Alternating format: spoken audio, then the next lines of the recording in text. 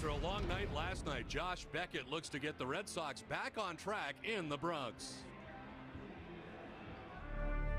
Ladies and gentlemen, boys and girls, welcome to Fenway Park.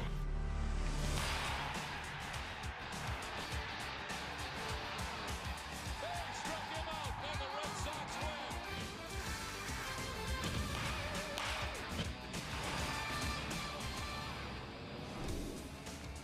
It's game 2 of a brief 2-game series from Yankee Stadium. It's the Red Sox and Yankees. Hi again, everybody. I'm Don Orsillo, and welcome to Red Sox baseball. Well, tonight the Red Sox face Mike Mussina, who's 39 years of age, been in the big leagues since 1991, and he's been very good, winning over 250 games in the big leagues. But you look back over the last 30 starts for Mussina, and he's been more average than good. 12-12 his record after 15-7 in his first 32 starts. You take a look at the opponent's batting average, it really jumps out. It's up to 290 over the last 30 starts. And he'll try to keep the Yankees pitching well. They'll rely heavily on him this season. That's where we start with Jerry Remy tonight about starting pitching. And for the Red Sox tonight, it's Josh Beckett. They're looking for him to go deep into this one. Well, they are, Don. You know, the bullpen has come under some criticism recently, especially middle relief, and that's not unusual in baseball. A lot of teams have problems in middle relief, but what would help the situation very much is if the starting pitchers could get deep in the game. You look at the last 5 starts for the Red Sox, and you can see that Beckett going 6 2/3, a 5-inning performance, 4 1/3 against 6 for Wakefield, and only 3 2/3 last night. And when you have starting performances like that don't get into the 7th inning, you're going to have problems. I think that John Lester's been there into the 7th once, Daisuke's been there twice, and Beckett once. And, you know, that's going to improve because you're exposing a part of your team which is not usually the strongest. When the Red Sox get to the 7th, their starter, they have no problem. They got Okajima, they got Papelbon, and other options out there. So tonight, Beckett is going to try to do that against a very tough lineup to do it against. The Yankees take a lot of pitches. They make it work very hard. But if Beckett's on his game, he should be able to get deep in this ball game with success. Well, as we said, it's Mike Mussina tonight for the Yankees. He's faced the Red Sox a lot. Lifetime 19-16 against Boston. His first pitch is next.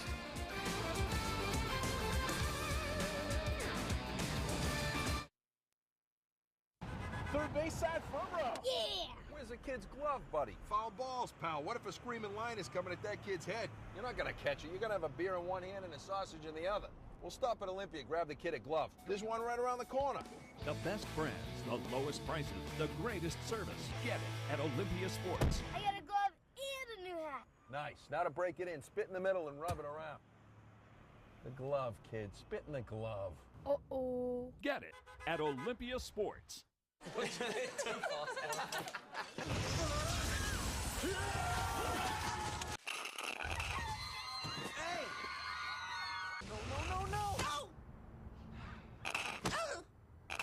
Every sip gets you closer. It's Justin Timberlake MP3s. Hey. Hey to you.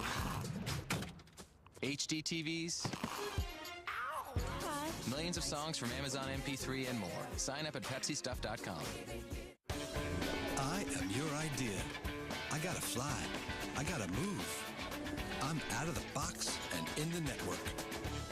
In the zone and on your mind. Don't stop me now. Give me Rico. Rico's always ready to move me.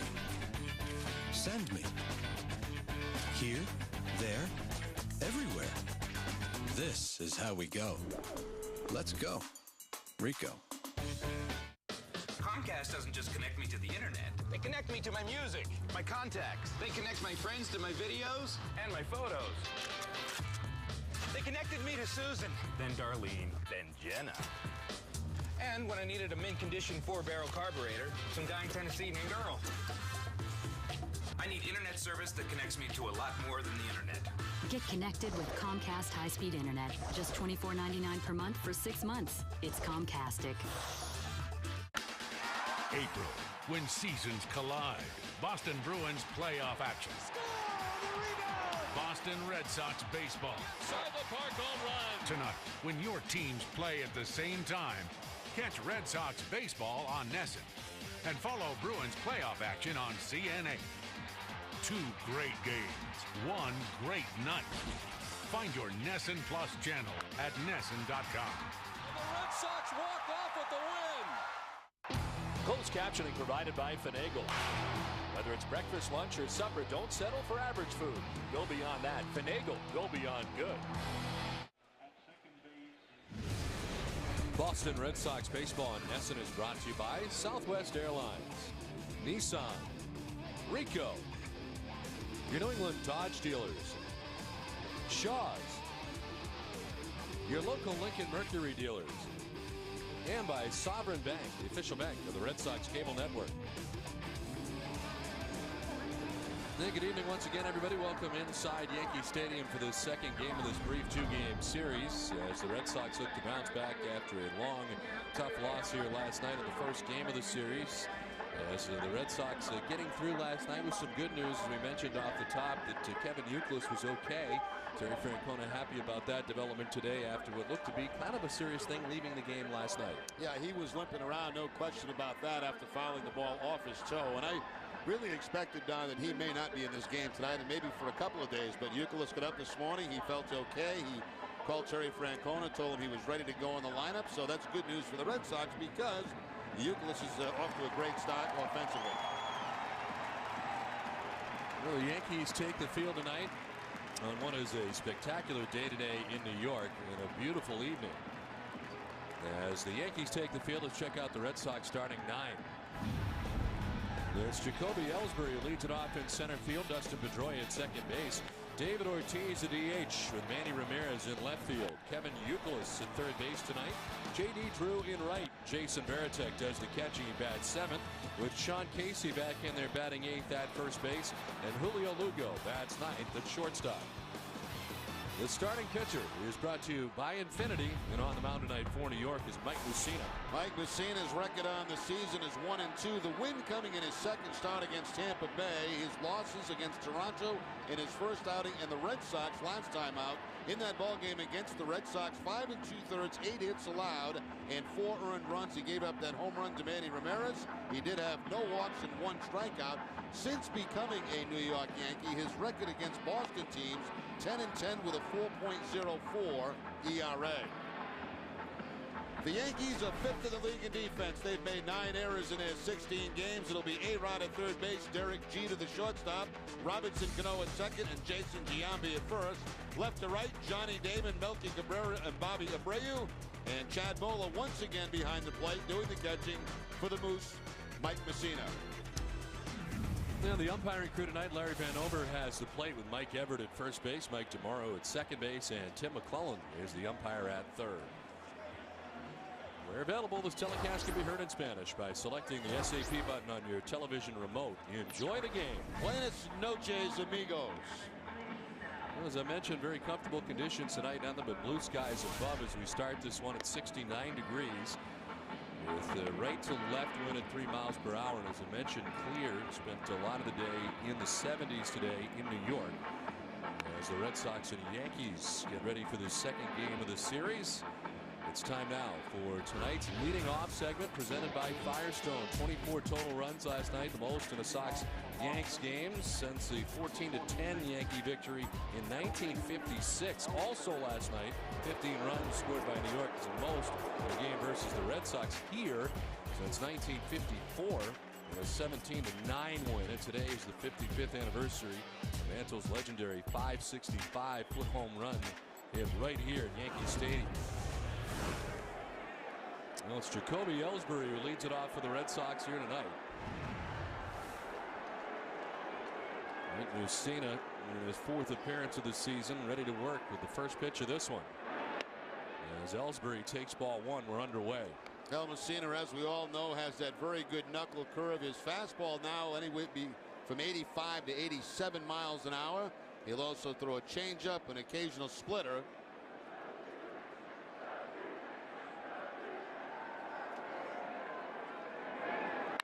Ellsbury lining this foul back into the seats. Evens the count at 1-1. Now, there was a time, Don, when he could get away with making mistakes with his fastball, but not the case anymore for Mussina. He almost has to be perfect with his pitches. You see the numbers for Ellsbury heading into tonight's action. Mentioned the victories off the top for him now. 251 career victories in the majors.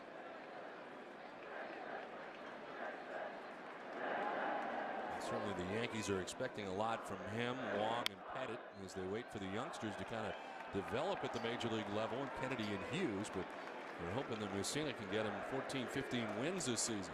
He was actually doing a very nice job in his last outing against the Red Sox. The problem is he decided that he wanted to go after Manny Ramirez, and that was a major mistake for Mike Messina in that ball game.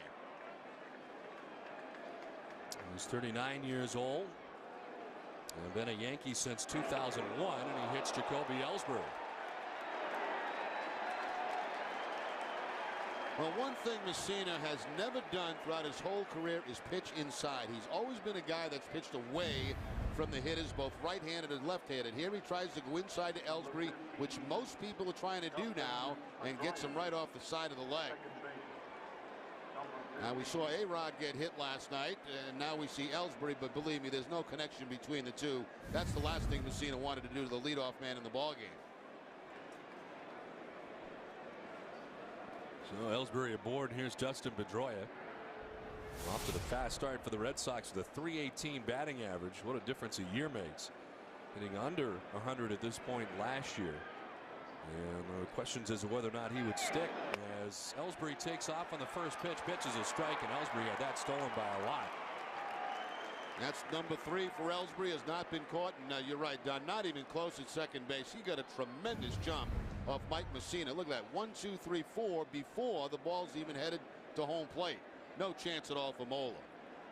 Ellsbury makes stealing bases look very easy. Into scoring position quickly. Hit batsman on a stolen base. 0-1 the count to Dustin Pedroia. Pedroia riding a 5-game hitting streak and bunts it foul down the first baseline.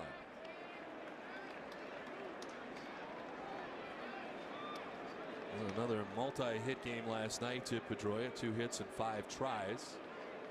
As Ortiz waits on deck. A 5-game hitting streak. He is 10 for his last 22. We've seen that average over the last 7 games move from 250 up to 318.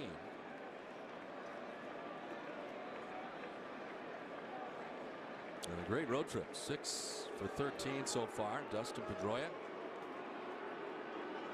He's waiting on an 0-2.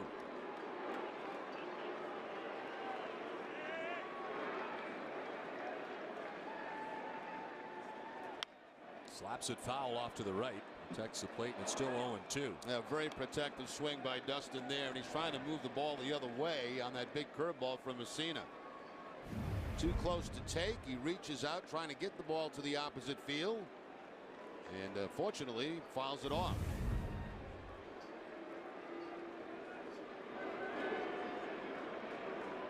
Pedroia, who last year, of course, finished the year hitting at .317. Being 10th best overall in the American League and taking that Rookie of the Year honor. And right around there again as he starts the night hitting at .318. Red Sox as a club coming in hitting at .285, only behind the Angels in the top spot in the American League in batting average. The 0-2 takes this one off the outside edge for a ball. 1-2. Now Messina at 87 with this fastball, trying to pick up the outside corner, but it's going to be outside. So once it gets ahead of Pedroia, a couple of pitches away, the curveball, then the fastball.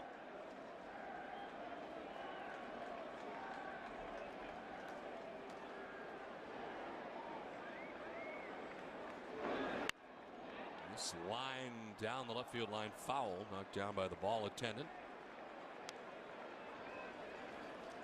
Well, the Bruins are fighting to keep their playoff hopes alive tonight in Montreal. Find the game right now live on NESN Plus channels with complete post-game coverage with Catherine Tappan and Barry Peterson after the final buzzer. Find your NESN Plus channel at NESN.com.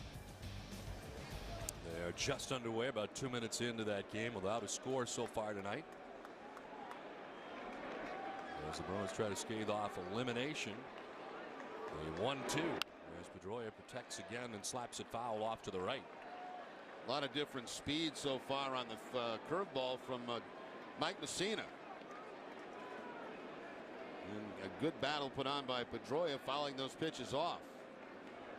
Pedroia about to see his 7th pitch of the at-bat. Ellsbury in scoring position at second base. Nobody out here in the top of the first inning.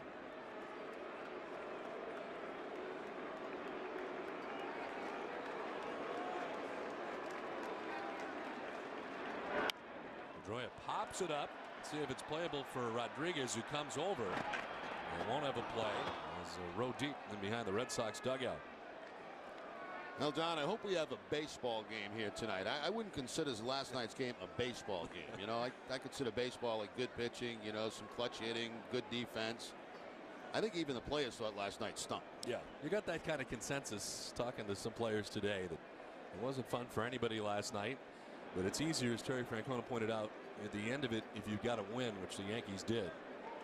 A tough night for the Yankees ace last night. Chen-Ming Wang was roughed up, as was Clay Buchholz, as was most of the pitchers who competed in last night's game. 1-2 to Pedroia, pitch 8 of the at-bat. Ellsbury takes off for third. Pedroia lines out. This is going to turn into a double play and not what the Red Sox wanted.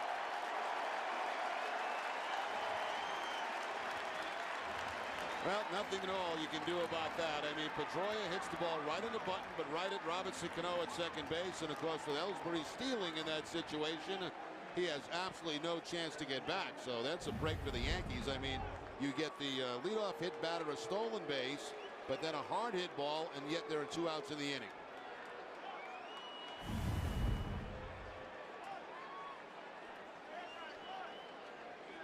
You can file that under worst case scenario. And there's 2 down in the first.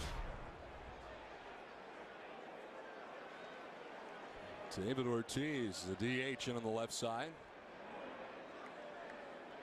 7 for 58 so far to begin the season as he takes the strike and has something to say to Larry Vanover right out of the gate tonight. Now, usually his pitch is away that David complains about, but this time it's a pitch that's inside. Take a look in the Amica pit zone and see where that shows it. And it looks like David has a complaint, according to the Amica people. They're good people. There's 2 down here in the first. The 0-1 to David. In the air to right center field. Cabrera's calling and catching out number 3. Started promising, didn't end well. Yankees coming up.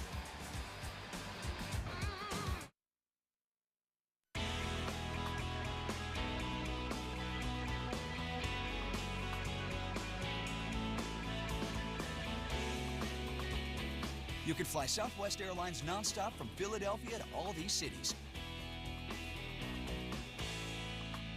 and get really low fares. Fly Southwest Airlines' new nonstop service from Philadelphia to Austin, St. Louis, or San Antonio for just $79 one way. Service starts March 17th. You are now free to move about the country. It's so important to make someone happy. Make just one someone happy. Make just one. The 300 horsepower Acura MDX with super handling all-wheel drive. How you see the road depends on what you're driving. Make just one someone happy, and you. Acura Advance. Visit your New England Acura dealer for attractive lease rates for well-qualified customers.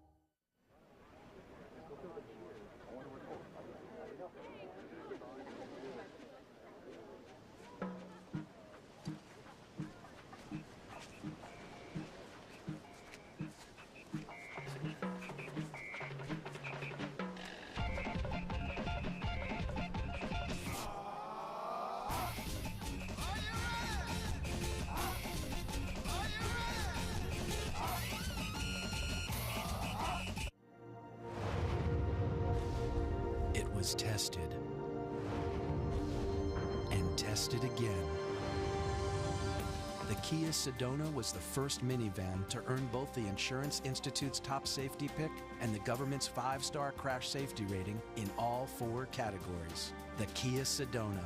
No other minivan has a higher safety rating. And with up to $6,000 cash back, it's also the best value on the road. Hurry, offer ends soon. Scoreless as we head on to the bottom of the first inning. Red Sox have their ace on the mound tonight, Josh Beckett. And making his 3rd start and his 1st start, he got the loss in Toronto, a win. Last time out against the Yankees, of course, that's that long rain delay game that he pitched. 6 2/3, 3 earned runs given up against New York. Damon leading off as he had last night off to begin the game. Found his way into this long contest last night. Finished the game in left field. And hits a 200 to start the year. The homer, 5 runs batted in.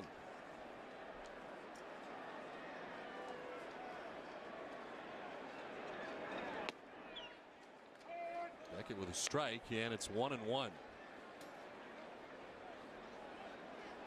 This was the very mound in which Beckett was able to finish off the Yankees in the World Series in 2003 and secure his World Series MVP.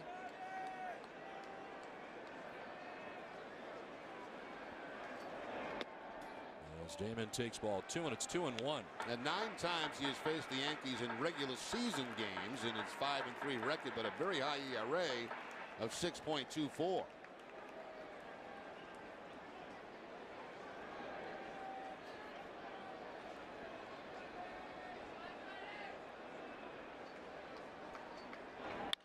Damon lifts it to right field. Drew headed back onto the track to make the running grab for the first out. Damon gives it a ride, but he's out number 1.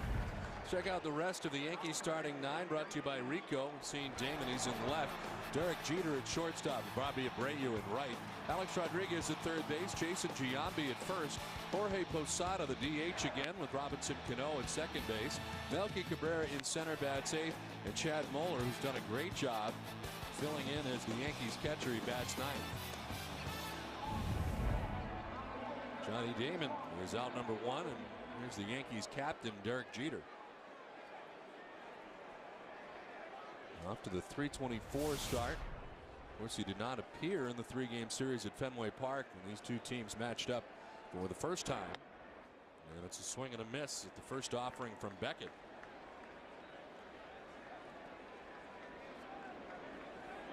As far as strikeouts for Beckett, he had 6 in his first game against Toronto, 5 in his last outing against the New York Yankees.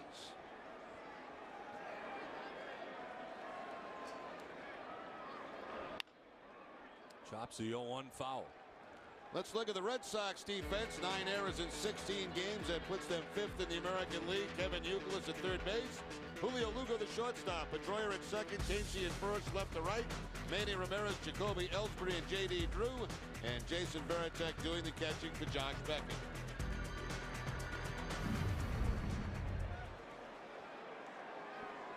One away in a count of 0-2 to Jeter, with Abreu waiting on deck and the Yankee first. Ties up Jeter. Always seems to be diving over the plate. And it's 1-2.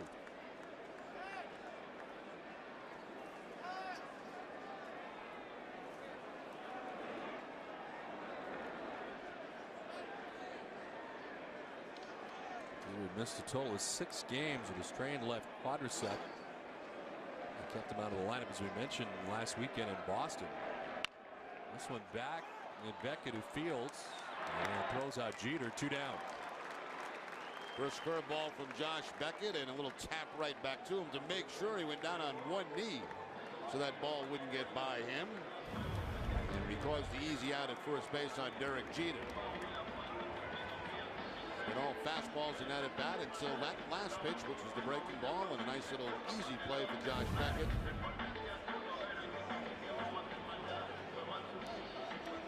So 2 down, and here's Bobby Abreu. Up to a 288 start. 2 homers and 9 runs batted in. Abreu hitting a 2-run home run last night in the first inning. Ended up going 1 for 5. But it started well for him last night as he and A-Rod went back-to-back off Clay Buchholz. Buchholz would settle down a little bit after that, but would again run into trouble later. It's home run number 4 for Rodriguez.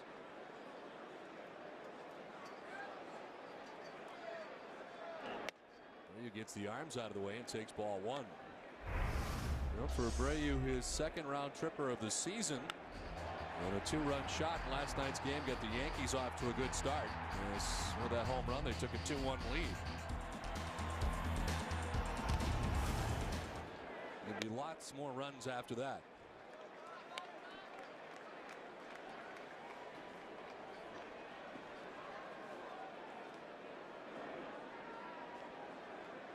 Last year, Abreu got off to a very slow start. First 51 games of the year, he hit it just .228. Already off to a better start. As he hits it on the ground up the middle, Pedroia is there quickly. And it's a good start for Josh Beckett, who retires the side in order. Done with one, no score from Yankee Stadium. Thanks to the VW Sign Then Drive event, just about any fun-loving Volkswagen person can get into one. Just sign, then drive.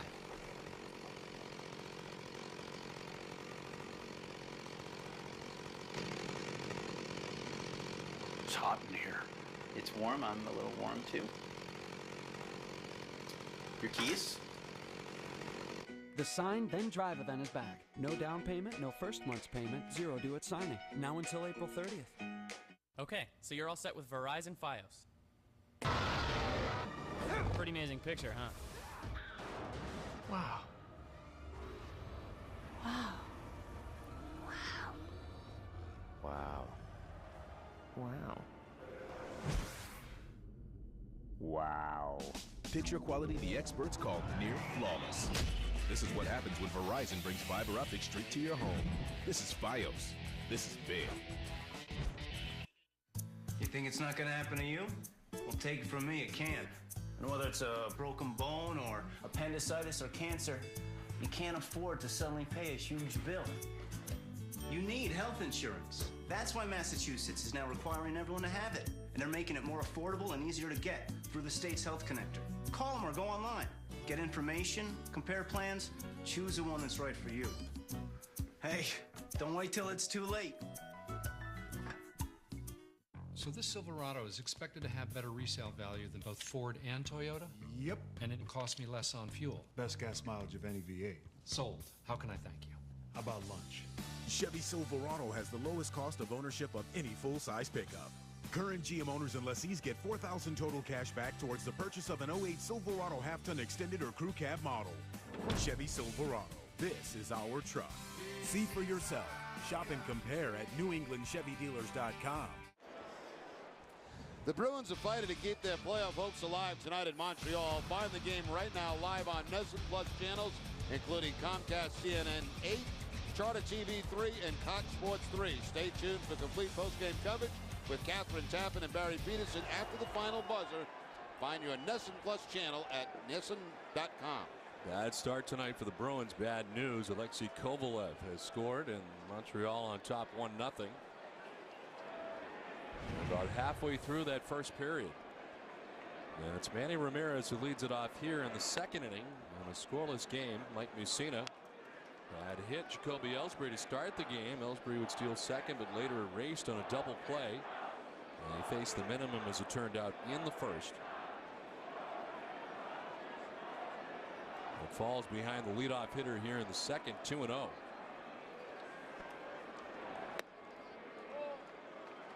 The key matchup is brought to you by Acura. Manny Ramirez has faced him a lot, but over the last 20 at-bats, .450 average against Mussina.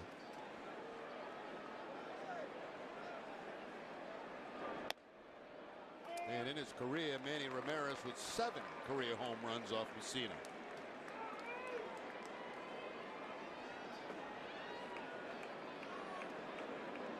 I'm curious, in a long career for Mussina, who might have faced the Red Sox more than he has, spending his long career in the American League East between Baltimore and New York. As Manny drives one out to deep center field, Cabrera back at the wall, leaps, it's gone. Manny Ramirez pointing towards that ball that gets out of the yard. His 4th home run of the year, and the Red Sox on top 1-0. Now Manny Ramirez continues to just wear out the New York Yankees in .494 now for Ramirez, 6 away from that magic 500 number. That ball off the bat, I wasn't sure it's going to have enough to get out of here. It's a fastball right down the middle of the plate. Cabrera will take a leap in center field but can't come up with it. What beautiful balance by Manny Ramirez on that swing. Cabrera to the wall, he leaps, but no, not even close, really. So 1-0 Red Sox lead.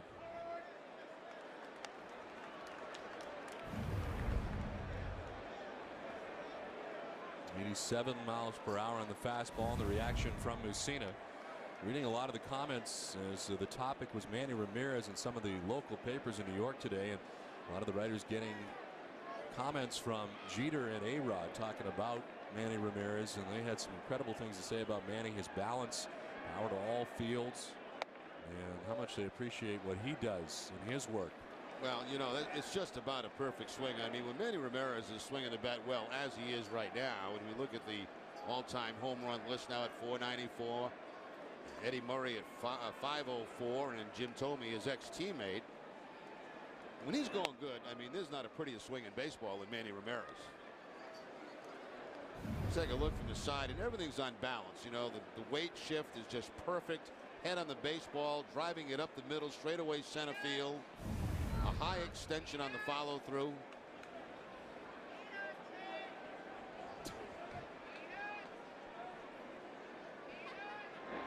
The 2-1 to Youkilis. Will miss for ball 3, 3-1. As you said, we weren't sure we were going to see Kevin Youkilis after he had to leave the game last night. But in there today, contacting Terry Francona early in the day to let him know that he was all right. And waking up this morning, I think that was one of the bigger concerns for the Red Sox, was how he was going to feel today. As he fouls it off to the right, and it's a full count. Well, it still has to be hurting him today. There's no question about that. But he took it right off that toe, and down goes Youkilis, and of course a few innings later had to come out of the ball game. There's no way that happens one night, the next night you feel 100%. That's not the case, but apparently good enough for him to play. And of course, the great news in the X-ray last night that there was no fracture.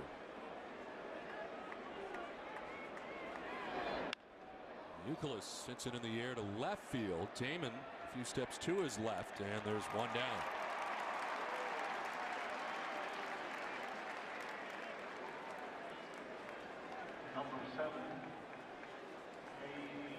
So one away, and it brings up J.D. Drew. At 349, 3 homers and 10 runs batted in.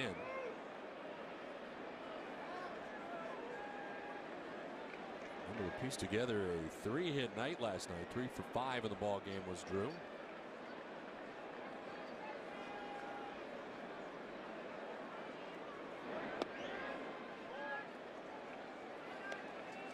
Next hit that J.D. Drew gets off Messina will be his first. He is 0 for 9 in his career against the Yankee right-hander.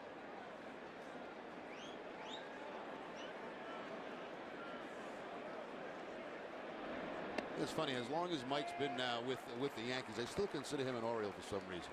That's where he had great years. That's where he had his his youth. That's where he was a dominant pitcher in the American League. Two-time 19-game winner for the Orioles. Did it in 95 and 96, and he was an Oriole a long time. 91 through the 2000 campaign. It's Cano, when the ball had stayed up for a very long time in the year. Finally comes down, and there's 2 away. Number 53, Jason Varitek. Think about all the times that he has faced the Red Sox since 1991, having pitched entirely in this division between the Orioles and the Yankees. He's got 2 outs after the home run to begin the inning by Ramirez, and it brings up Jason Varitek.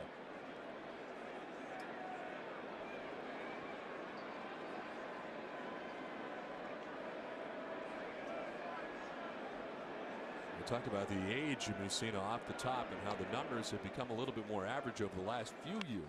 What was the hardest you think he threw at? You don't think he was ever a hard thrower, right? At any time? No, not a mid-90 guy, but certainly a little 90-plus up in that area, and a little much more pop on his fastball than he has right now. He always had that tremendous knuckle curve that he throws, and that was basically his out pitch. Not happy with that last call either from Vanover, the home plate umpire. Thought he had the inside corner.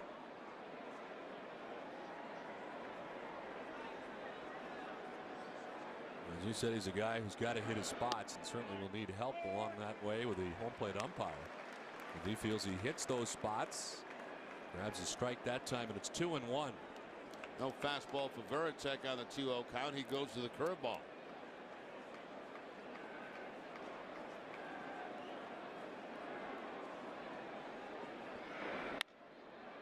In the right field, and a base hit. for Jason Varitek, a 2-out single. And the second Boston hit of the night. See, there's a good example, Don. That fastball is about 87 miles an hour. It was a good location. It was inside, but it doesn't have the zip on it to jam anybody anymore. And Varitek was able to clean that pitch out. Now, you know, in his younger days when he was up around 90, 91, 92, I mean, that would break somebody's back. Now it's, you know, the velocity's not there, so you can get the head of the bat through, even on inside fastballs. Well, works out for Varitek, who's at first with 2 down, and it brings up Sean Casey.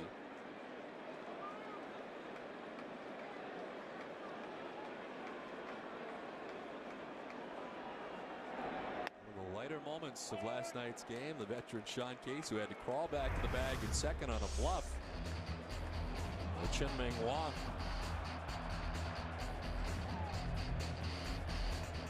It looked like somebody put his last dollar at second base, and he was going to get there before anybody else did, any way he could.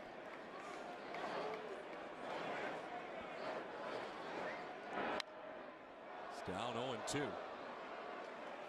Sean Casey, he hasn't been around very long, but he's one of those guys that always is smiling, always is upbeat.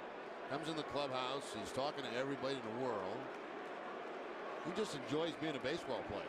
The reputation was the case before he arrived, and even more so now, it seems. And I wondered how he would adapt to this role, coming to a team where he's not going to play every day. And he has adapted great so far, and then again, he's been in there a lot of days now because of the injury to Mike Lowell. The 0-2 is on the ground this time. Cano, step or two to his left. End of the inning, Manny Ramirez with a home run to begin this top of the second inning, as the Red Sox on top 1-0.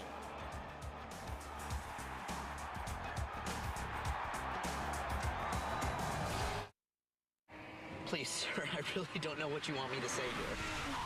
I just want the truth. But I already told you the truth. There's this little man inside my head saying, there's something wrong here, Peter. There's a little man inside your head? Sir, I promise you this is a certified pre-owned BMW. Then how do you explain those brakes? Pre-owned, we swear. Financing starting at 3.9% for well-qualified customers now through April 30th. There are those who dedicate themselves to a sense of honor, to a life of courage, and a commitment to something greater than themselves. They have always defended this nation and each other. They still do. The few, the proud, the Marines.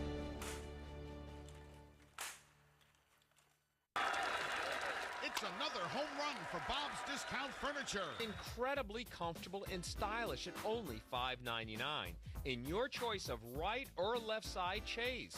The arc lamp is unbelievable at only $1.99, and the all-wood TV stand is delivered fully assembled. Individually, each piece is remarkable. Put them together at $9.97, and you've got something truly untouchable. And that's the way it is. KFC Famous Bowls, freshly prepared with our home-style mashed potatoes, layered with sweet corn, all-white meat, crispy chicken, and topped with our signature gravy and 3-cheese blend. Life tastes better with KFC. Now make a 3-inch incision between the 4th and 5th abdominal muscles. Shouldn't you be doing this? Making important financial decisions on your own doesn't make much sense either. That's why Edward Jones prefers meeting clients face-to-face. Watch the Red Sox from some of the best seats in the house atop the Green Monster auction for the upcoming series with the Rangers and Angels, including the traditional Patriots Day game, are closing soon. Visit RedSox.com to bid now. Log on to RedSox.com and click on Green Monster Auctions to place your bid today. Red Sox on top 1-0 thanks to Manny Ramirez. As Beckett on a swing, it appears. He went around. A-Rod tried to hold up. And the first base umpire Everett said he offered. And it's 0-1. Well,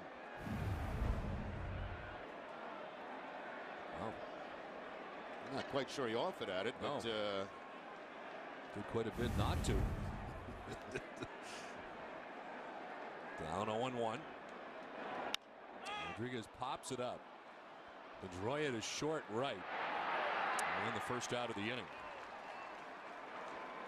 I have to remind people too, Don, with this upcoming series, for those who have not checked the memory report and see if you have won 2 free tickets to each game, please check it tonight. The series starts tomorrow night against the Texas Rangers. All the names are listed up there right now, and those are the members of Red Dog Nation. You can still become a member and still win free tickets for every game the rest of the year. So check and see if you're a winner for this homestand. And of course, a busy weekend at Fenway Park. Also have the women's Olympic marathon qualifying race on Sunday and the Boston Marathon on Monday. This will result in street closures around Fenway Park on both days. So fans are encouraged to use public transportation to get to Red Sox day games Sunday and Monday. So I want to keep that in mind as part of this homestand coming up. Well, Marathon Monday, always a great day in the city of Boston.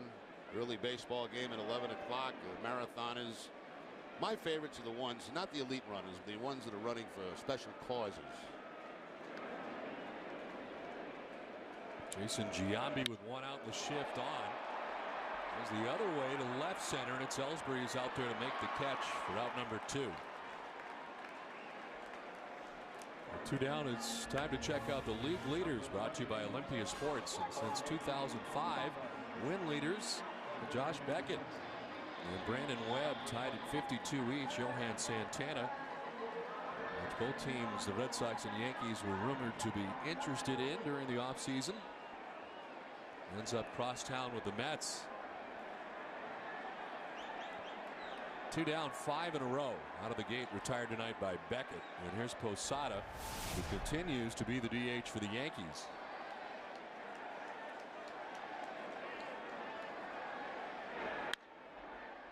It foul outside first. The Yankees have been pretty aggressive in dealing with Beckett so far tonight. Yeah, Joe Girardi saying too, he wasn't quite sure when Posada was going to be able to get behind the plate. He's got to be able to catch 3-4 games in a row. There's no point in putting him there for one game. He's got to prove to the other team that he can throw. So we've just seen him as a DH. And there's no emergency to get him back with the job that the catchers have been filling in have done. They've done a great job against the Red Sox. Posada's done pretty well against Beckett. As he grounds it down the first baseline, it's fair, and Casey's got it, and it's a quick 1-2-3 second for Beckett. Through 2, it's Boston on top 1-0.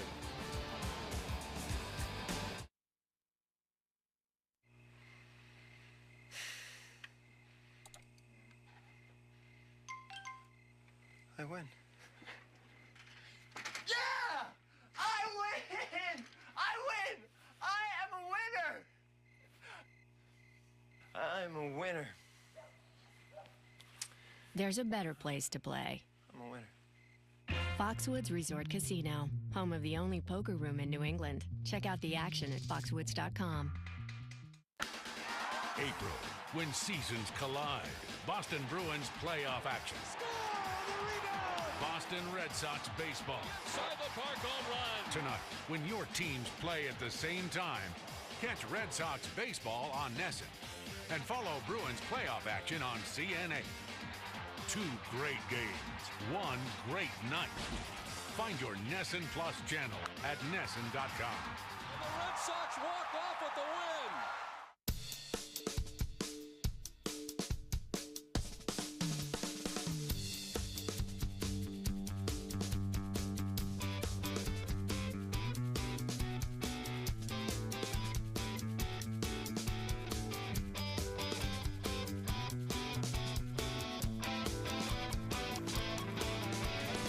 See a new ad every day at massvacation.com. Massachusetts. It's all here.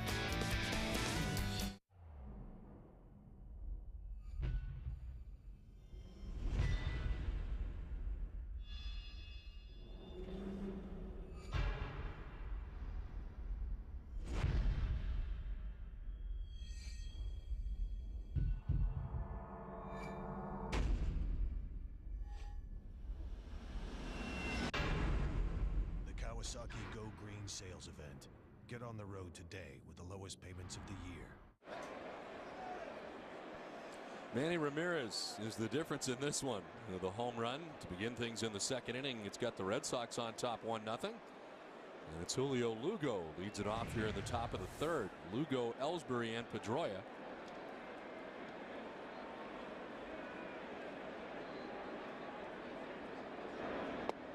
And we often talk about Manny Ramirez and what a smart hitter he is. And I mentioned last night how, with Wang on the mound, his approach would be different than tonight with Messina. And we'll have a good example of that when we get a chance to show it. This guy's smart. I mean, he watches a lot of tape. He knows how guys are going to try to pitch him. And he adjusts sometimes from at-bat to at-bat.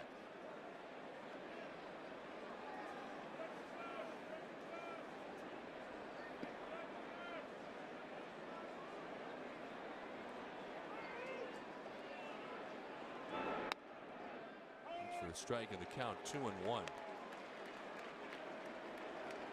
Cut fastball that time for Messina on the outside corner to run the count to 2-1. 273 average for Lugo. He's got a 3-game hitting streak, 5 for his last 13. He's improved the batting average from 238 to 273. The last 5 games, that drops in there for strike 2, and it's 2-2.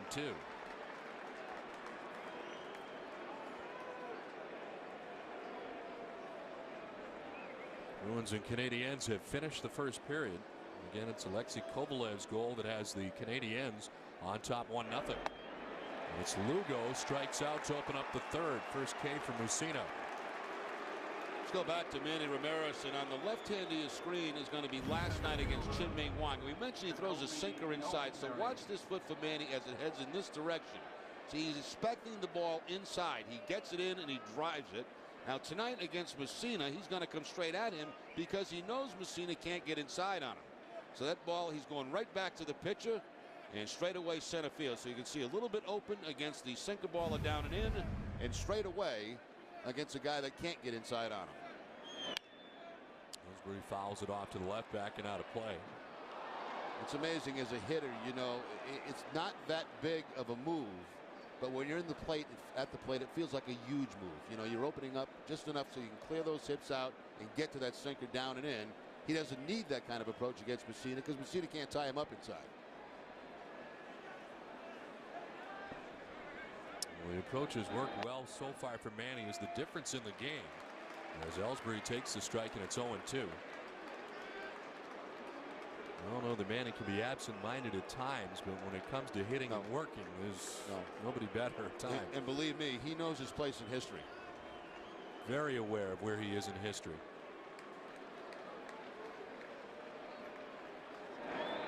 Ellsbury will take a ball, and it's 1-2, and I think fans don't realize how hard he works. How early he gets to the ballpark, how much video he watches, how much hitting he does. Now, he is totally prepared for every at-bat that he takes. There's no question about that. Now, some may not look pretty, but he's prepared for it. Ellsbury hit with a pitch the first time. He fouls this off, and it's 1-2 to the Red Sox center fielder. See, last night, taking the approach that he took against Chin-Ming Wang, he's more vulnerable to outside pitches. If they stay away from Manny last night, they probably get him out. But he knows by watching video that's what they were going to try to do to him. That's why he had that approach. Now tonight, he's not concerned about that against Messina.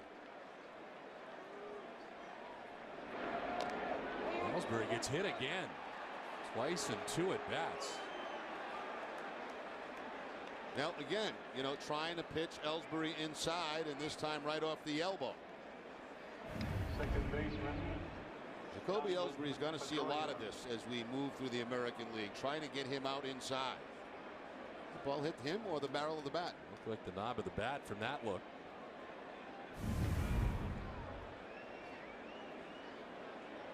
Well, he ran in the first pitch last time. Let's see if they pitch out. Cannot become too predictable in your base stealing abilities.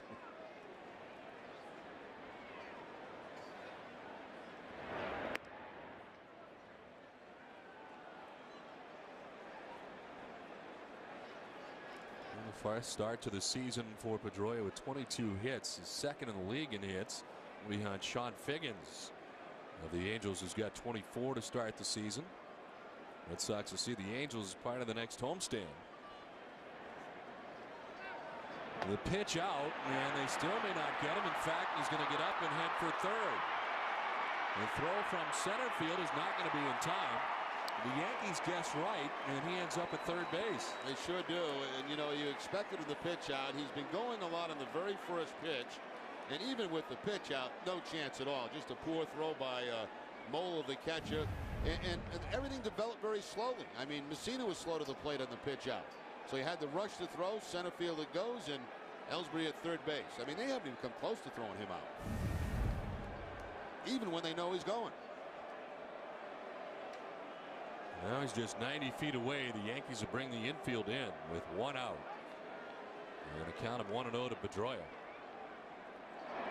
Infield in early in this game because they're facing Josh Beckett.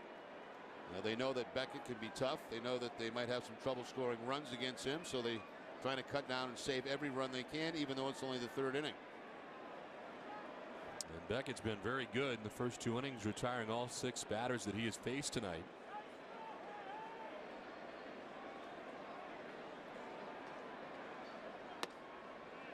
A strike, and it's 2-1 to Pedroia.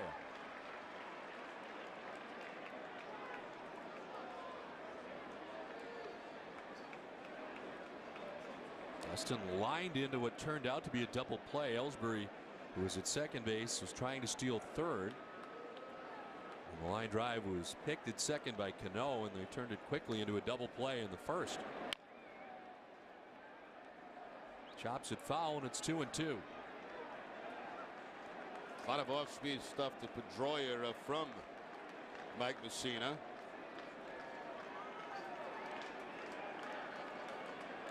It's interesting. I highlighted that Messina throughout his career has never been comfortable pitching inside. Twice tonight he tried to pitch inside to Ellsbury, and twice he's hit him.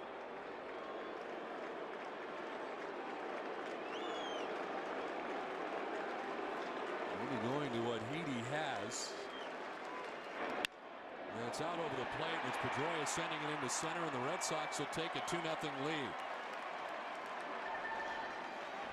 Now, just to highlight that point again, I mean, watch where they want the fastball. It was a fastball that was supposed to be in to try to tie up Pedroia. Instead, the fastball hangs out over the plate. So Messina can't get it inside, and Dustin Pedroia right back up the middle for the base hit.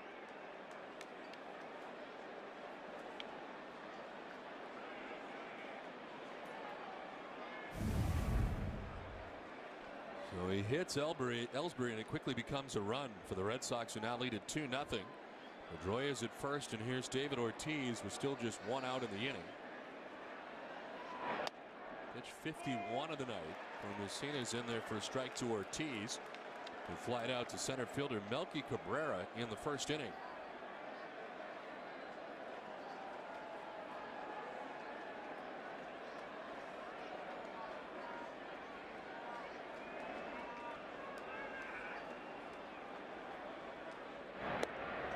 No shift put on with the man at first base. Certainly playing Ortiz to pull in the infield, but kind of a normal pull position as A-Rod is way off that third base bag. But Jeter remains on the shortstop side of second base.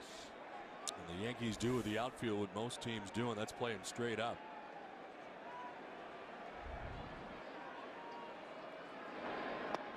Ortiz thought about it. Did he go? Yes, says Tim McClellan.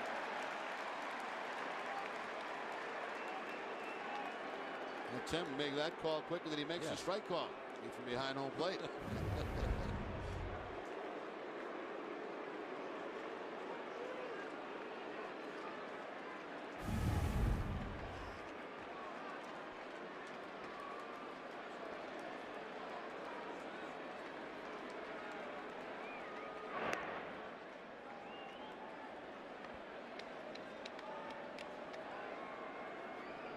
Messina struck out Lugo. He hit Ellsbury, who quickly stole second, took third on the throwing error.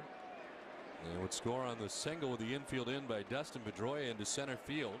And as the Red Sox on top 2-0. Now Pedroia is at first with 1 out. And Ortiz backs off a pitch that ends up and in.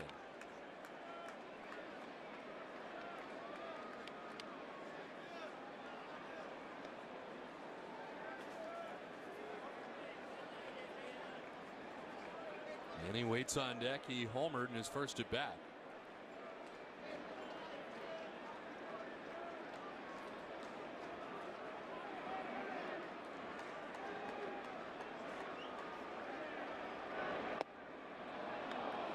missing by much, and the count evens at 2-2.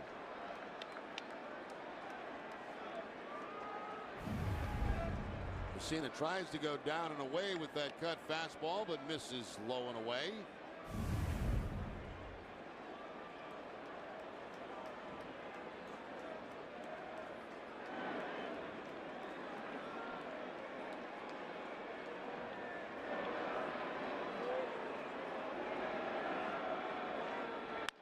On the ground, right side as Cano ranges. He'll go to second base for one. No chance to get Ortiz. And to range a long way over to grab that. They get the lead runner in Pedroia. Ortiz will reach with now 2 down. And because he's playing deep at second base, even in a double play situation, he had the time to get to that ball and go to shortstop to get the lead run. So they erased Pedroia, who had to kind of hesitate as this ball goes by. On the second base, we can see that, and he knows he has time to go to second to get the force out.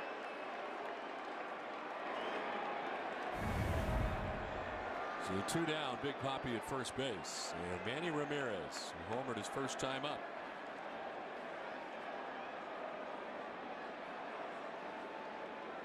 Well, 494 home runs for Ramirez, who takes strike one.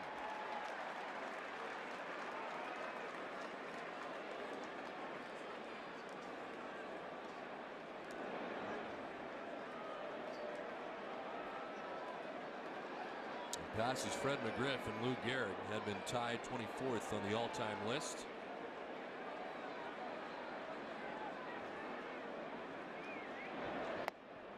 And he takes strike 2. This is 494 right here, and it put the Red Sox on top 1-0.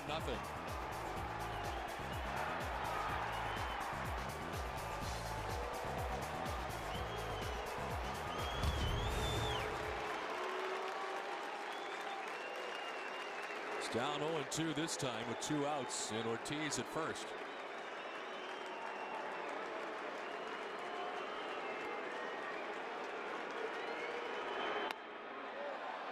Framed by Muller, but off the plate. It's 1-2.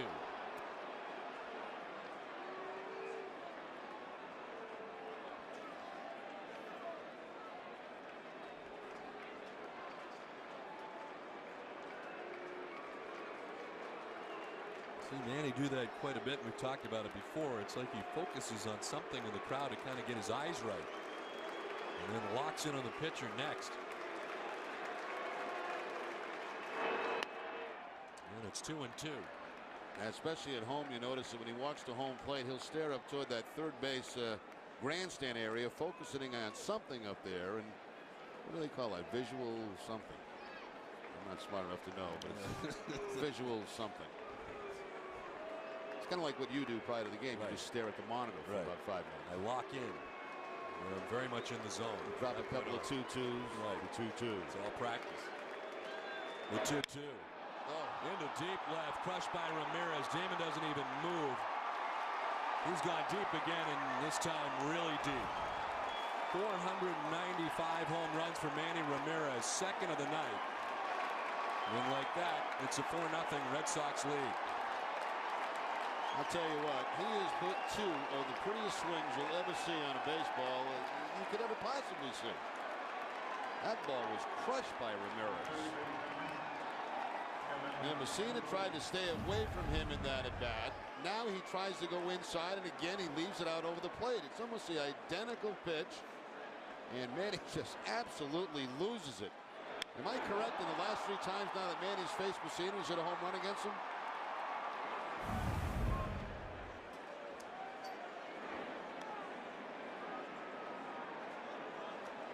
That rain delay game. Remember last time that Beckett faced Messina at Fenway? They had a long rain delay. I think they pitched to Manny. Did he hit a home run in that at bat? I don't remember, to be honest with you. We know he's got 2 in a row. We do know that. We're checking on the third one. We're checking on long-term memory. We're on standby in the check, but it's coming. We know this. He's got 495 home runs.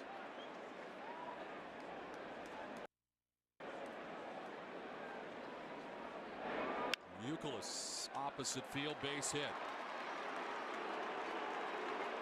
Well, there's a good sign too for Youkilis when you know He's in a groove, and Messina throws him an off-speed pitch, a changeup, but his balance was so good, his weight was back, and he just hit it to the opposite field. You know, the problem right now, Messina, I mean, there's just too many pitches down the middle of the plate. Even this changeup stays down the middle of the plate. It's up in the zone, above the knees, and Youkilis with a nice, pretty swing to the opposite field. The 2 pitches to Ramirez right over the middle of the plate with, you know, not much on the fastball.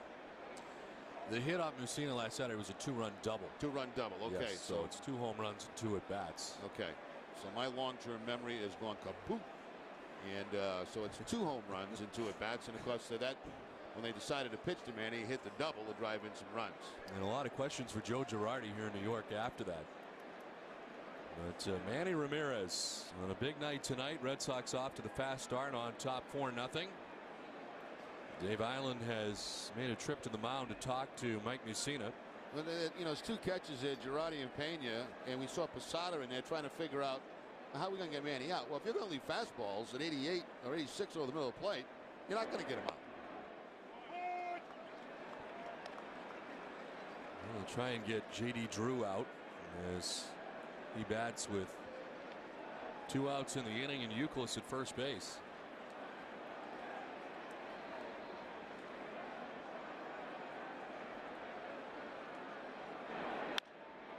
Popped up, foul ground as Moeller heads over. Now to get back in the seats behind the Red Sox dugout.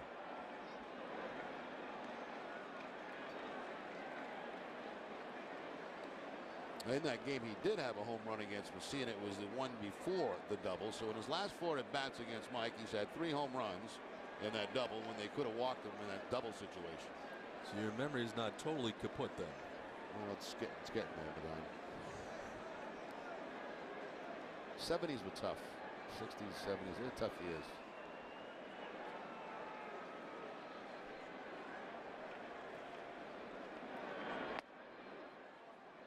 One and 2 now to Drew. JD popped out to the second baseman Robinson Cano, first time up.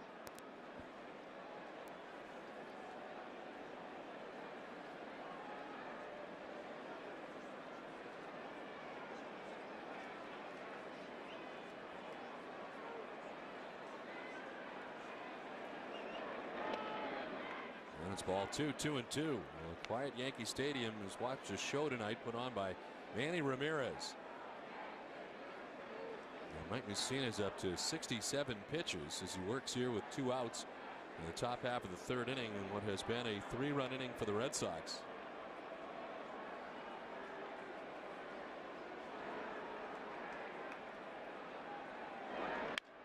The center field for Drew and in for a hit. Youkilis up to second base, and it's first and second now, 2 down. Well, the way the bullpens were used last night, Messina might have to stay out there for a while. I mean, he's got nothing right now.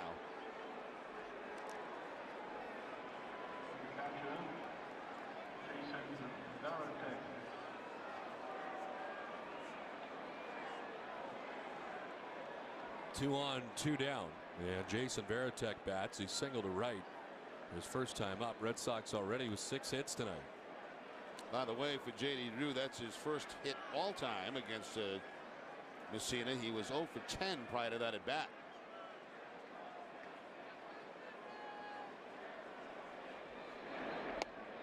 The best pitch Messina has had tonight has been his curveball, and other than that, he's missed with change-ups when he's been over the plate with him. They've been high. His fastball has been flat and out over the middle. Hit a couple of guys. They hit Ellsbury twice, trying to get inside. He's got 1 win in his first 3 starts. Losses against Toronto, and of course a loss at Boston against the Red Sox. It's not gone longer than 6 innings in any start so far this season for the Yankees, and may be hard pressed to get that done here tonight.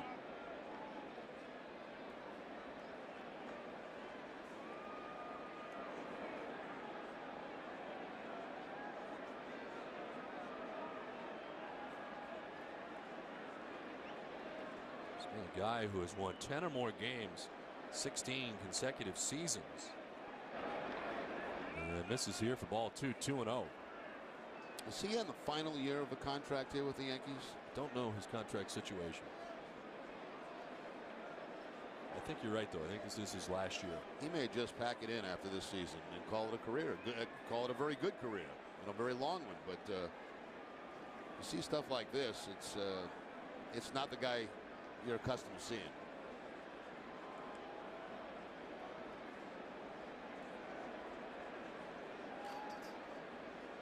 It's behind Varitek 2-0. There's a strike and it's 2-1.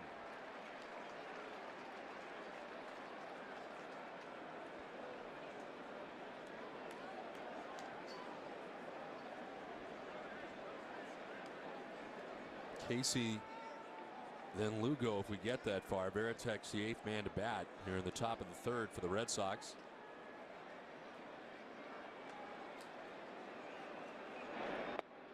Ball 3, 3-1. FW Webb is proud to be the official supplier of plumbing, heating, and cooling supplies for the Red Sox. To learn more about how FW Webb can help you, contact your local professional contractor or visit fwweb.com. FW Webb, we've got it.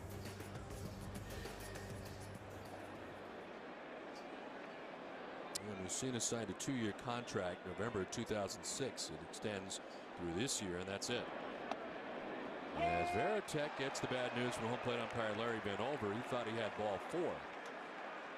It's another bad changeup there by Mussina. Another floater that stays up in the zone. And they'll see if it is in the strike zone. It might end up in the strike zone just above it, but that's not where he wants that pitch.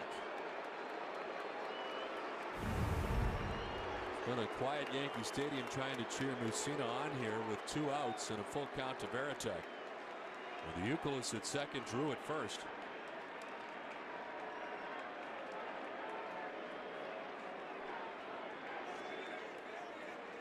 It's been a long wait for Josh Beckett, who's had a great start to tonight.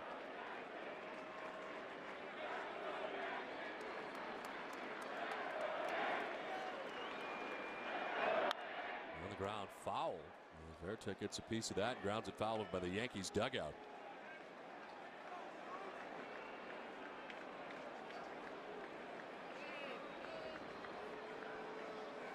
It'll be the 40th pitch of the inning coming up. And pitch 75 of the outing for Mussina, but more than that, he's been ineffective.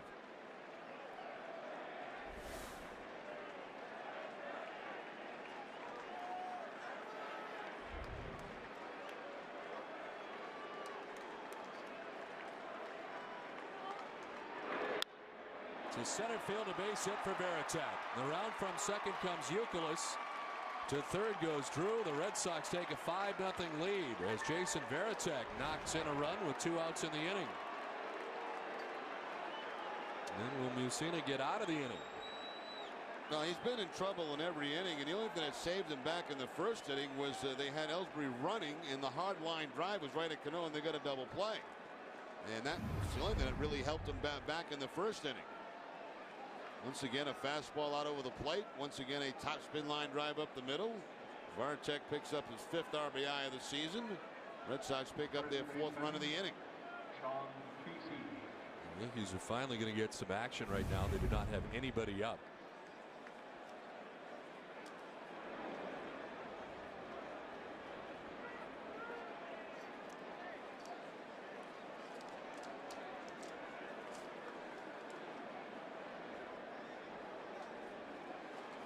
Adejo is first up for New York.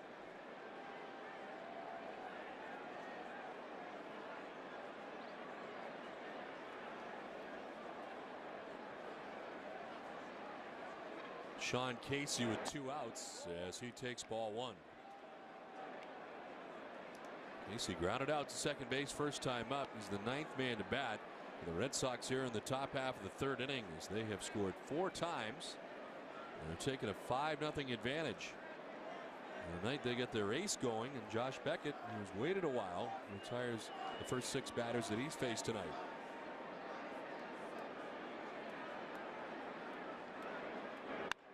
Casey lifts a fly ball to shallow left center. Cabrera's there. Then he makes the catch that ends the inning. But a big inning for Manny Ramirez on a big night. He's already got 2 homers. The Red Sox lead at 5-0. Hey, Nick, check this out. This business select thing is great. I get to be one of the first aboard, and I get extra rapid rewards credit, and a free drink. Shh, keep it down. What? No, I want to shout this from the rooftops. I got business select! Hey, what? I know it's great, man, but if everybody knows about it, then everyone's gonna do it. Southwest Airlines' new Business Select. You're guaranteed to be one of the first aboard, you get extra rapid rewards credit, a free drink, and it's fully refundable. You're now free to be more productive. Some people buy the Toyota Tacoma because it's rugged. Some because it retains its value. A Tacoma could also save you thousands compared to similarly priced trucks, which many find appealing. But the vast majority of Tacoma owners are Tacoma owners because of a little thing called Toyota reliability. Should you buy a Tacoma? Ask someone you know who drives one. They're out there. Dustin, I heard that math was your favorite subject in school. It was. Well, I have a question only an expert can answer. What is the square root of 196? You got a computer? I'll give you a little hint. A legendary outfielder wore that number. I give up. Young man, let me help you. The answer is 14. I don't believe it. It's Jim Rice. Buy 3 Goodyear, BF Goodrich, or Uniroyal tires now and get the 4th tire free. Yeah. You have 88 minutes to live. Critics are calling 88 minutes sensational. Somebody's trying to kill me. 4 stars, 37 minutes. A must-see. Just give me some time. It will keep you guessing every single tick of the clock. It's curious, isn't it? It's got a gun! How do I know that you haven't gone completely over the edge? Al Pacino is electrifying. Did I blow up my car? Did I fire bullets at myself? Your time is drawing to a close. I'm gonna find you. 88 minutes. Rated R. Tomorrow. You don't have to go to Fenway to feel the ballpark excitement this season. Visit a Showcase Cinema near you for HD Game Night Red Sox Live. The next game tomorrow night at 7 against the Texas Rangers. Tickets now available, and kids are always only $5. Visit NESN.com for complete information and a list of participating theaters. Home run 494, home run 495. All taken care of tonight by Manny Ramirez. The Red Sox have a 5-0 advantage. A 30-minute wait for Josh Beckett, who has to deal with Robinson Cano, Melky Cabrera, and Chad Moeller here in the bottom of the third with his newfound 5-0 advantage. As Cano grounds to first, Casey will use Beckett, who covers for the out. Now, so far in this game, Beckett has used mostly, I'd say 90% fastballs. He did get Jeter on a curveball back in the first inning, but every other out recorded with a fastball.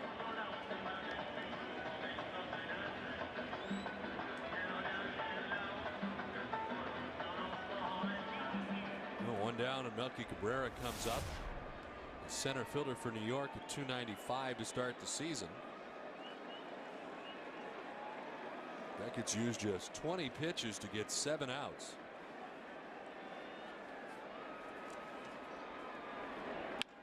Cabrera shoots one down the third baseline. It's fair. Off the boxes. Ramirez gets it quickly. Cabrera's going to put the brakes on and get back to first. He does. As Manny got it quickly, it ricocheted quickly to Ramirez, who got it right back in. And there's the first New York hit of the night. That's kind of like a bounce you get at Fenway Park, where it bounces off the stands and kicks out to the left fielder and holds you to a single.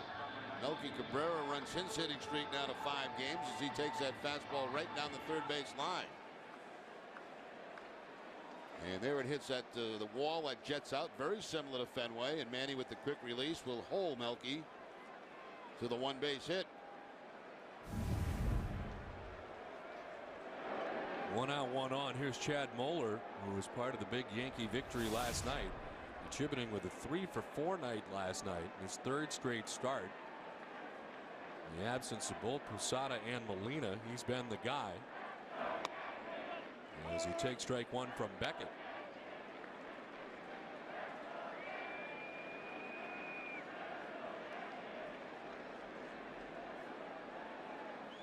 Last night's 3-hit performance from Moeller was his first 3-hit performance in 2004.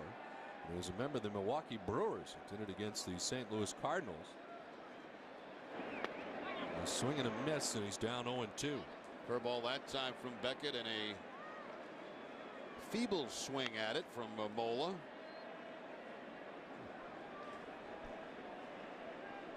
Talked a little bit about Moeller last night. He began the year in spring training with the Washington Nationals. In 7 spring training games and was hitless in 9 at bats before the Nationals released him. The Yankees signed him as a free agent, and he started the year at AAA Scranton Wilkes-Barre. He's 3 for 22 to begin the year in the International League. Oops, it popped up foul, backing out of play, and he's still down 0-2. Last year with the Reds and the Dodgers, Moeller hit combined 161 between the two places.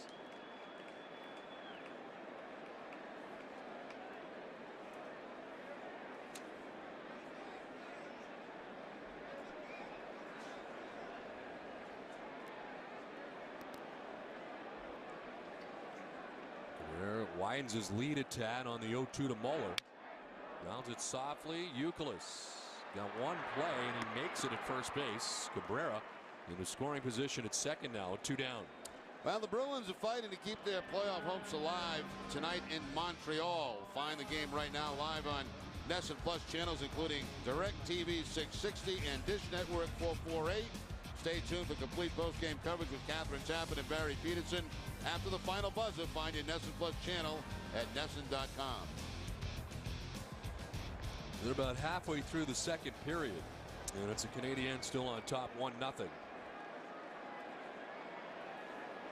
It's 5-0 here. Red Sox on top with 2 down. Cabrera at second, and Johnny Damon gets his second look at Josh Beckett tonight. Line to the track and right, first time up. And takes ball 1 from Beckett.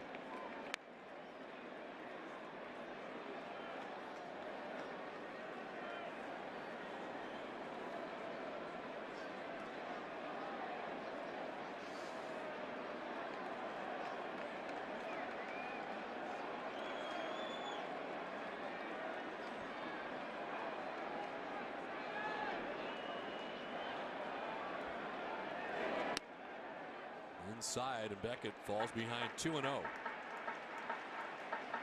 Change up that time from Beckett. I believe that might be the first one he's thrown tonight. Phil Kessel has a power play goal, and the Bruins are on the board, tied 1-1. Just over the halfway mark of that one in Montreal.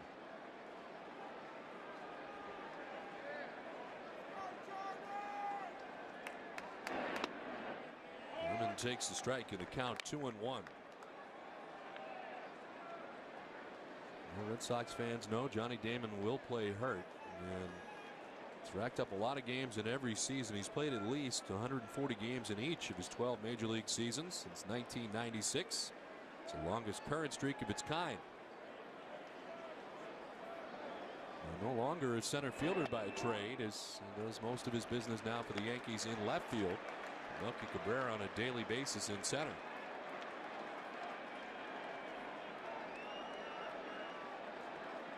I'll get some younger legs out there in center field, a very big center field here at Yankee Stadium.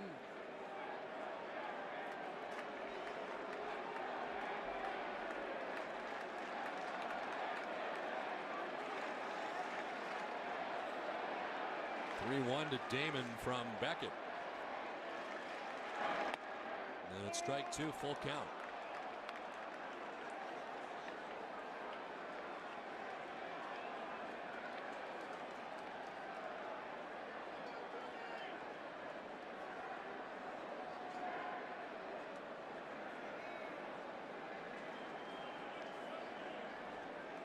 Jeter would be next, but there's 2 outs here in the bottom of the third. Cabrera gains his walking lead off second. And Damon strikes out looking. Takes with him the first strikeout of the night for Josh Beckett. They lead Cabrera 5-0 Red Sox after 3. When you have 2 good teams, who wins comes down to who wants it more. Same goes for banking. That's why the people at Sovereign prove time and again that nobody wants your business more or cares more about keeping it. From anticipating your needs to calling you about special offers. Sovereign's all over it because we want you to be the winner. Welcome to Sovereign.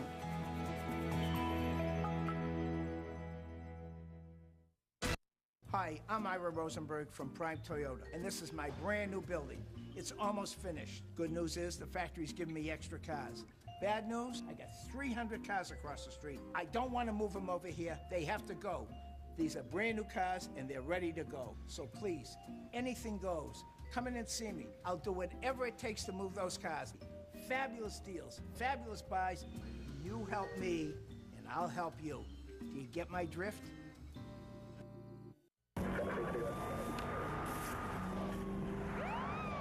Carl, can you see the pen?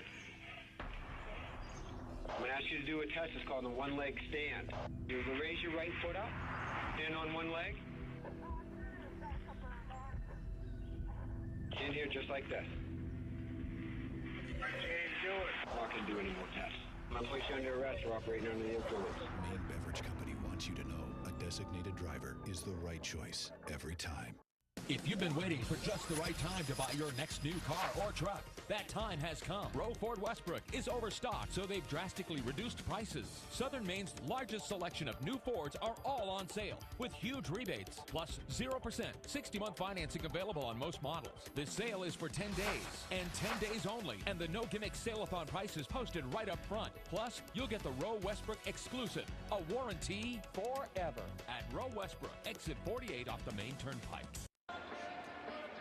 Start your weekend early tomorrow night when the Sox return home to face the Texas Rangers. Join Tom Caron for 30 extra minutes of the sights and sounds surrounding the ballpark on Friday Night Fenway, provided by Team Sully Mack. Live tomorrow beginning at 5:30.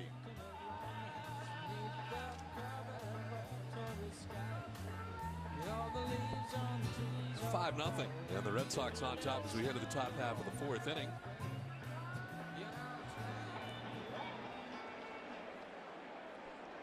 Jonathan Albaladejo into the game now for New York. You've seen the last just 3 innings. Second appearance since being called up from AAA before last Monday's game.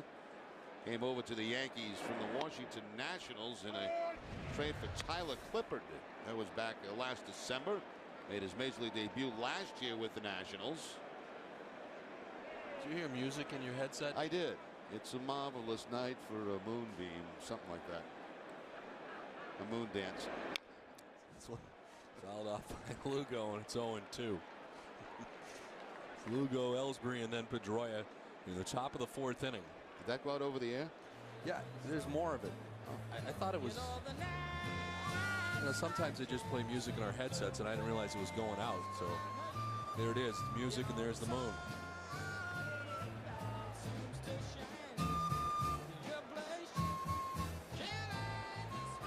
Good stuff. It's outside, and it's 1-2. Get a little bit of everything. That's why they call it the Big Apple.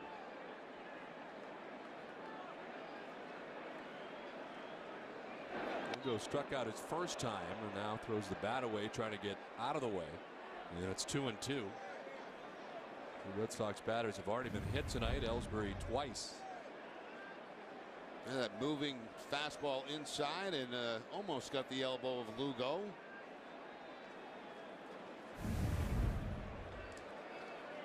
We saw Albaladejo in spring training. And he's first out of the pen for the Yankees tonight as they get into that pen very early to begin things here in the top of the fourth, as Lugo welcomes him with a base hit to left.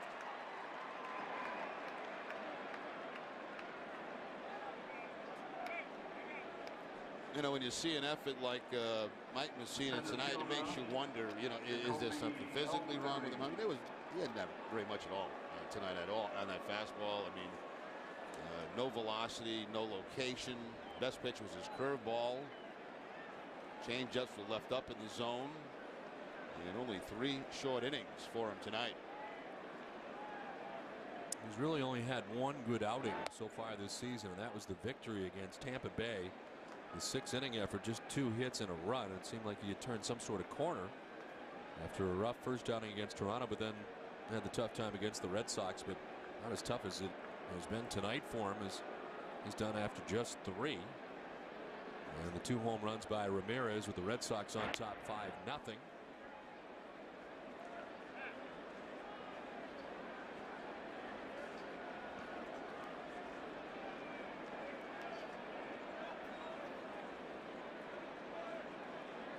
Albadejo's been around a long time, 8 minor league seasons.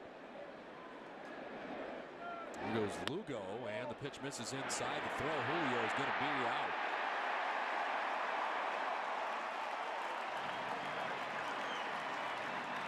Well, the second time they've caught Lugo this season, he has 1 steal.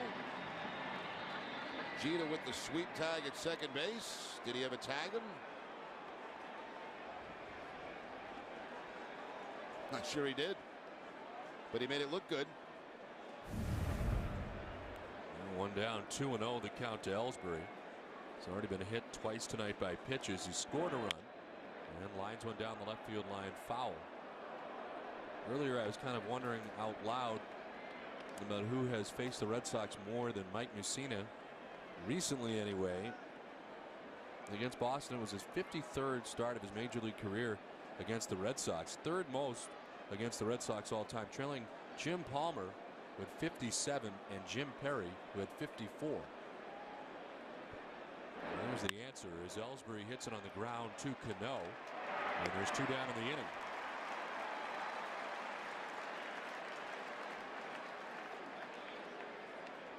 Second baseman, Dustin Pedroia. And of course, a lot of those starts coming since the imbalanced schedule, since interleague play. So you see the Yankees 18 to 19 times a season. So you know, you may get them 3 or 4 times in the course of the year.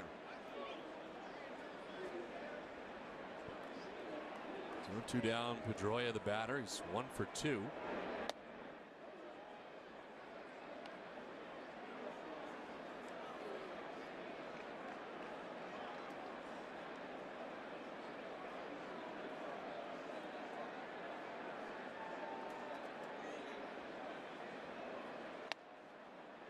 Strike, and it's 1-1 for the Red Sox second baseman.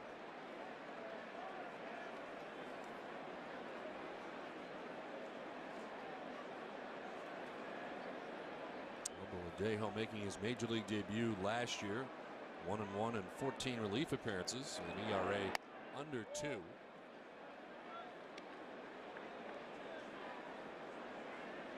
Ended up between AAA and AA last year, 7-3 with a 2.97 ERA. Total of 8 minor league seasons. And then came over from the Washington Nationals. Fly ball to right off the bat of Pedroia. Out there is Abreu to make the grab. It ends the top of the 4th, but after 3.5, it's 5-0 Boston.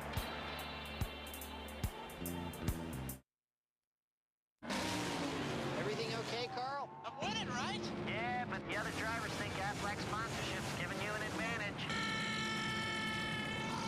Well, if you're sick and you can't work, Aflac pays cash fast to help keep you in the race. I know, but they see it a little differently.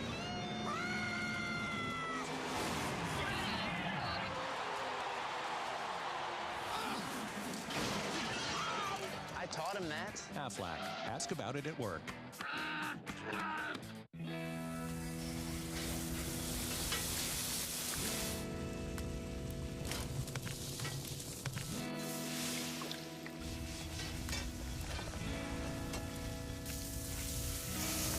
Distinctive isn't complicated, just delicious.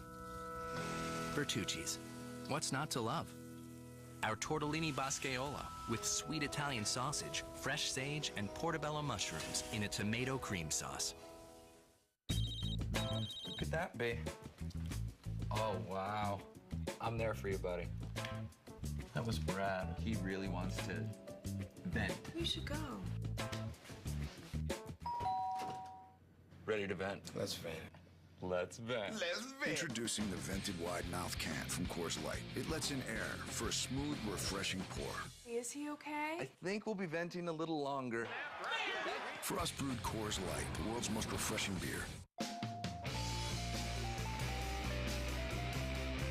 Most innovative features.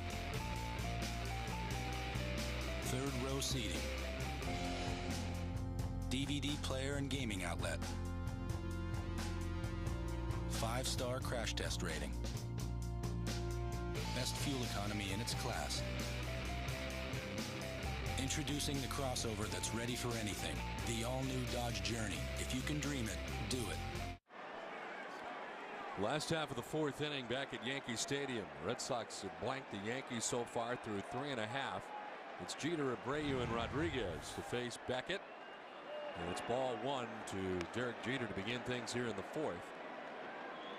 Only 32 pitches to now 3+ for Josh Beckett. It's made it look easy so far tonight, relinquishing only one hit. That's Melky Cabrera's hit last inning. To short, Lugo throws out his counterpart, Derek Jeter at first, and there's one down. The ring raffle is back. You have 10 chances to win in this year's charitable ring raffle to benefit the Red Sox Foundation. Prizes include 9 genuine 2007 World Series rings and a special edition Red Sox Volvo C30. Tickets are $10 at Fenway Park and other locations. For more information, visit redsoxfoundation.org. One down. Beckett's been in the zone tonight as he's got the first out in the bottom of the fourth inning. His offense has provided him with 5 runs on 8 hits. Here's Bobby Abreu, grounded out first time up.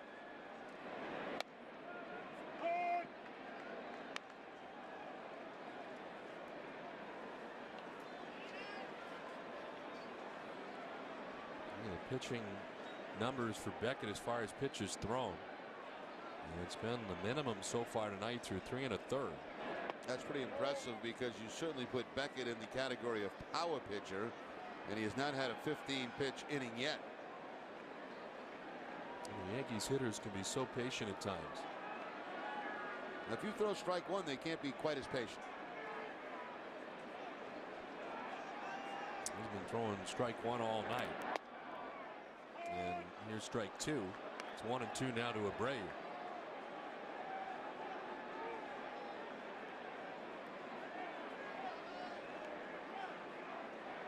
Abreu had signed a long-term deal with the Philadelphia Phillies, a 5-year contract. When the Yankees obtained him, they exercised the option at the end of that contract, which is this year, 2008, for Abreu here in New York. As he takes ball 2, 2-2.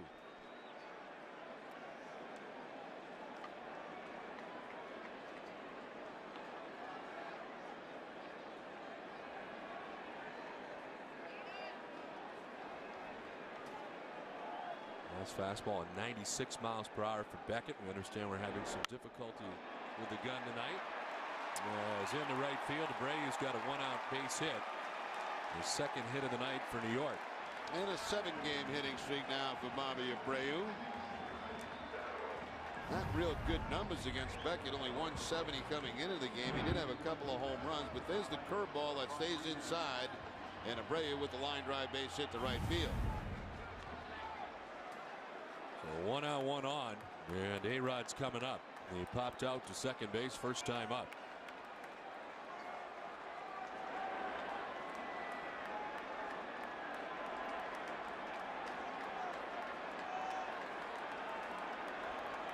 Number 522 in last night's game.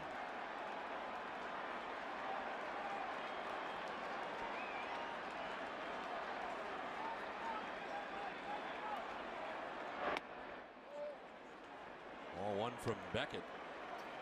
Rodriguez with home run number 522. Now in sole possession of 15th place on baseball's all-time list. Passing Ted Williams and Willie McCovey. Jimmy Fox is 14th at 534. He's up next. And he's still got a lot of years to play this game if he can stay healthy. And many who think he'll surpass the numbers of Bonds by the end. Certainly young enough to do that if he keeps up this kind of production. Given no signs of slowing down. 54 home runs last year.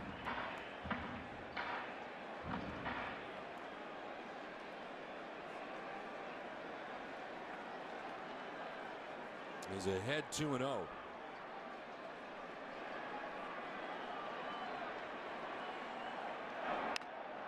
Taps it foul.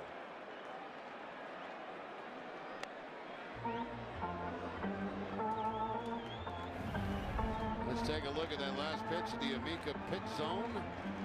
A-Rod missed one. A good pitch for him to hit, especially on the 2-0 count. The tail on that fastball from Beckett, two-seamer.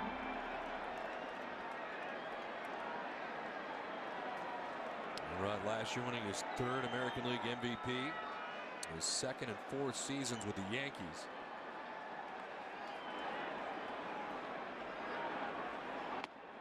And it's 3-1.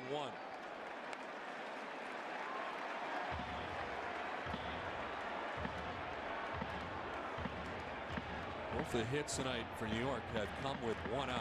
Cano had grounded out to begin the 3rd before the single by Cabrera.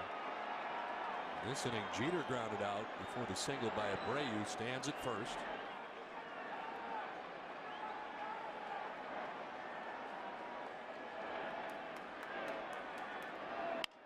On the ground and well placed, just out of the reach of Lugo. Not hit hard, but into left.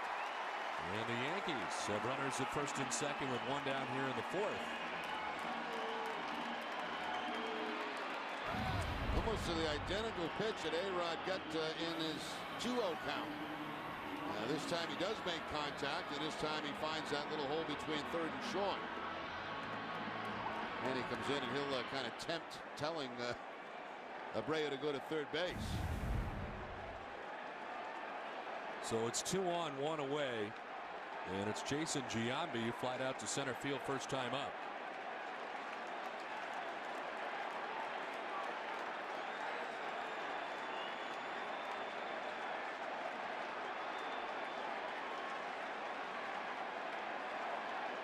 Couple of hits last night for Giambi, who went 2 for 4 and is showing signs of coming out of what has been a tough start to the season. So he takes strike 1.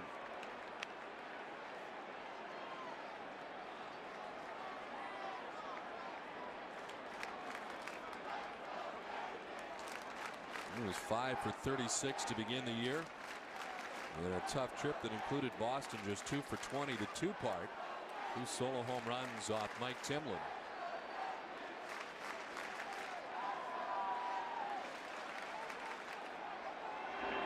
The breaking ball, and it's in there for strike 2. Fastball from Beckett, followed by the curveball that'll pick up the outside corner. So quickly ahead of Giambi, 0-2. Good job there by Veritek. Notice how he tucks the glove in toward the plate to give the impression that it's a strike, even if it is a little bit outside.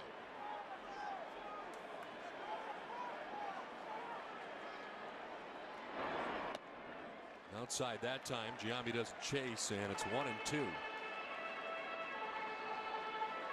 Beckett's got 1 strikeout tonight. He got Damon looking in the 3rd inning, and that's been it.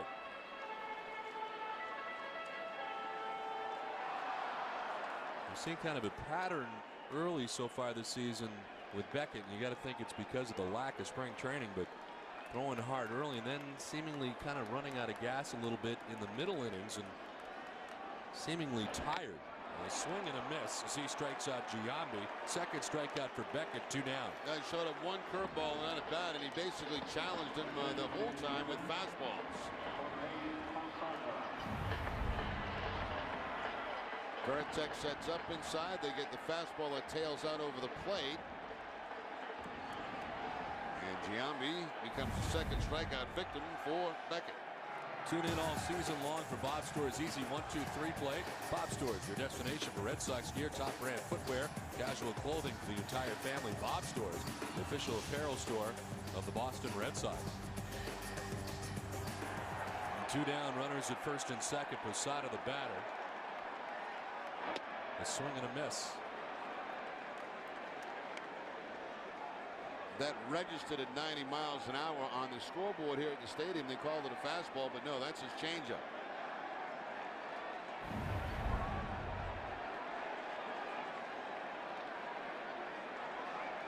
So Beckett's changeup, part of the Messina's fastball in this game tonight.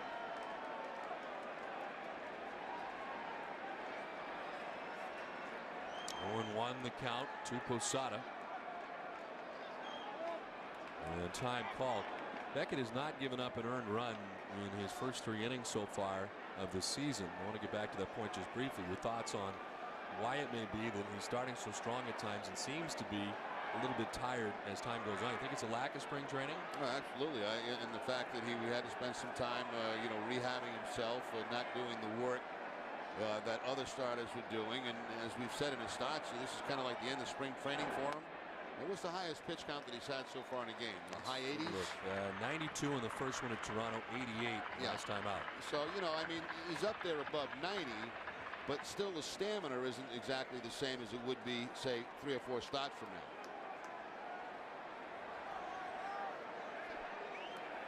And throwing extremely hard early.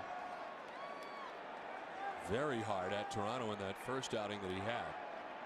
1-1 to Posada and a swing and a miss. We were kind of talking about that start up in Toronto, and a couple of times early in the game we had him at 98, and I think that gun was juiced because we've never had him at 98. I mean, 96, yes, like the last fastball, 95. Very few. I can't ever remember him at 98 miles an hour. They're trying to get out of a jam here in the 4th inning. With Abreu at second, Rodriguez at first, 2 down.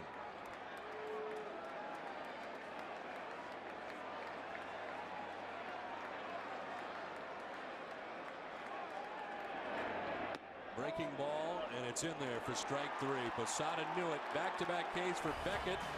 5-0 Boston after 4.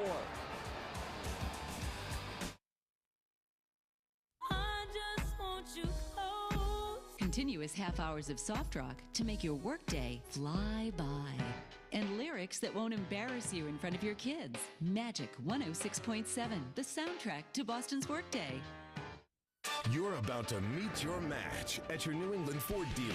Right now, Ford will match your down payment up to $1,000 on any new Focus, Fusion, Escape, Edge, or F-150.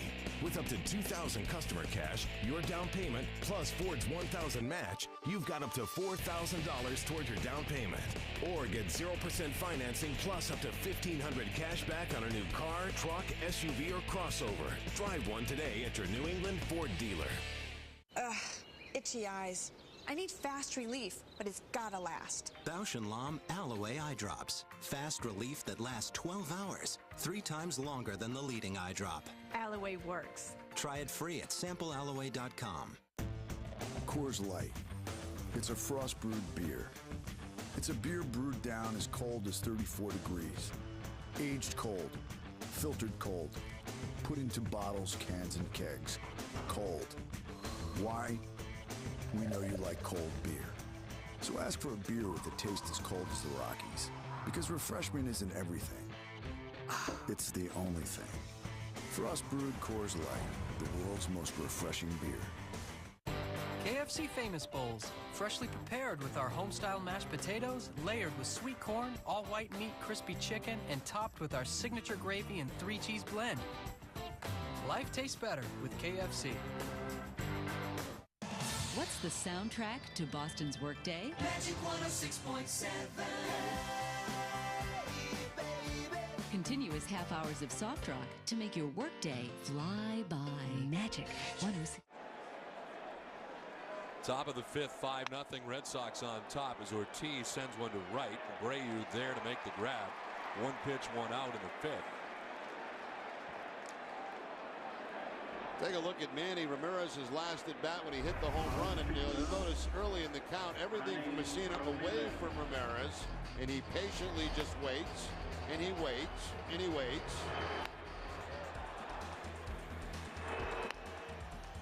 And then he finally gets one right down the middle, and see you later.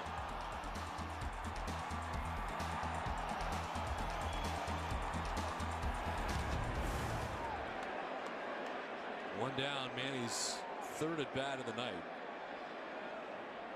50 career multi-home run games. He takes the strike. I think Manny expected to get thrown at in that particular pitch. Did you notice when the pitch came in how he was kind of on his heels? He's been very hot against this team, and every once in a while, watch Manny kind of go back. He thinks maybe they're going to be throwing him inside and try to knock him down. Same thing on that pitch. See, sometimes when you get hot as a hitter, like Manny has against the Yankees, sooner or later you figure they're going to start, making you bite the dirt a little bit. And I think that's in Manny's mind in this at bat. Now that may change with the count.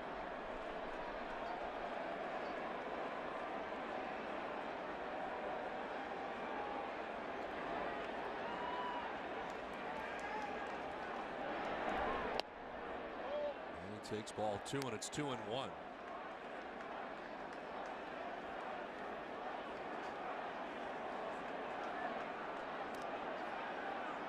Oladejo out there for his second inning of relief from Mike Mussina. Joe Girardi looking for him to get some outs after the starter went just 3 innings. Got some outs in the 4th. He's got the first out in the 5th. Manny to left field. His 3rd hit of the ball game. Glancing off Damon, who gathers it quickly. Manny to first base with a 1-out single.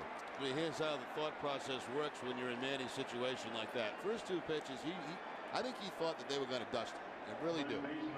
Now when he gets in a comfortable spot where they don't knock him down in the first couple of pitches, 2-1, he's able to hang in there. He gets a pitch again inside, and it's a line drive. He becomes comfortable again.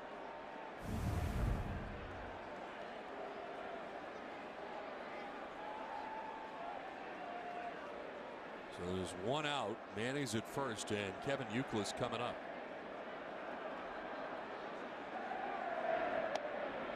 Youkilis with a single his last time up.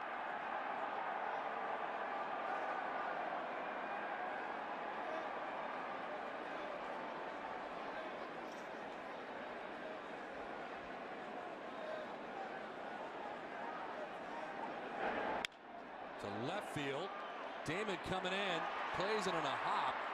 Ramirez to second base. It's hit number 2 for Youkilis, and it's 2 on with 1 away in the Boston 5th.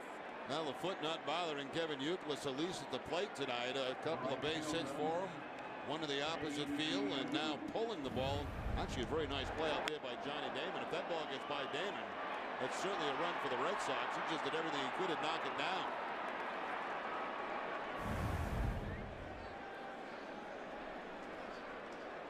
Youkilis glad he inserted himself in the lineup tonight, calling Terry Francona earlier today to let him know he wanted in.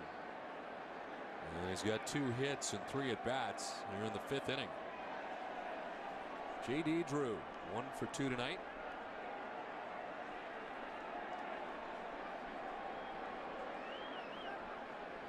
And a swing, a half-hearted one at best. It's 0-1.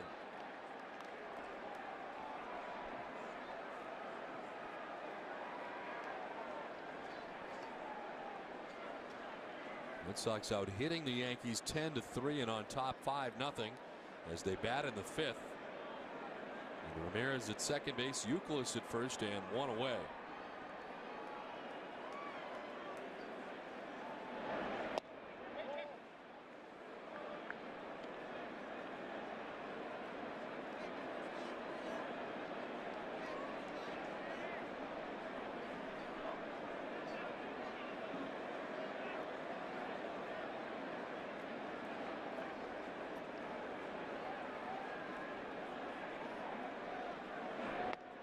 Outside of Drew, 2-1. Well, the Red Sox have lost 5 straight games here in the Bronx since a victory on May 22nd of last year. It's the longest such streak since 7 straight losses in 2001.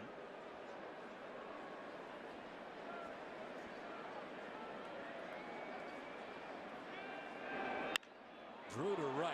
Abreu headed over, but it's going to get by him to the track in the wall. Around from second comes Ramirez. Youkilis is going to try and score. He will. 2 more runs in for Boston and a 7-0 lead as J.D. Drew knocks in 2 more. Now you get a lot of guys in this lineup right now swinging the bat very well, and leading off with Manny Ramirez, Dustin Pedroia, Kevin Youkilis, J.D. Drew back on track tonight with 2 hits. He gets the slider from Oladejo and finds that gap past Bobby Abreu. Pretty swing there by J.D. Drew.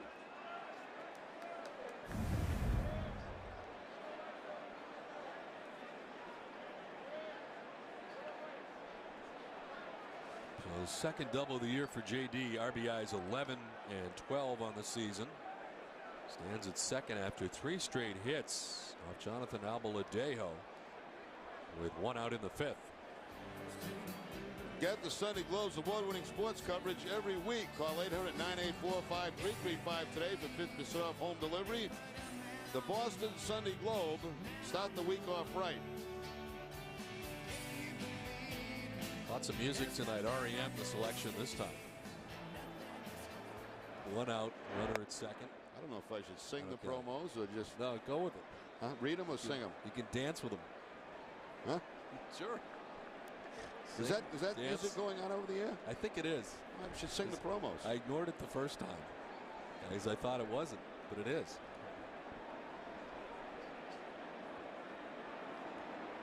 One and 0 to Varitek. It's a strike, 1-1.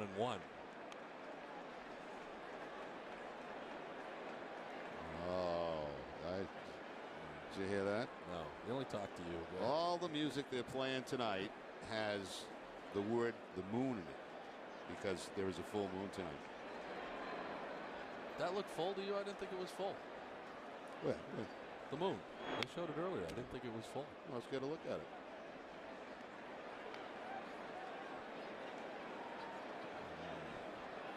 That doesn't look full. Look at the left edge there. No, it's not full. See? Yeah, it's got more work to do. Yeah. So we got to change the music. Yeah. It's like I don't get the theme. Let's find a garbage can, and every song that we put on has to have like a garbage can in it. How did this all start? I don't know. How does any of this all start? Varitek grounds it foul. I want to thank Mike Lupica for dropping off a cookie. Nothing like used gifts. I don't know if you noticed this, but he was kind enough to bring me a cookie, but there's a bite out of it. I noticed he gave the cookie too. Yeah, well, I'll eat it, but there is a bite missing. Some M&Ms? Yeah. It's all good. Mike Lupica, thank you. 1-2 the count to Jason Varitek. They couldn't be more generous here at the stadium, really. Yeah, I'll take care of us.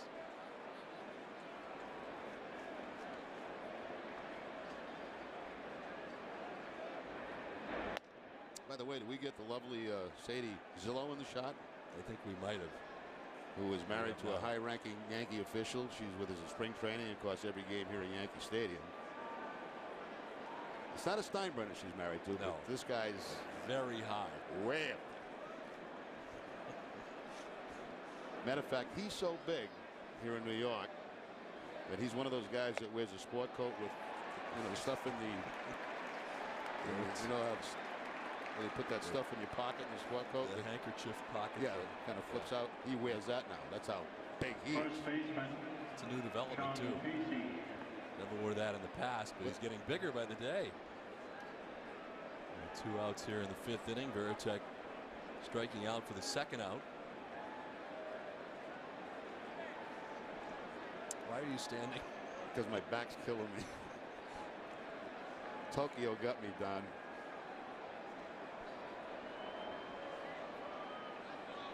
He had procedures in the back. Yeah, I know. Sean Casey's 0 for 2. He's grounded out and flied out.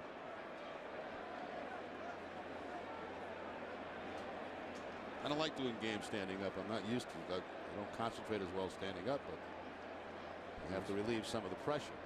Your scorecard's an awfully long way away from where you're standing. I can't see it.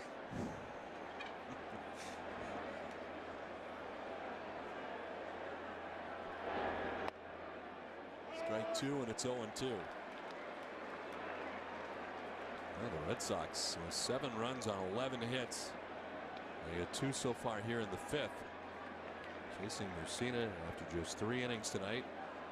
They've got their ace on the mound, and through 4, Beckett's only given up 3 hits.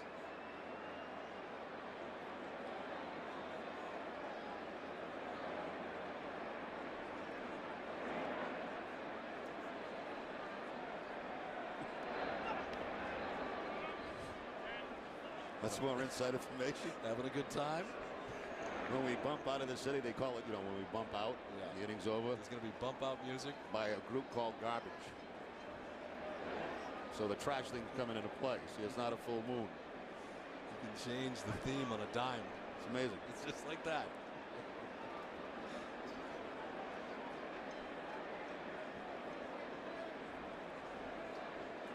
I would call last night's game garbage. Should have had the music last night. How about you and I going back to the hotel after that rotten game last night? Talk about hating baseball.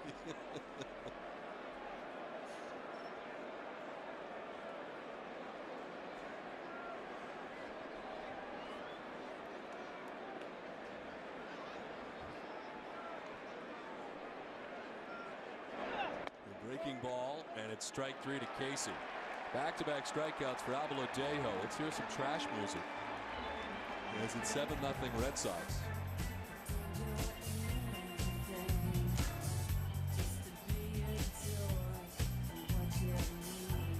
Dream of nights like this. The energy, the excitement, the fun. Introducing the 2009 Toyota Corolla. With the fuel efficiency and safety you would expect, more power and available features you wouldn't. The all-new 2009 Corolla. Live the dream for less coin. See it at your New England Toyota dealer. Nice game, kid. Way to go, Pap. Nice game. Nice game, dude. Nice game. Celebrate with Papelbon and the Red Sox, because after any Sox victory, you can get a free iced coffee or tea. When the Red Sox win, you win. America runs on Dunkin'.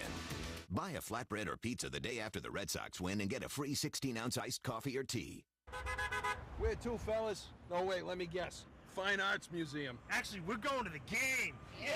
Hope you brought some sunblock, boys, because I'm looking at an awful lot of pale skin back there. Yeah, maybe we should get some shirts. That's not a bad idea. You know, there's Olympia Sports right up around the corner. The best brands, the lowest prices, the greatest service. Get it at Olympia Sports.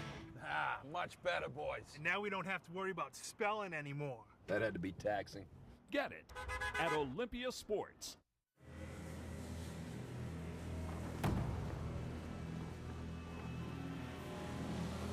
Power captured by revolutionary V-Vel technology that responds instantly to your commands and unleashes power immediately. The all-new 330 horsepower Infiniti G Coupe. Intensity captured. Now lease an all-new Infiniti G37 Coupe for $399 a month for 39 months.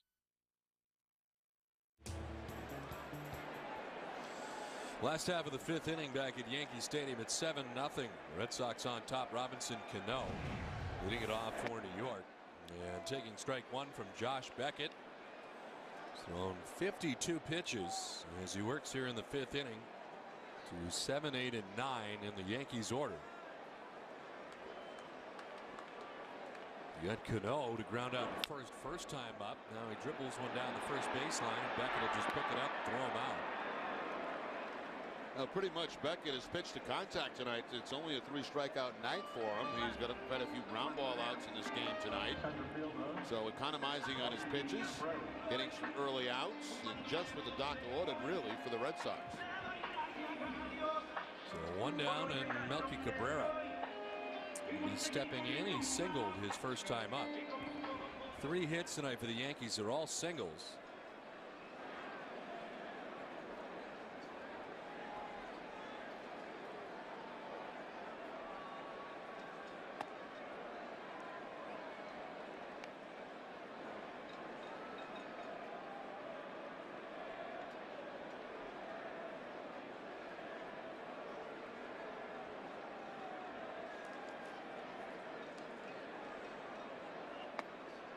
Preparations will begin immediately after the ball game tonight here at Yankee Stadium for the arrival of the Pope.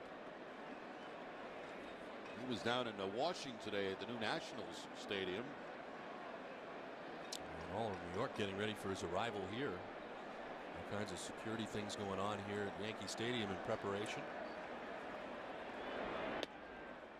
A strike to Cabrera, and the count 2-1. It's one of the reasons, of course, the Yankees are spending almost the whole month of April on the road. He's been here before. Our first time for the new Pope here in the that. United States. A Pope has been here before, not this Pope. as this one is fouled off. 2 previous visits. But the Yankees, you're right, boy, they are on quite a stretch. This 2-game homestand that they have. First they had gone to Kansas City, Boston, and Tampa Bay before this 2 games that they came home for. Now they go out for Baltimore, Chicago, and Cleveland.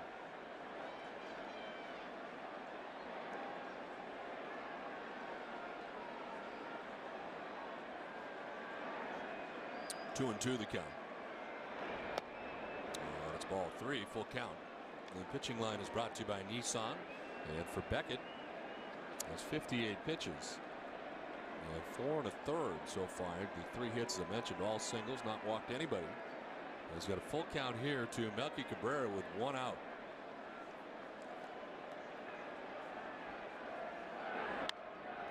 And Cabrera stays alive as he fouls it off. Back-to-back strikeouts to end the 4th inning for Josh Beckett. He gets Giambi on a fastball, and then freezing Jorge Posada on the curveball.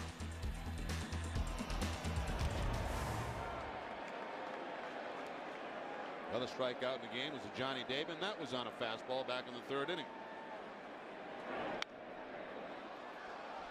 The Red Sox and the Yankees meeting 5 times in 7 days. You see the score from Montreal. They're in the 3rd now, tied 1-1. The next time the Red Sox and the Yankees will meet will be back here at Yankee Stadium. It's a 4-game series, July the 3rd through the 6th, so over July 4th. Red Sox will be right here again. Ball 4, and there's the first walk of the night given up by Beckett.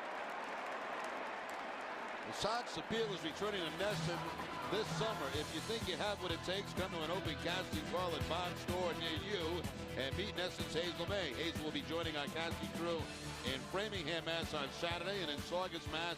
On Sunday. For times and information, visit SoxStacksAppeal.com. It's an all-new season of Sox Appeal. Do you have it? That's the guy that used to be the teacher in Welcome Back, Cotter. Gabe Kapler. This guy here. Yeah. She's got it. I don't think he's got it so much. Yes. 1 away here, 1 on. You know, we got a great crew here. They're a lot of fun. And I've been trying to get Mike Masseri, the home plate camera guy here, to enter this contest. And he cut Sox Appeal. He could sit down up there and try to get dates at Fenway Park. Huh? 1 out, 1 on for Chad Muller. Fly ball to shallow center. Ellsbury had started back, now comes in. Had time to recover, and he handles out number 2. Last year during the playoffs, Mike was at Fenway Park, doing some work in the playoffs. And I had a chance to see him in Rem Dogs tonight. Got him a free hot dog in Rem Dogs, one of the best he's ever had. As he admits. Like, was it any good? That's a Yankee dog. That's a Yankee dog. Which one's better? Dog's better. Of course. Yeah, why would... And it was free. And you're telling the truth, absolutely. And you tell me he's not ready for Sox Appeal? You also bought him that dog too, didn't you? Yes, I did. So he is on the Rem Dog payroll. That's what you're telling me.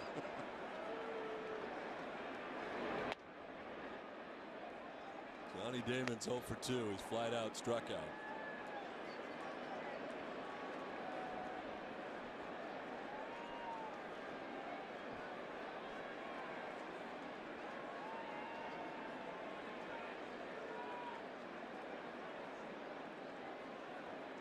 With a good sized lead at first as Damon lines one down the right field line.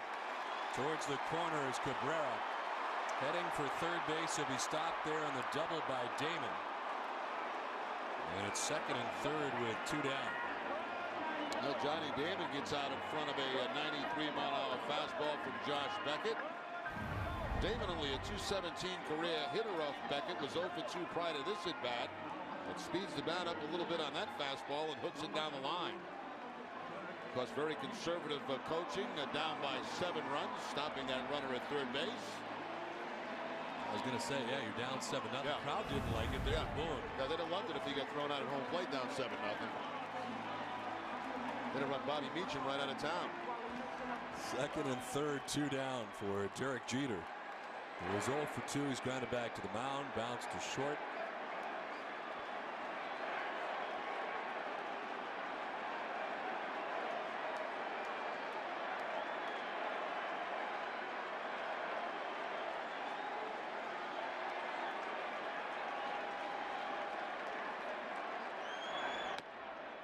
It's inside ball one. This has been the area so far this season where Beckett has started to run into some trouble. Yeah, you're exactly right, Don. He's had like a very easy first 3 innings, and it starts to be a little bit more difficult for him through these middle part of the innings.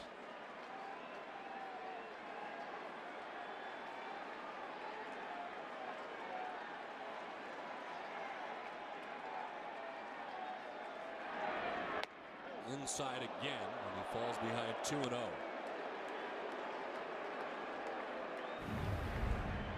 Was trying to pitch Jeter inside, but this ball way too far inside as Jeter will spin away.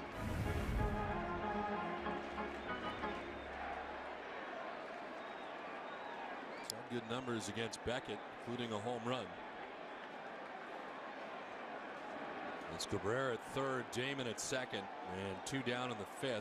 Red Sox on top 7-0. And Jeter fouls it off as the Yankees try to chip away.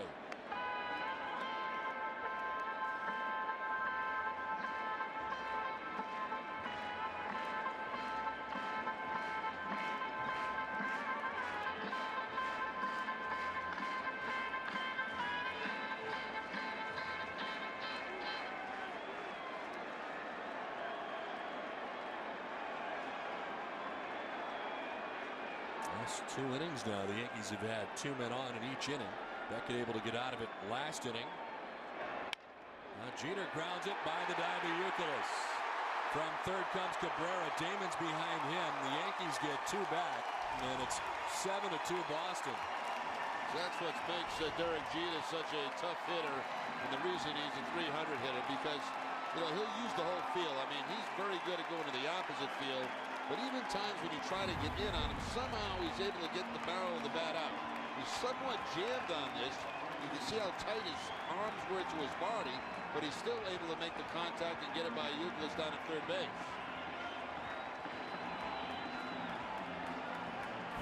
So the time off with the quad problem really hasn't hurt him at the plate at all. Well, the Yankees have life with 2 runs in here, and Jeter at first base with 2 outs.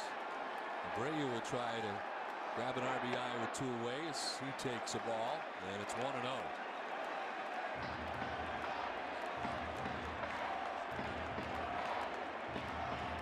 The Yankees could not score through the first 4 innings of this one, but they put together a couple here so far in the 5th.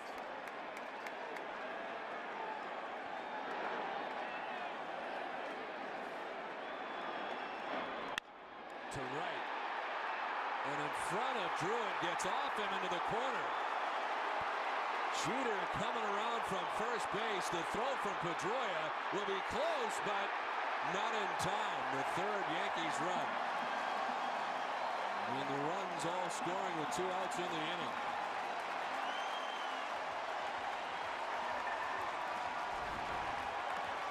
Now the ball by Jeter was not hit very hard, but this one was scorched by Bobby Abreu. We'll see how they score this, whether it's a base hit or an error on J.D. Drew.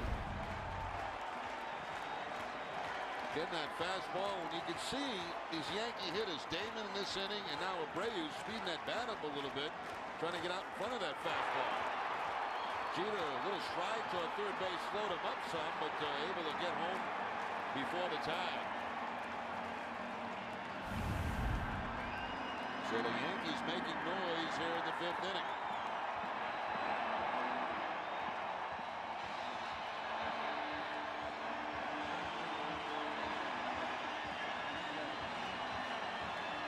So Abreu at second base now with 2 outs. Farrell back to the dugout. And it's Alex Rodriguez. And the crowd very much back into this one. They have been very quiet until now.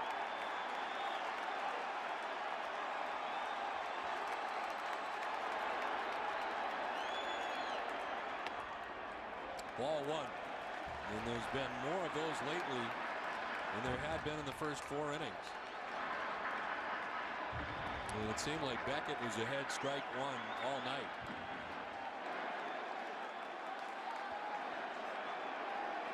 Things are changing and the pitch count is rising. 72 now for Beckett.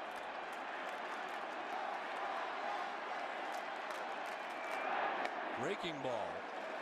And misses, and it's 2-0.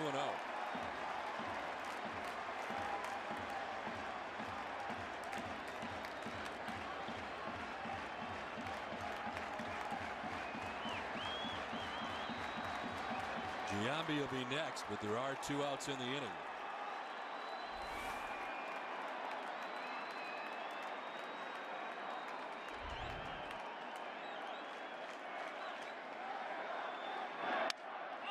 Jams him, and it's popped up, foul ground. Veritek will run it down. So the inning ends, but the Yankees get 3 runs back. It's 7-3 Boston after 5.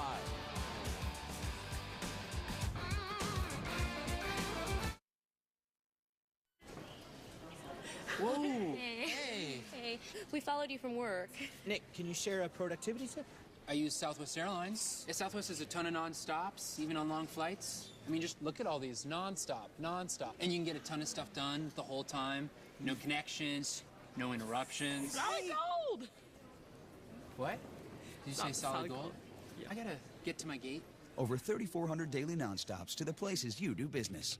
You're now free to be more productive. My perception of Ford has always been trucks. They are going to let me drive the Ford Edge. We knew that people who don't drive a Ford would be surprised by Ford. So we went from town to town and friend to friend, inviting them to drive one. Oh, that's nice. That's really nice. It's a hot-looking car. I've actually really enjoyed the sync system. Calling husband. How are you doing? I don't have to use my hands at all.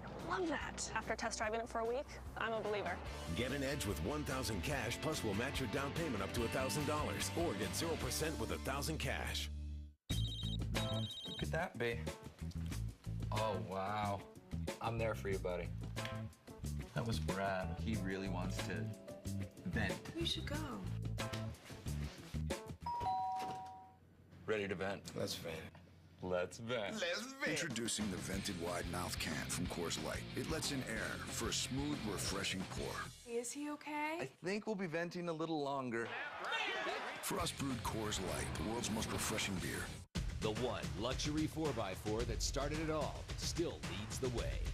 Now Jeep Grand Cherokee offers the industry's first and only lifetime powertrain warranty, plus 5-star crash test ratings and an available voice-activated MyGig infotainment system. The one, the only Jeep Grand Cherokee, the #1 selling SUV in the Northeast. Well-qualified returning lessees can get a low-mileage lease on a Grand Cherokee Laredo 4x4 for $299 a month. Top half of the 6th inning, the Yankees getting 3 runs in the bottom of the 5th. And it's Julio Lugo leads it off here in the top half of the 6th inning. Jonathan Albaladejo is out there for his 3rd inning of relief. And since coming in, he's given up 2 runs. Those coming in the 5th inning on the 2-run double by J.D. Drew. The 0-1. 1-1 now to Lugo, who has struck out and singled 2 at-bats tonight.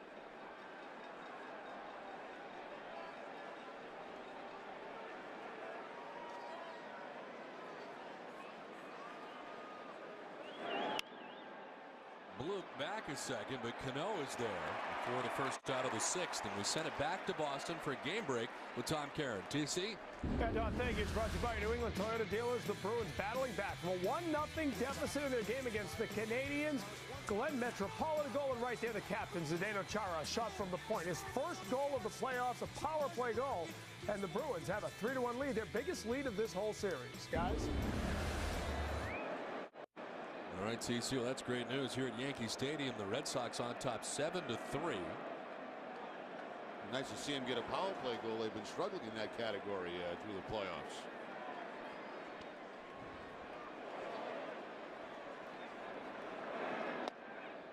Ellsbury takes the strike. He was hit twice, once in the first, once in the third, both times by Mussina. And then he grounded out to second base in his 3rd at bat.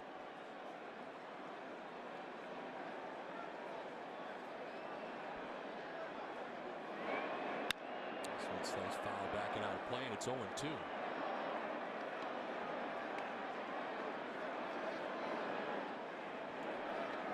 Youkilis has had a nice night tonight. Couple of hits, 2 for 3 in the game. Red Sox with 11 hits.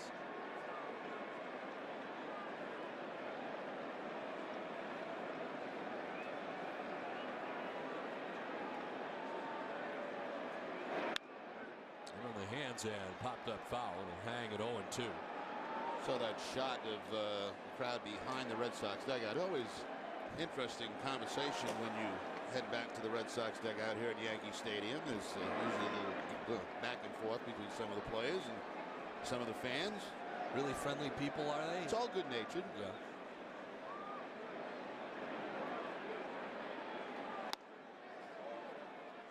Inside 1-2.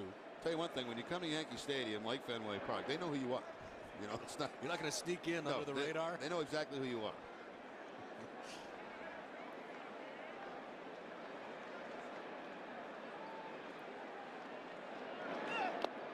Swing and a miss. Ellsbury strikes out. Third K for Albaladejo, and there's 2 down in the 6th. Well, that's his job in this inning, to quickly get his offense back up there. They put 3 runs on the board against Beckett. Try to put the Red Sox down in order. There's Ellsbury chasing a bad breaking ball for the strikeout. Did we ever get a scoring on that ball that was hit last inning by Abreu? Are you looking for a single or double? Yeah. It was a double. A double with a run batted in? With a double with a run batted in. Okay, so no error at all. No error.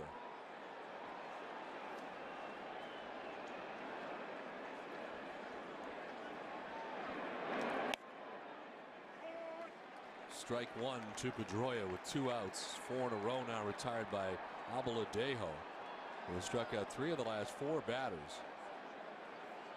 And as Tom Caron just told you, it's a 3-1 Bruins lead in the 3rd period.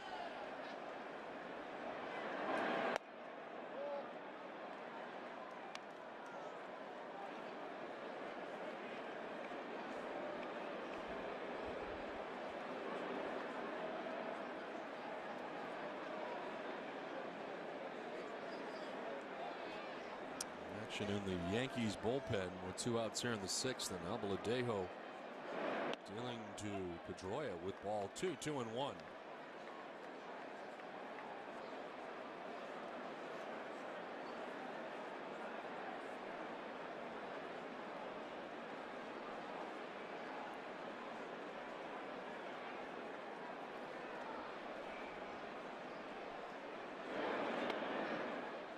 Breaking ball missing. 3-1.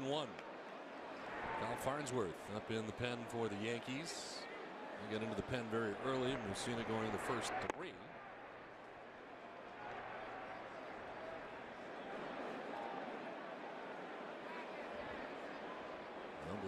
Ladeja going the last 2 2/3.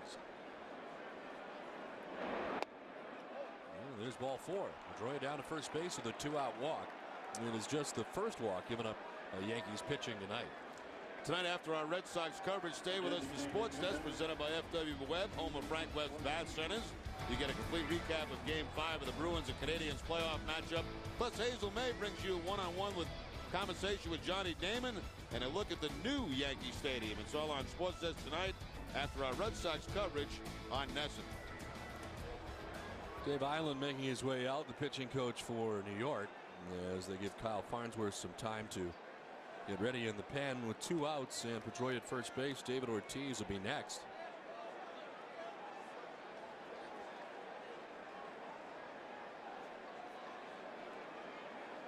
Farnsworth has not been up for very long.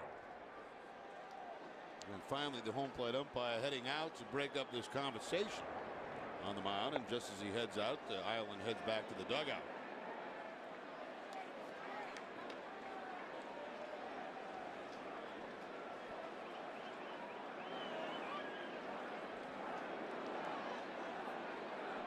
Albaladejo got Lugo to pop out, struck out Ellsbury. And he walks Pedroia with 2 outs, and he now has to face David Ortiz.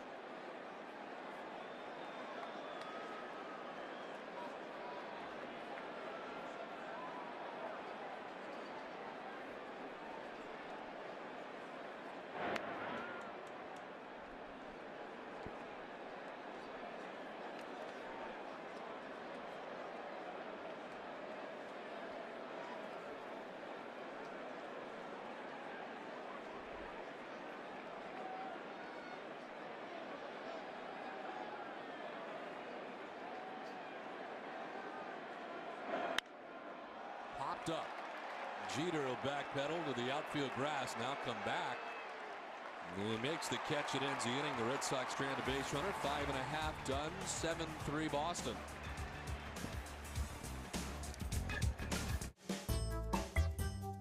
We can't explain this, but we can explain auto insurance and the big changes in Massachusetts. And now you could save over $250 when you bundle auto and home policies with Amica.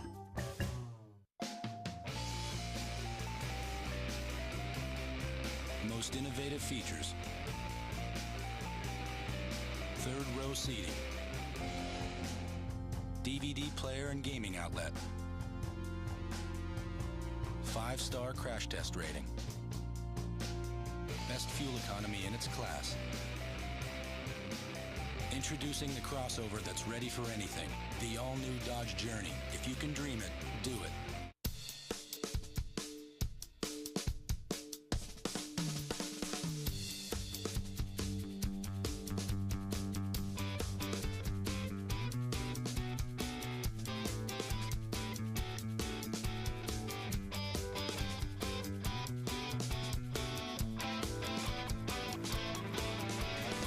See a new ad every day at massvacation.com. Massachusetts. It's all here. Every car maker's focusing on fuel efficiency, but they've forgotten about the power. At Nissan, we do more with a drop of fuel than any other manufacturer. The dependable Altima, versatile Sentra, and reliable Versa. 3 performance sedans with 31 miles per gallon or higher. Lease the Nissan Altima for $199 a month, or Sentra, just $159 a month. Nissan sedans, lean, mean, driving machines.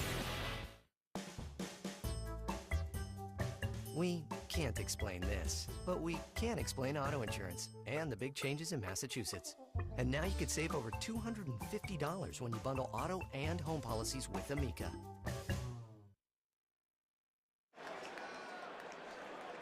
Seven to 3, Red Sox on top as the Yankees come to bat in the bottom of the 6th inning. It's Jason Giambi, Jorge Posada, and Robinson Cano as Beckett throwing pitch number 75 of the night. And the last 2 innings have been a little bit more of a struggle for him. A couple of hits in the 4th inning, and of course the 3-run 5th inning against Beckett. Most he's gone in the season is 6 2/3, and that was against these Yankees last time out.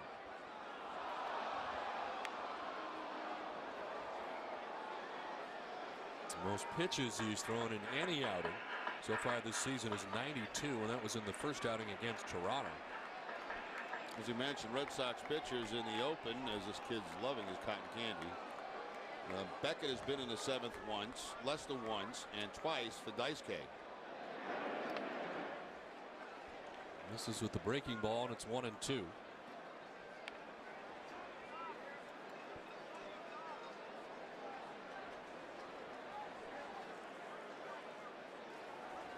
One of the topics we touched on with Terry Francona as part of the pregame today was not taxing the bullpen, but it has been taxed because of all that use. And they're trying to spread it out as much as they possibly can. This one fouled off to the left. One of the other questions I had for him was about Papelbon and whether the philosophy has changed at all. We've kind of seen him used a little bit differently this year, longer than an inning. The one thing Terry Francona said is now they're not afraid to do that in some instances, but the thing they're going to try to do is not run him out there the next day after doing that. They give him the day off afterwards, and that's sort of been the pattern so far. Red Sox very careful in dealing with him all of last year. Chopped right side into the shift. Pedroia throws out Giambi for the first out of the inning.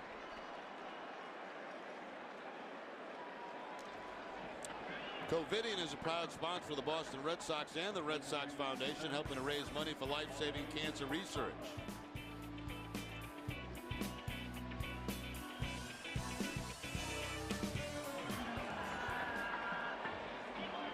One away, and Posada's coming up. He has grounded out to first base and struck out looking.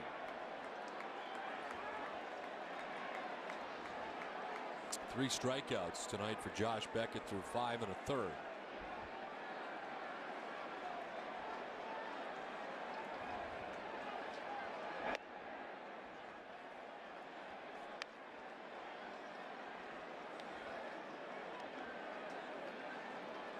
Josh Beckett in his career against the Yankees 4-1 with a 4.12 earned run average.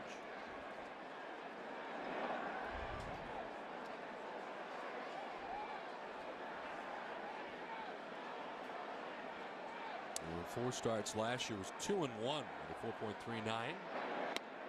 Swing and a miss, and it's a ball and a strike.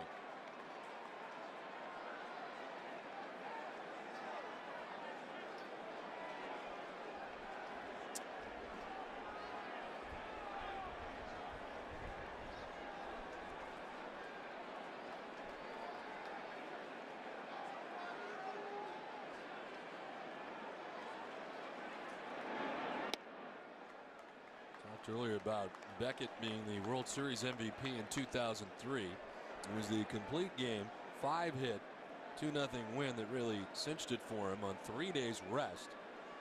And what turned out to be the deciding game, Game 6, on October 25th of 2003 right here at Yankee Stadium.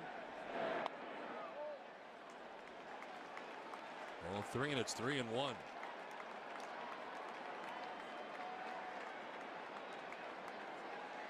And it was Posada who bats now as the last out.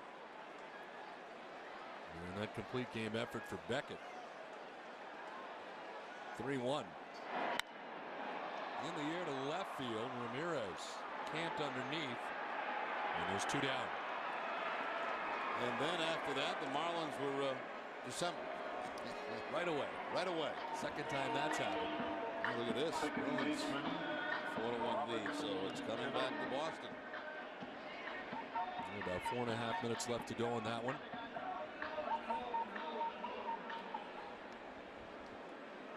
Two down for Robinson Cano. He was 0 for 2. He's grounded out twice.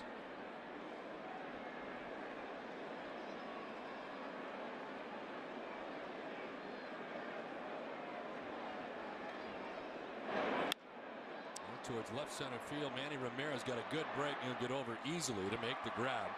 It's a 1-2-3-6 for Josh Beckett. We played 6. Boston on top 7-3. Looking for a Ford car or truck just got easier at coastalmotorgroup.com. Yankee Ford in South Portland, Brunswick Ford in Brunswick, and Rockland Ford in Rockland are the Coastal Motor Group. So if you're looking for a new Ford car or truck, coastalmotorgroup.com has got some fantastic deals. coastalmotorgroup.com also has an incredible selection of used cars and trucks from up and down the coast. Check us out 24/7, coastalmotorgroup.com. Hey, it's always on, coastalmotorgroup.com. It's on. It's on. The spring sales event is going on at Pape Chevrolet. Drive in today and drive out with over $10,000 in savings on select new Silverados, including diesels. The long, cold winter is over and the deals are hot at Pape Chevrolet. Save up to $4,000 on a new Impala. Save up to $7,500 on a new Avalanche. Tahoe, Suburbans, up to $8,500 off. It's time to come out and save at Pape's spring sales event in South Portland or online at papechevrolet.com.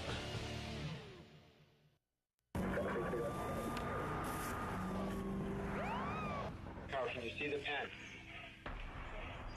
I'm going to ask you to do a test. It's called the one-leg stand.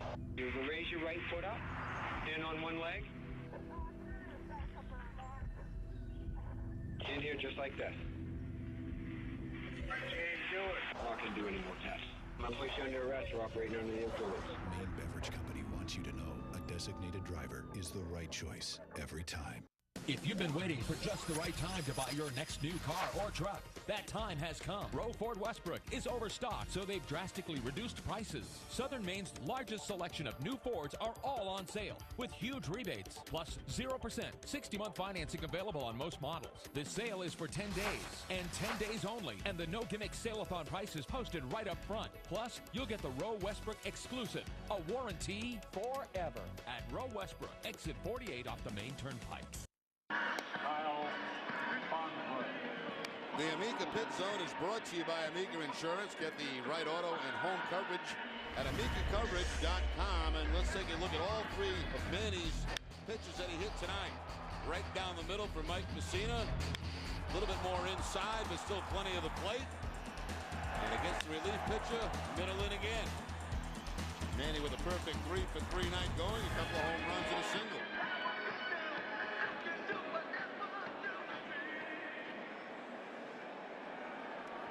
So on to the top half of the 7th inning and be dealing with a new pitcher, Kyle Farnsworth, in the game for New York. 7th appearance of the season for Farnsworth, a record of 0-1, 7 1/3 innings total, 11 hits. He's given up 4 earned runs, 2 walks and 7 strikeouts. Opponents hitting .379 in the early going against the big right-hander from the Yankees. Albaladejo gave up 2 runs in 3 innings, but he got outs. And that's what the Yankees manager Joe Girardi needed. Whoa. This one's thrown behind him by Farnsworth, and Manny's got to be figuring that might have been coming, as both teams are warned by home plate umpire Larry Vanover. Well, he thought it was coming last time up. And it's just a matter of time. This guy's been wearing out the New York Yankees, and he knew somebody at some point was going to have to dust him back, and that's exactly what Farnsworth does. Now, with both teams warned, obviously Beckett can't retaliate or he's going to be out of the game, but as you see him shaking his head, there will be a time and a place. Beckett takes note.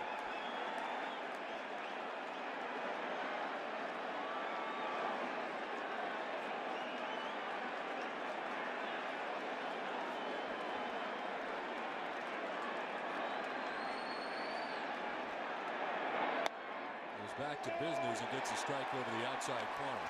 There's no question what this was all about. Manny's been wearing out the New York Yankees, and Farnsworth said, well, we're going to try to make you a little bit more uncomfortable. That ball actually going behind Ramirez. It's lucky he didn't back up.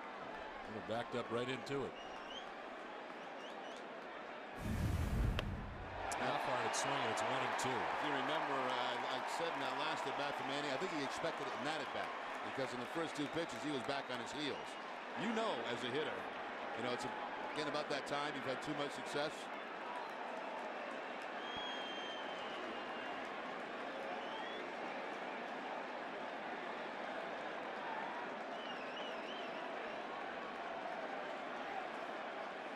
Both teams have been warned. The 1-2. Away,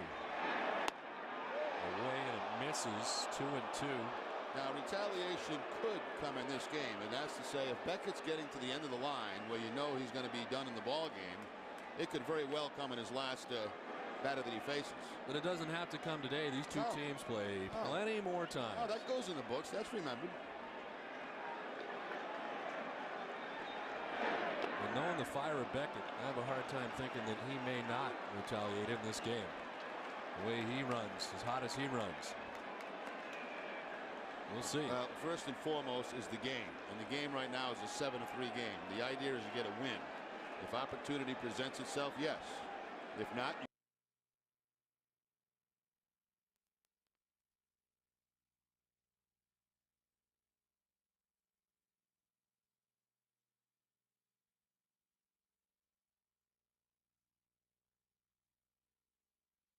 first time tonight, the Yankees have found a way to get Ramirez out. 1 down in the 7th. See, but the thing is, by throwing behind Ramirez on the first pitch, and as soon as things, both teams are warned. Now, Manny knows he's not going to throw him in again, so you become more comfortable at the plate. Hit that ball pretty well, but right at the second baseman.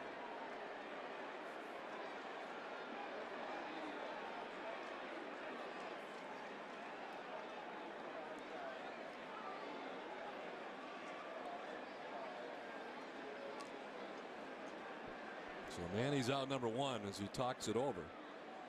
And per usual, a smile on the face of Manny Ramirez. Kevin Youkilis waves at the first pitch. Ukes had a good night, 2 hits, single to right, single to left, after he flied out to left in the second.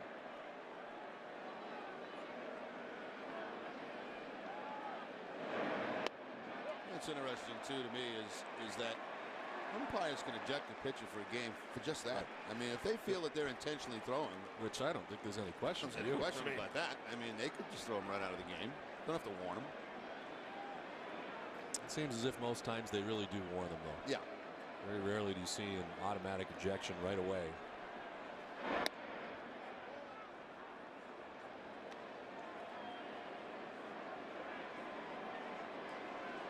Remember last year we had Chamberlain with Youkilis, right?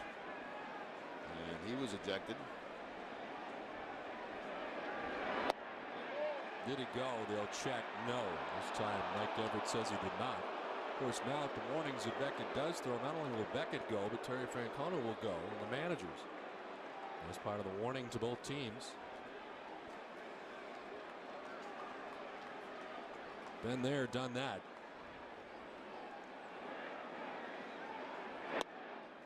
Nicholas takes ball 3, and it's a full count. Kind of makes me laugh sometimes because, you know, when you look at Manny's night tonight, I mean, some of the pitches he was hitting were just horrible pitches. So you blame Ramirez for hitting bad pitches, and then you knock him down. But I think it's deeper than just tonight. I mean, he's been having success against them all season. That's actually his whole career. Farnsworth with the slider to pick up the strikeout against Youkilis. So two of the hottest Red Sox hitters, Manny and Youkilis, go down. Now, I know you had said that you got to have the right type of situation to make it work and have it be available for you to do. Doesn't matter who the guy is. You go after one of their stars in retaliation. You go after an A-Rod. You go after a Jeter. Oh, yeah, absolutely. I mean, you know, you try to pick somebody comparable in talent. But again, it depends on when it is and how the retaliation comes. You're not going to waste it on Chad Moeller unless the situation provides. Exactly. That's the thing about the American League, because the pitchers don't hit. So.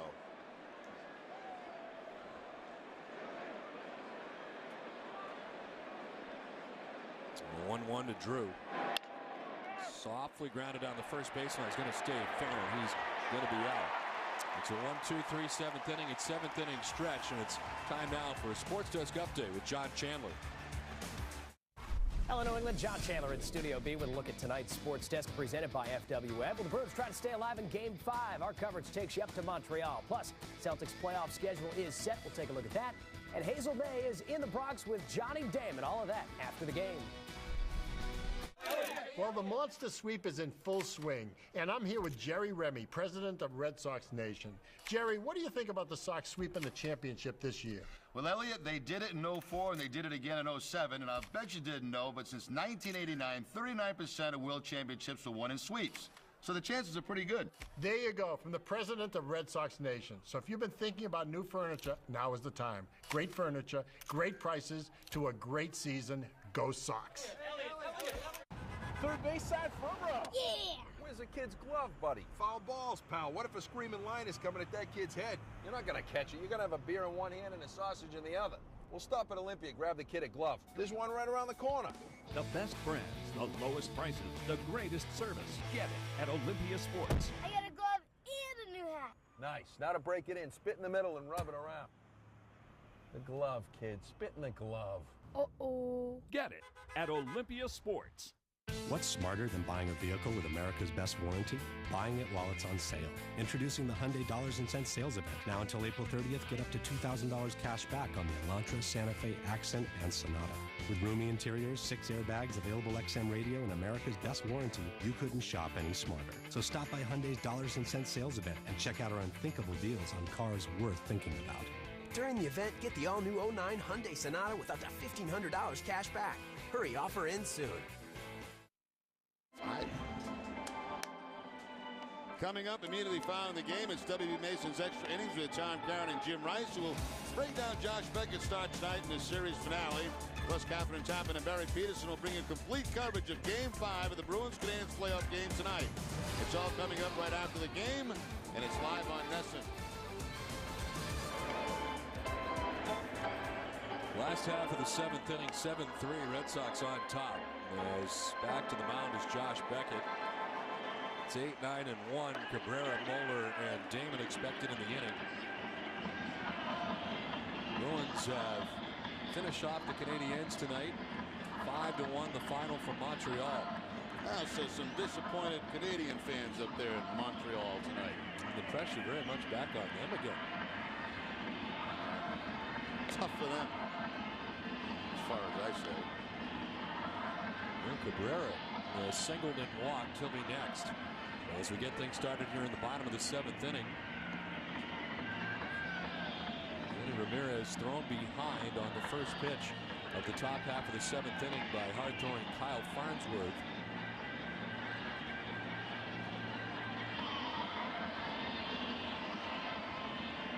who had a 1-2-3 7th inning.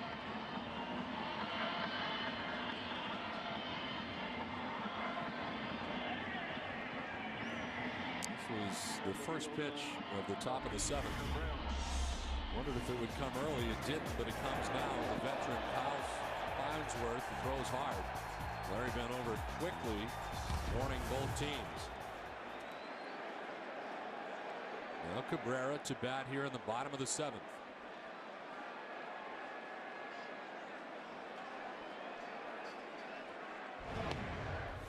Shows bunt and offers at it, can't get it, and it's 0-1. Beckett's thrown 86 pitches. We mentioned the most he's thrown in any outing so far this season is 92, and that was the first time out at Toronto in 4 2/3. A fly ball to Manny Ramirez in left field for the first out of the inning. This is just what the Red Sox needed to. We kind of highlighted in the open. Red Sox pitchers not going deep into games, and Beckett now deep into this game, into the 7th inning, and this will be a huge help for that Red Sox bullpen.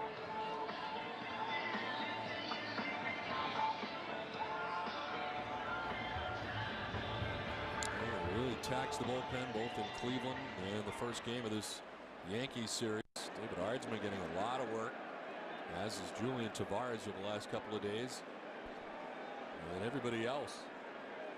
Chad Moeller bats with 1 out, lifts a fly ball down the left field line. Youkilis giving chase, so is Lugo, but that's well back and out of play. It's cooled down quite a bit here at the stadium. It was very comfortable, very warm beginning of the ball game, but the breeze has picked up and getting a little bit chillier. But what a beautiful day in downtown New York City today. Now low 70s, very comfortable, not a cloud in the sky all day. And started that way, but it has gotten a little chilly. I had a chance to go up to Central Park today, and everybody was doing jogging and laying in the grass. Did you take another one of those bus tours like last year? I know you love the bus tours.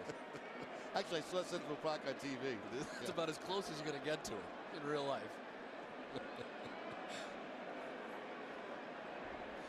The 0-1 to Moeller. On the ground, Youkilis sets and throws, and there's 2 down.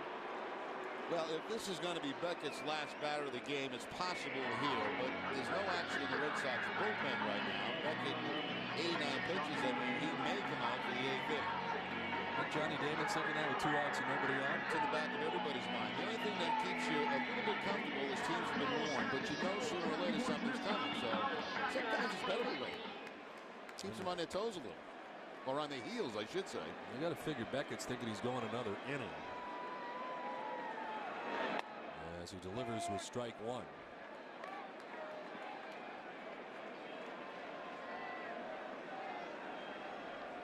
Action in the Yankees pen.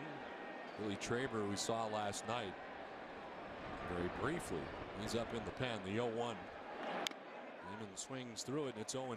Good change up there from Josh Beckett. So after a couple of shaky innings in the 4th and 5th, he has bounced back very nicely here in the 6th and 7th. And the big pitch counts in the 4th and 5th, 20, 23.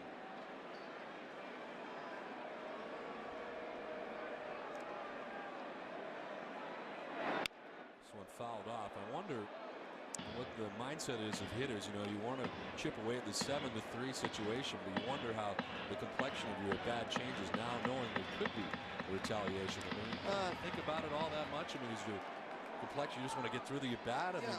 Well, I mean, they know something's coming. You just don't know when. I mean, it's pretty obvious. I mean, it's coming. It's coming. I mean, we don't know if it's coming now or the 4th of July, but it's coming.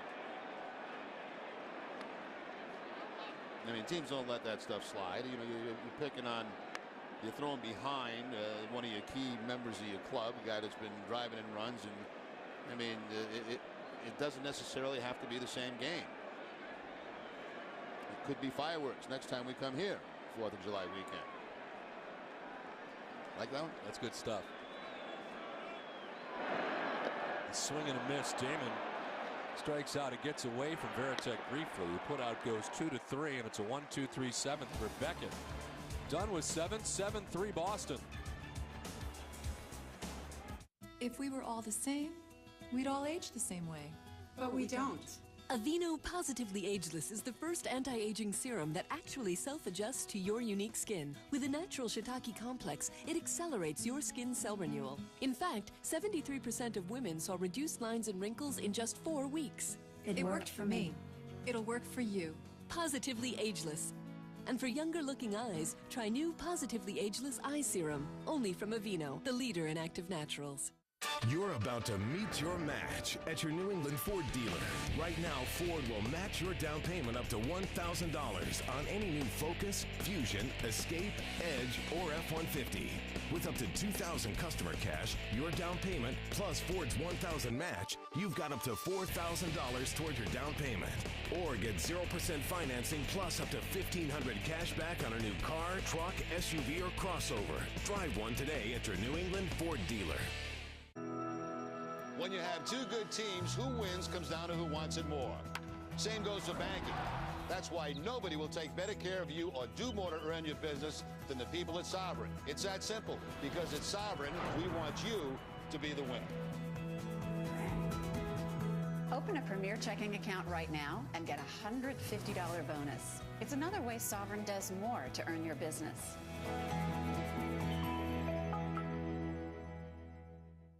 The Hoff is in the house. Good to be back. Good to see you. Thank you. It is a pleasure as usual. So, David, what's news these days? Well, I've been looking for freedom. You're a Euro sensation. I thought I was popular in Europe, but you're actually bigger than me. You're huge over Come on. there. You guys sell more cars in Europe than anyone. Same as in China, Brazil. You are not so big in Brazil. No.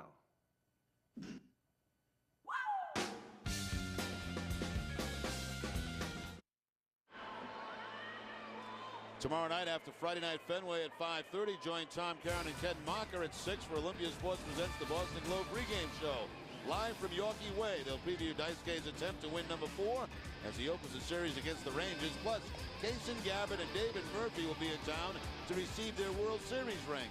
It's all tomorrow night at 6, right after Friday Night Fenway, live on NESN. Chaz Palminteri in the house. More celebrities at Yankee Stadium. 7-3, the Red Sox on top as we head to the top half of the 8th inning. And it's Veritek, Casey, and Lugo to face the new Yankees pitcher who we saw last night. Billy Traber's into the game. Yeah, faced one batter last night, retiring the only batter that he faced. And Traber making his 7th appearance of the season. This call to the bullpen is brought to you by New England Ford dealers. He's the 4th Yankees pitcher of the night. Kyle Farnsworth worked just the 1 inning, but made his presence felt, throwing behind Manny Ramirez to begin the 7th inning. Now Veritek lifts a fly ball to center field. Cabrera makes the catch for out number 1. It's 5 in a row retired by Yankees pitching, and Sean Casey is making his way to the plate. 55,088 the crowd here tonight at Yankee Stadium for game 2 of this brief 2-game series and brief 2-game homestand for the Yankees.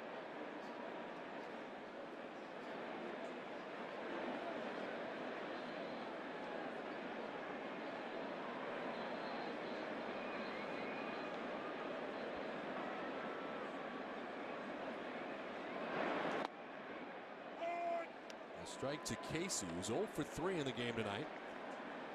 He is grounded out to second, fly to center, and last time went down looking.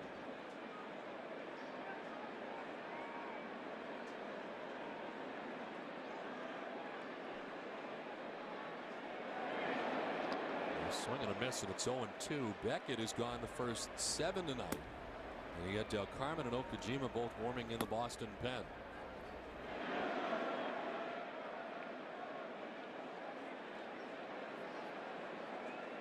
It's 2, 3, and 4 that'll be coming up in the bottom of the 8th, and Jeter, Abreu, and Rodriguez. It'd be interesting if they go down 1-2 because the third batter is Rodriguez. Or started off with Jeter and then go to the pen. I don't think you'd want to do that. You wouldn't want to put the first man on base with nobody out in a 4-run ball game.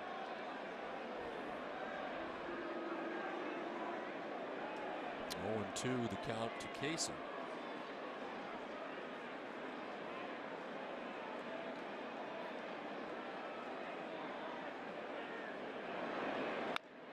On the ground foul, and it's still 0-2. 94 pitches for Beckett for the first 7 innings. It's the most he's thrown in any outing this season. And this is just his 3rd start of the year.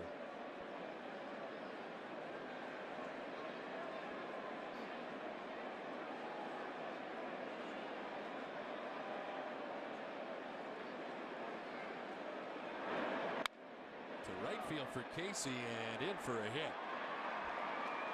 So a 1-out single for Sean Casey. I look down on a breaking ball from Traber that stayed away, but now Traber leaves this curveball out over the plate, and Casey picks up the base hit. So he's done a real nice job filling in since Mike Lowell's been hurt, getting that playing time at first base. Location. If the ball's away, he probably doesn't make contact. It stays out over the plate, picks up the base hit. There's Mike Lowell, who is getting better every day. Terry Francona was asked about him today, and it appears when he's not going to be ready, obviously when the DL 15-day situation ends, but he is progressing well. See, the other thing you have to keep into consideration when you talk about retaliation is the fact that now that they've been warned, if you retaliate, you're probably going to get suspended too. You're going to get ejected from the game, but also maybe suspended. So that's something you have to take into consideration. The last thing the Red Sox want to have is Beckett and have to miss a start.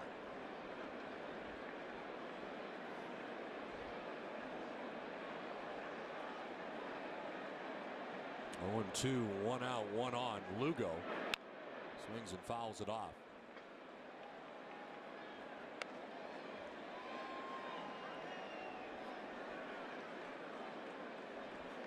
Red Sox jumping out early and doing so against the Yankee starter tonight, Mike Mussina, with a run in the second, 4 in the third. He chased Mussina after just 3 innings. He left after giving up 5 runs and 2 home runs to Manny Ramirez. 494 and 495. Double play ball to second. Jeter had trouble with it at first, and they don't get Lugo.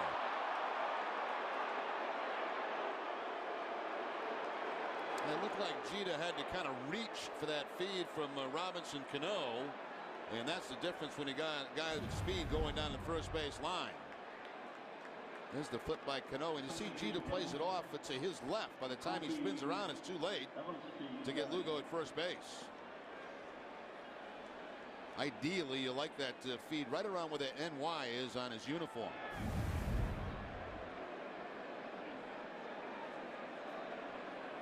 Two down, Lugo now at first base, and it's back up top for Jacoby Ellsbury.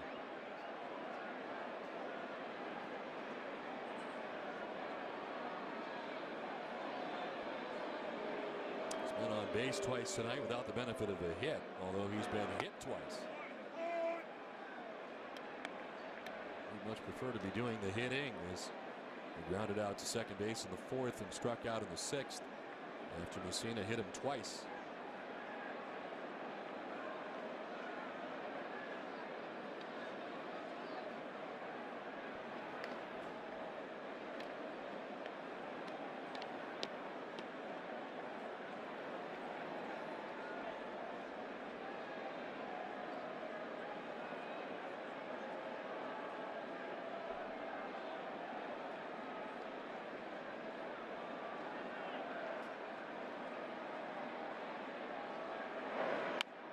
So fouled off right in front of the Red Sox dugout. A couple guys are on the top step. Not anymore as they duck back underneath. And a lot of pointing, you know, out toward the field. Hit it out there in play, not in here. Coco had been on that top step.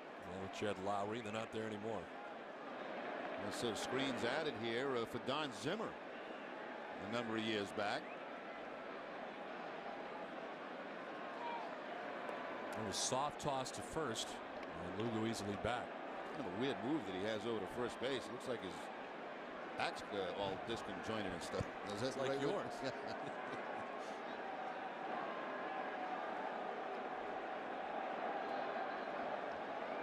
Is that even a word? Disconjointed? Disconjointed, I don't think so. Lugo takes off right away. The throw is not going to be in time, and he gets to second base. So into scoring position. Now Traber paying all kind of attention to him at first base and gives him a gift. Bounces a breaking ball, and Lugo easily gets into scoring position.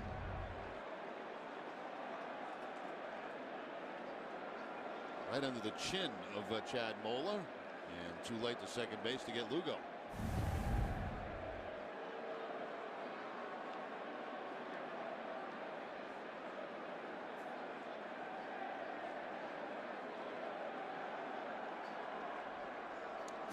Visit the official online shop of the Red Sox at redsox.com. Browse the largest online selection of authentic team gear, including clubhouse caps and t-shirts, jerseys, collectibles, and more. Shop the redsox.com shop. 2 outs, Lugo at second, and the 1-2 grounded foul by Ellsbury.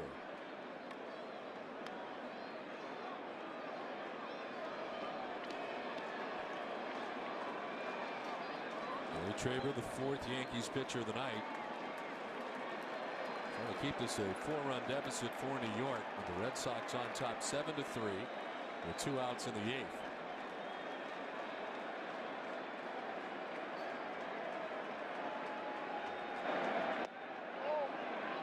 He takes it, and it's 2-2.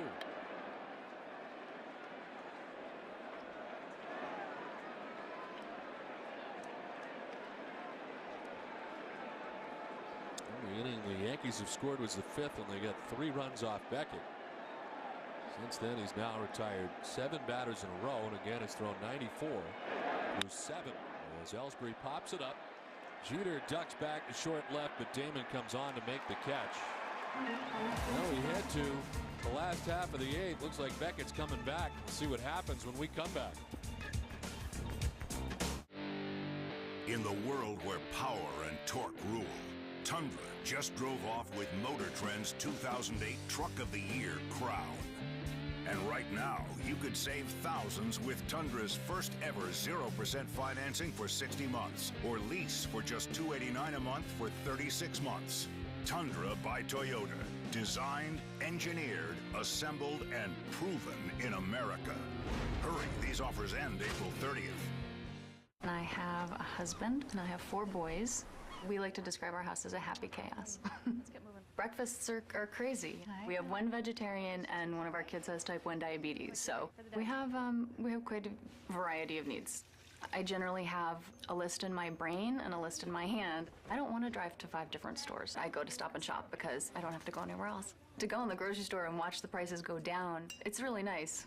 My name is Sarah Christie, and Stop and Shop works for me. April, when seasons collide. Boston Bruins playoff action.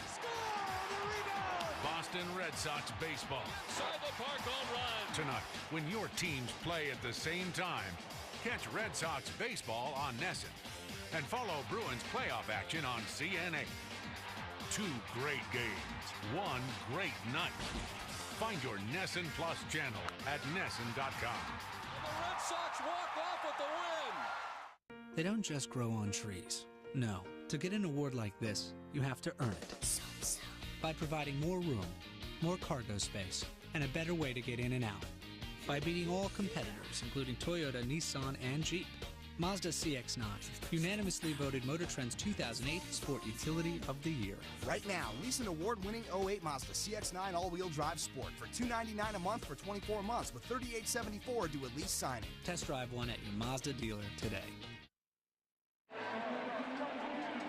7-3, Red Sox on top as we head to the bottom of the 8th. Beckett back on the mound. He's thrown 94 pitches, retired the last 7 batters he's faced. Jeter, Abreu, and A-Rod expected in the 8th.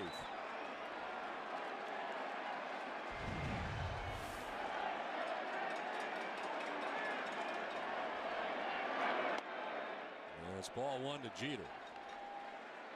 He singled his last time to knock in a couple. RBI's 7 and 8 on the season, and is 1 for 3 in the game tonight.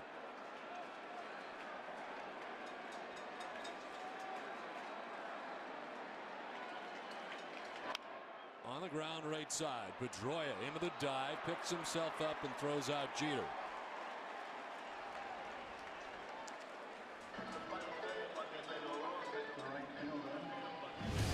Boston Red Sox baseball in Nesson is brought to you by New England Ford dealers, Dunkin' Donuts, the New England Toyota dealers, Olympia Sports, the official sporting goods retailer of the New England Sports Network, the New England Jeep dealers, Foxwoods Resort Casino, Subaru Outback, and by Southwest Airlines.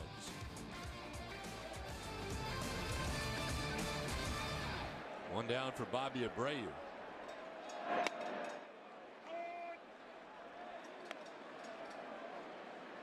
Abreu with a couple of hits after grounding out. He's singled and doubled and has knocked in a run, now 10 on the season.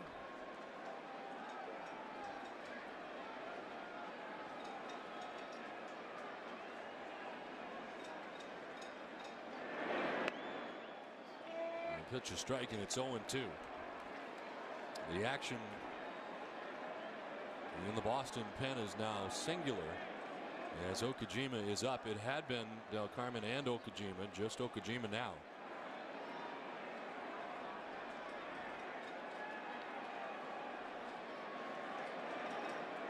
And it's an 0-2 pitch to Bobby Abreu. The breaking ball misses, and it's 1-2. Abreu thought about it and was able to hold up on that curveball from Beckett. Back-to-back curveballs from Josh Beckett to Bobby Abreu.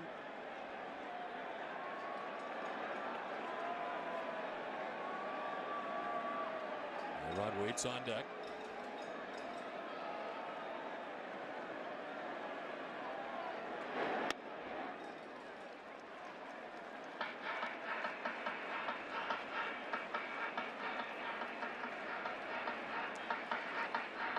Had to expend a lot of energy in the middle innings and has reached 100 tonight.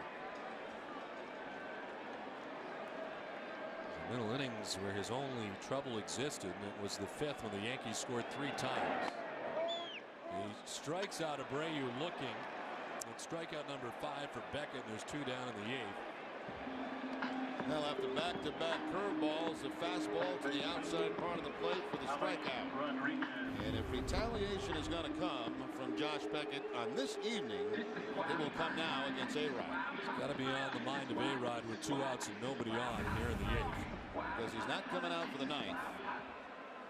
But again, you've got to think about suspension.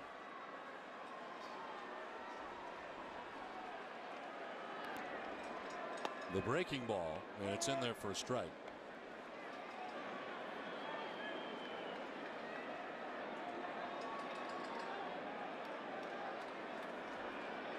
Manny Ramirez thrown behind by Kyle Farnsworth. First pitch in the top of the 7th. After Manny hit 2 home runs tonight off Mike Mussina. The 0-1.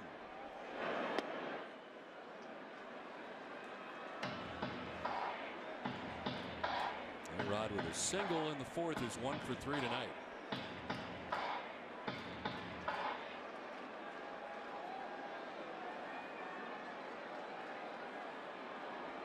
Warnings have already been passed out tonight as time's called and A-Rod backs out.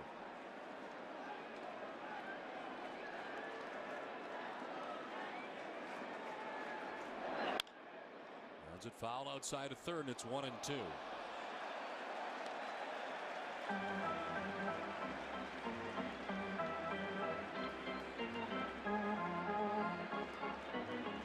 Giambi waits on deck.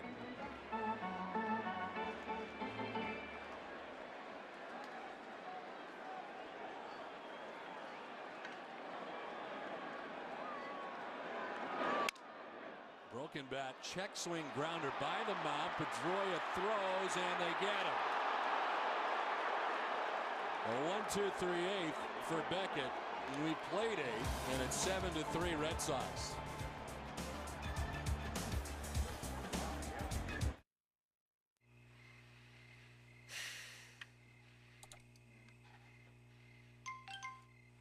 I win. Yeah! I win! I win! I am a winner!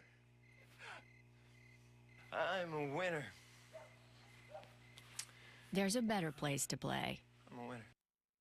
Foxwoods Resort Casino, home of the only poker room in New England. Check out the action at foxwoods.com. You'll be amazed where a pen can take you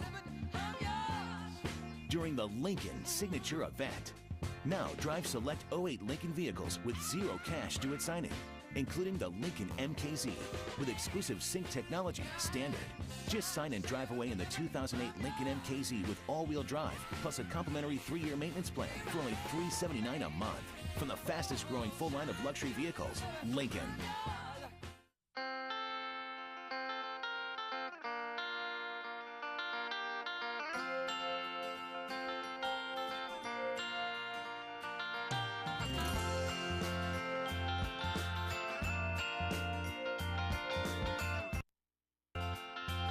Organify your world with Wild Harvest. Over 200 natural and organic products at a price that'll make you smile. Wild Harvest. Now available at Shaw's. Be careful, Jimmy. I'm fine, Mom. I'm bored.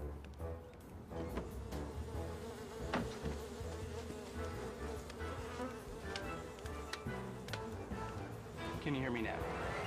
Good, because we're going to need 2 rooms with king-size beds and a spa treatment for my wife. We test our network every day. Spa treatment, honey. So you get America's most reliable network, Verizon Wireless. And now buy a text-friendly Envy or music-playing chocolate for just $70. Top half of the 9th inning back at Yankee Stadium, 7-3. The Red Sox on top. Billy Traber back on the mound for New York. And it's Dustin Pedroia made a nice play to end last inning. Leads it off and sends it into left field for a base hit. Over is Damon to play it. A leadoff single for Pedroia.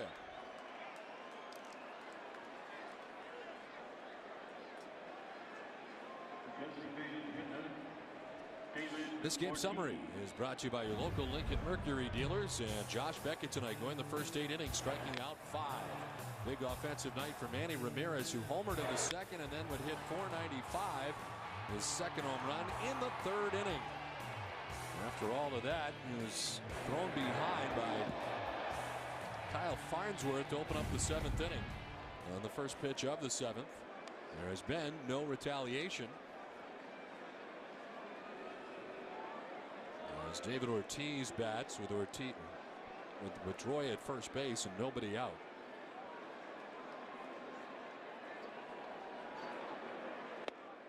Dustin Pedroia tonight picks up his 10th multiple hit game of the season as Jonathan Papelbon starts to throw in the Red Sox bullpen. And that 10 leads the league in that category.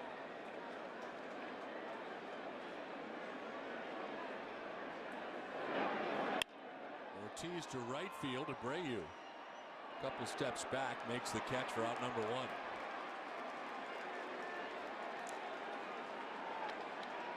The left fielder, Manny Ramirez.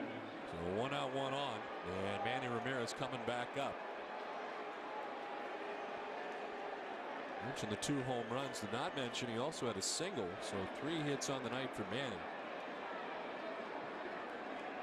And after getting thrown behind by Farnsworth, grounded out in the 7th inning.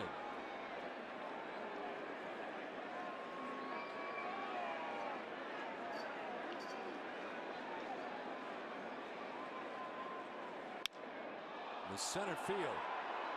Cabrera headed back, makes the catch just on the base of the track, and there's 2 down.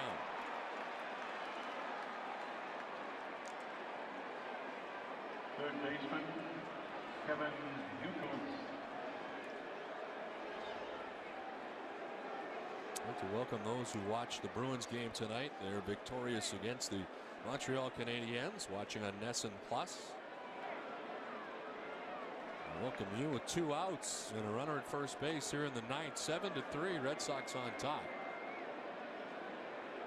Youkilis has had a 2-hit night as he bats for the 5th time.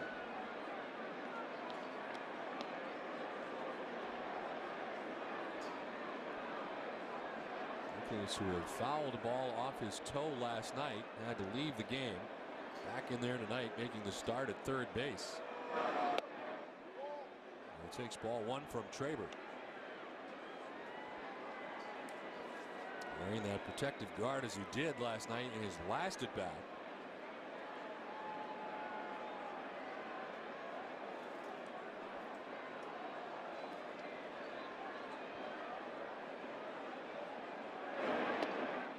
Swings through that as he tried to hold up. 1-1. Now, like last night, a lot of this Yankee Stadium crowd leaving the ballpark. The game not nearly as long as last night's game, but a 7-3 score with their team down by 4 runs. And the early exit. Yeah, better than 55,000 at one point tonight. 55,088 to be exact for game 2 of this brief 2-game series. And homestand for New York.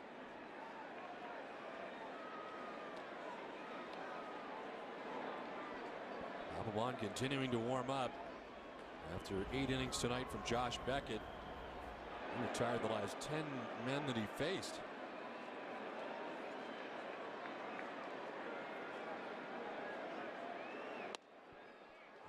Is strike 2, and it's 1-2 to Youkilis. The Yankee fans won't get to see their team at home now until the last 2 days of April, as they head out on a long road trip, taking to 3 different cities.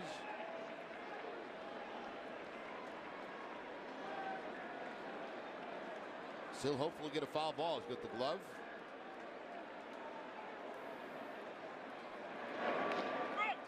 Down and in, 2-2 to Youkilis.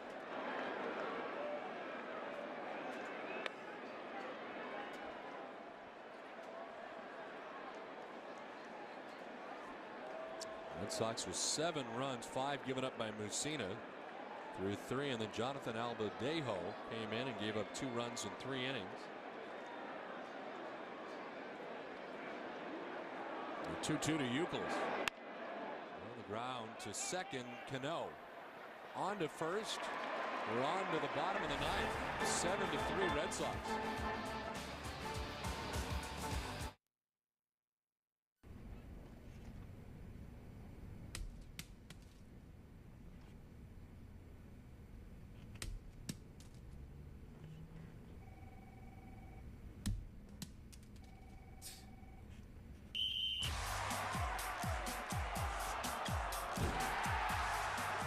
When you're ready for fun, Southwest Airlines has your fare. Fly to lots of fun places nationwide for as low as $59 one way. You are now free to move about the country. Hey, Sally, want to come over and watch TV or something? I was really hoping to attend the concert tonight. Oh, okay. I'll pick up 2 tickets. Gee, that would be swell. Okay, bye. How am I going to get tickets so fast? Hey, you better call Ace Tickets. You mean 1-800-MY-SEATS? Sure. They also have 5 convenient locations. They have tickets for the Red Sox, concerts, theater tickets, you name it. Wait, do they offer a guarantee? 200%. Wow. Oh, hi, Ace Tickets? Thanks to the VW Sign Then Drive event, just about any fun-loving Volkswagen person can get into one. Just sign, then drive.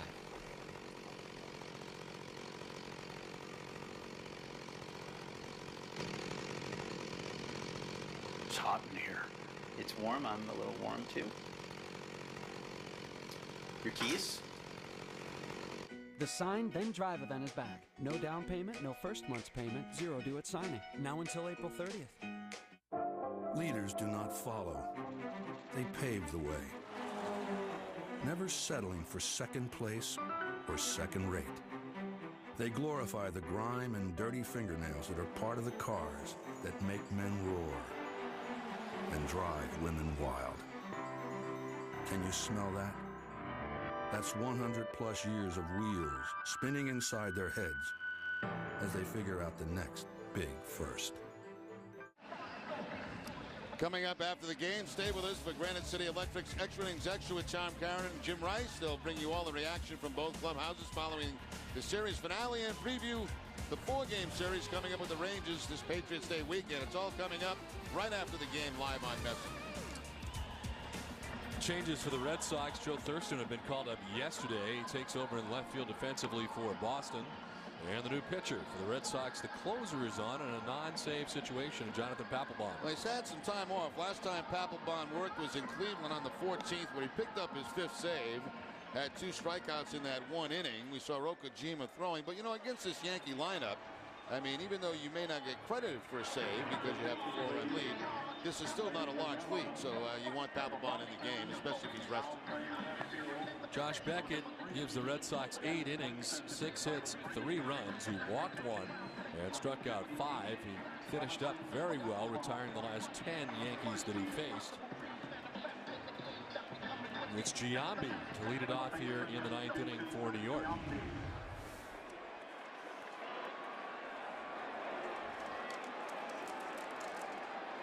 Giambi 0 for 3. He's flying out to center, struck out and grounded out. They go into the shift. Defensively for the Red Sox with only Youkilis on the left side of the infield.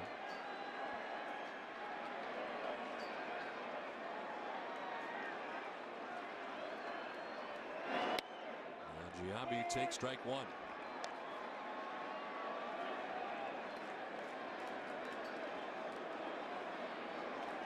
And Beckett with 105 pitches tonight through his 8 innings. New season high for Beckett, who had previously thrown 92 as his most. 0-2 to Giambi. Now, Beckett came up very big for the Red Sox tonight. I mean, they desperately needed a starting pitcher to go deep into a ball game, be effective, shut down the other team. And that's what the ace provided. That's why he's the ace. I mean, he did that tonight for Terry Francona and the Red Sox. And that certainly helps out everybody in the bullpen.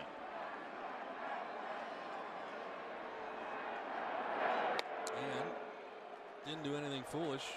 No, retaliate. Exactly. That's the thing you have to consider. I mean, it's so obvious. You've been warned already, and if you do it, you're going to get thrown out of the game, which would not have been a big deal, but you're also going to get suspended, which is a big deal.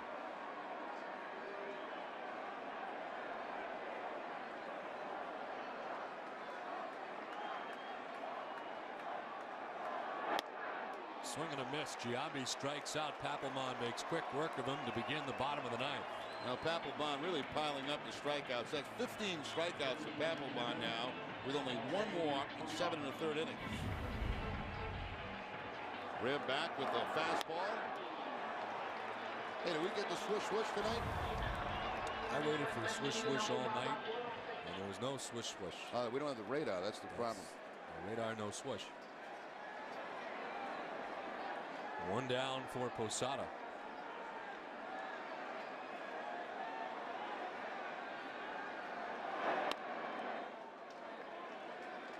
Posada's grounded out, struck out, flied out. The Yankees have been out hit tonight, 13-6 by the Red Sox.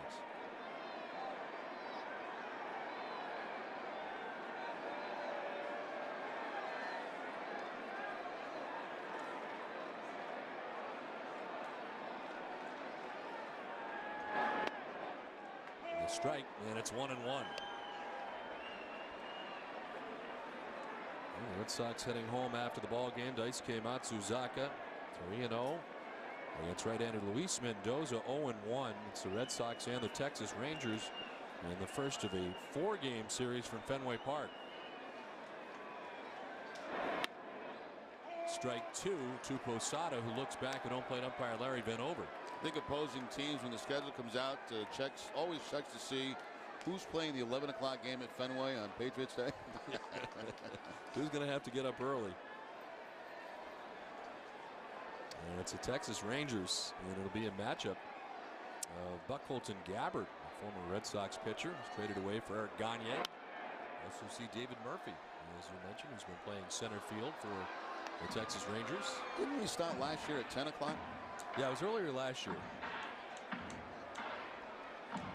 It's back to 11 this year. And unusual, most of the time the Sox hit the road after that Patriots Day game, but not this year. They stay home and have another series coming up against the Angels.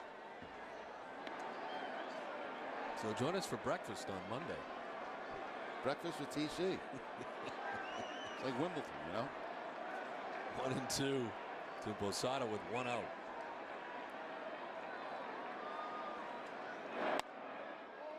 Inside, it's 2-2.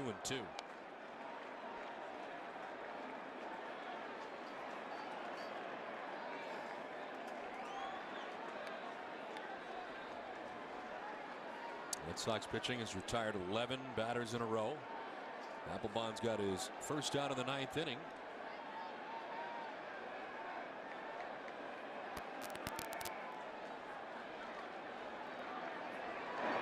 Posada lines it to right. It'll get to the wall as he heads for second base. Drew digs it out. And it's a 1-out double. Breaks up a string of 11 in a row. Retired by Red Sox pitching. Now Posada was 0 for 3, and with this double in his 4th at bat, keeps a hitting streak alive. Now it's 7 games. So his throwing arm bothering him, but not swinging the bat. Out in front of the Papelbon fastball for the 1-out double.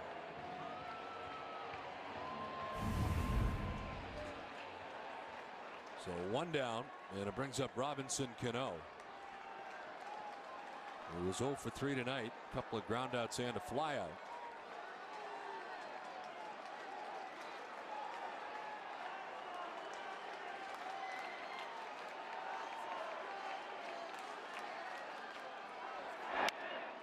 Popped up foul, back and out of play.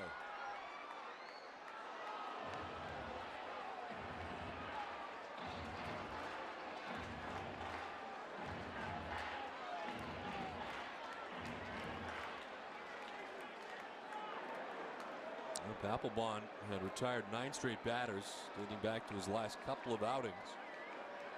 He's converted all 5 save opportunities this season. This is not a save situation coming in with a 4-run advantage as he took the hill to begin this, the bottom of the 9th.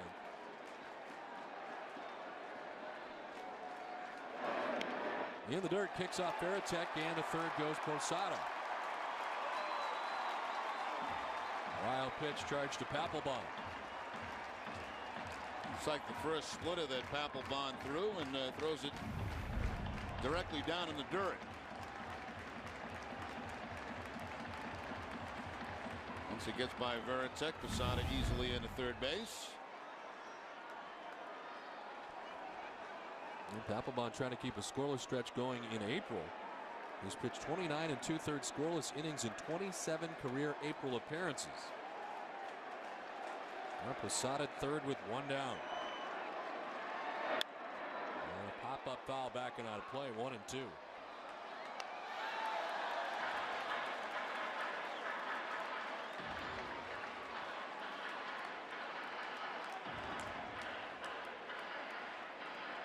Furthermore, Papelbon is not allowed to run in 6 2/3 innings in 6 career outings at Yankee Stadium. And he's got a runner at third base with 1 down. And a count of 1-2 to Robinson Cano.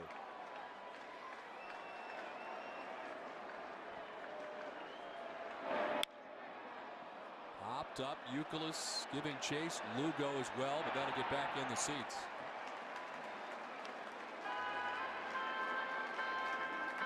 You had that shot at Joe Girardi in the dugout, and of course coming from the National League with the experience down there with the Marlins, and you wonder, you know, Joe Torre was such a rock here for this organization for so many years, through good times and bad times, and how he kept things together and the clubhouse kept things out of the media. You wonder if Girardi will have the same success, because he certainly will be presented with the same challenges.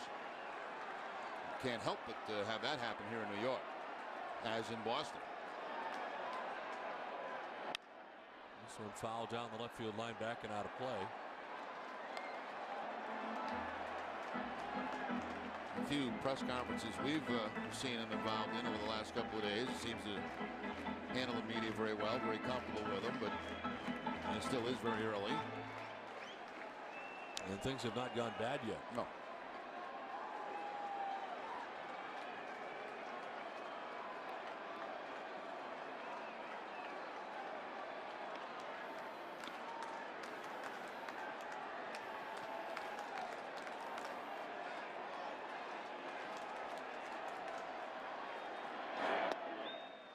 Outside 2-2. You think about the Yankees, who've had some tough starts over the last few years. You wonder if it wasn't that rock, Joe Torre being Joe Torre, whether they would have been able to bounce back in some instances the way they have. Not panicking when the Yankees were down and starting the season slowly.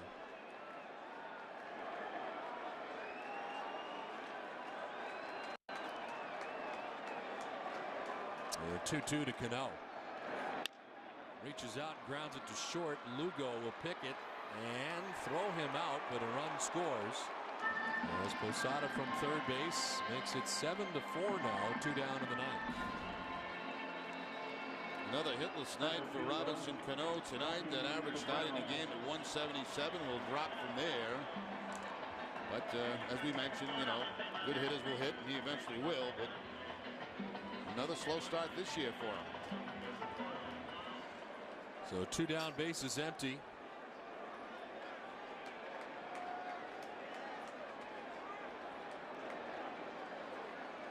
Melky Cabrera has been on twice, a hit and a walk, as he takes ball 1.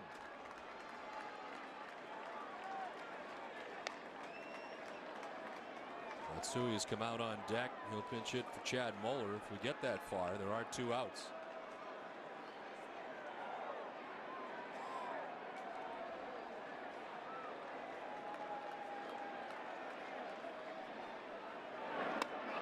Inside, late reaction from Cabrera, darts back out of the way.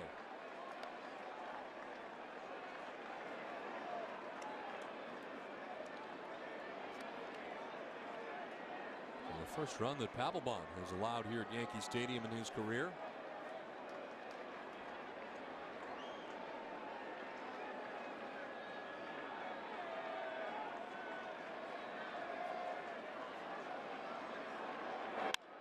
To right field.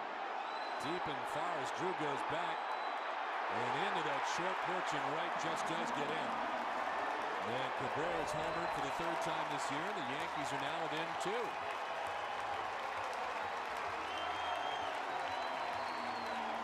You don't see hitters get in front of Papelbon's fastball very often. But Melky Cabrera does right there and picks up his 3rd home run. That's funny, Don. It's weird how sometimes these closers come in non-save situations and not quite up to the task. They're not as sharp as they normally would be.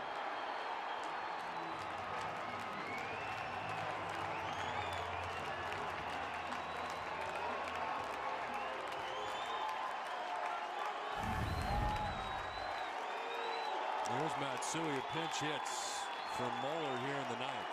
Yankees not going quietly as Matsui fouls it off.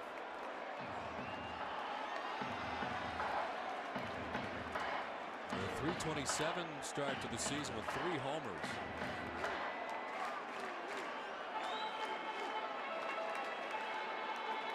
He was 2 for 4 getting a start last night in left field when Damon sat. And pinch hitting tonight's never had a hit off Papelbon.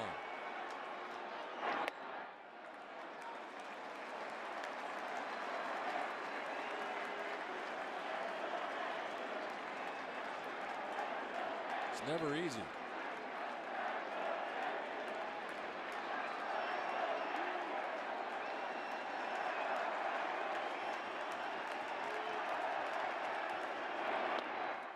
Strike 2, and it's 1-2 to Matsui. That's exactly right, too. You know, as much as control of this game the Red Sox have been in all night long, it still comes down to a 2-run ball game in the ninth.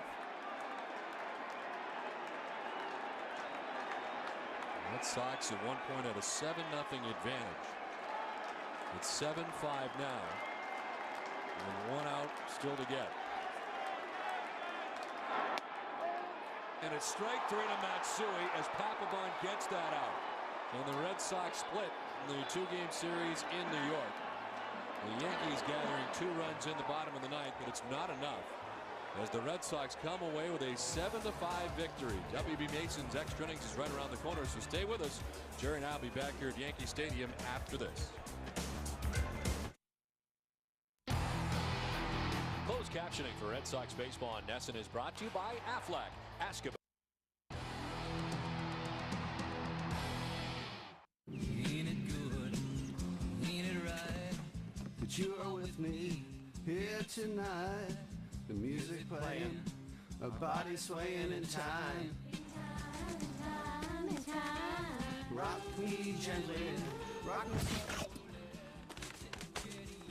Baby, baby, rock me gently, rock me slowly. Take it easy.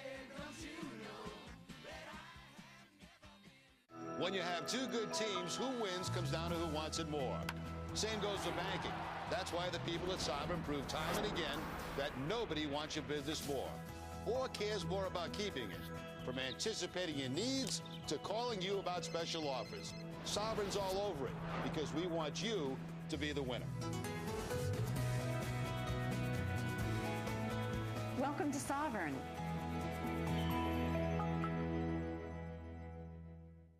The Reebok Hex Ride running shoe. Extreme comfort and cushioning, perfect for the off-season. There is no off-season. I'm with you, Matt. Running keeps me strong. Got that, Tori. It builds my speed. Like you need more speed, Chad. It will to break my records. Hey guys, we all have our reasons. What's yours, Stace? To be a better dancer. Like me. It's your move, Matt. Matt, you might want to stick to passing. Yeah. The Reebok Hex Ride, available at Dick's Sporting Goods. KFC Famous Bowls, freshly prepared with our home-style mashed potatoes, layered with sweet corn, all-white meat, crispy chicken, and topped with our signature gravy and 3-cheese blend. Life tastes better with KFC.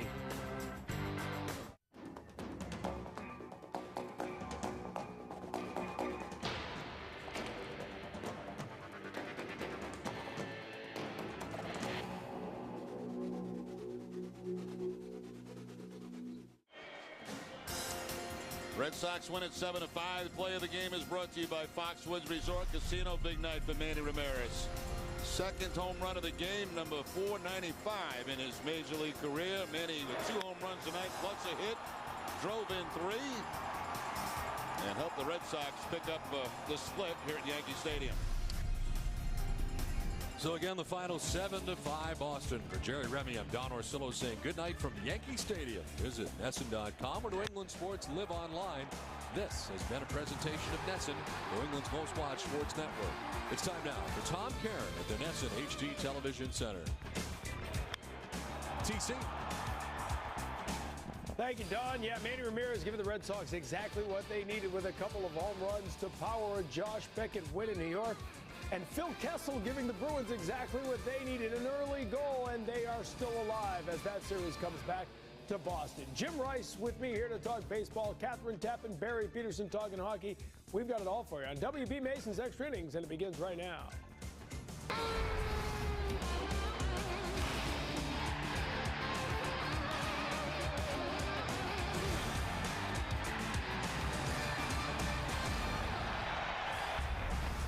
Joe Girardi, we told you back at Fenway Park, don't pitch to Manny Ramirez, even when there's nobody on base.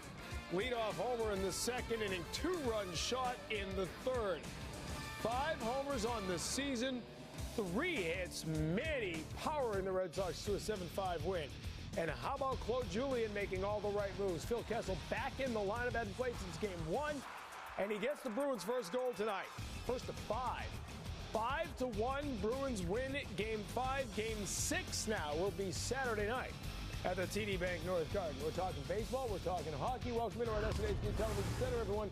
Tom Karen along with Jim Rice. And I know you had good numbers against a lot of pitchers over your time, but Manny Ramirez right now owns Mike Mussina. I think the ballpark has a lot to do with it, too. And, of course, with Mussina and Manny, it just seemed like, you know, he got that knuckle curveball. He can't really get it over. He's not an overpowering pitcher. And Manny just watched the balls away, and all of a sudden he had to come in and throw a strike. Well, it was a mediocre pitch. I think it was more location than anything else. But Manny's being Manny. The guy's a great hitter. This is the first time up in the second inning. A leadoff home run, 4th of the season, dead center. That's a long way to hit one. That's a bad man. That's when you know you are a bad man. That's what Manny told us in October. He showed just how bad he is tonight. You know, at Fenway Park on Saturday, had a home run, had a 2-run double off Mike Mussina. Now his first at-bat against Mussina in the second inning is the home run. Then he comes back up in the third inning, this time with a man on. This time he hits it even farther. You know, I think you looked at it. Once it looked like a grapefruit, then all of a sudden it may look like a basketball. And what Manny's seeing right now, basketballs. I mean, he's at a stage right now that he's probably at his best, where he's getting his pitches, he's not missing his pitches, and he's getting good location with the ball on the bat. He is 12 for his last 25. He now has 13 extra base hits to lead all of the American League.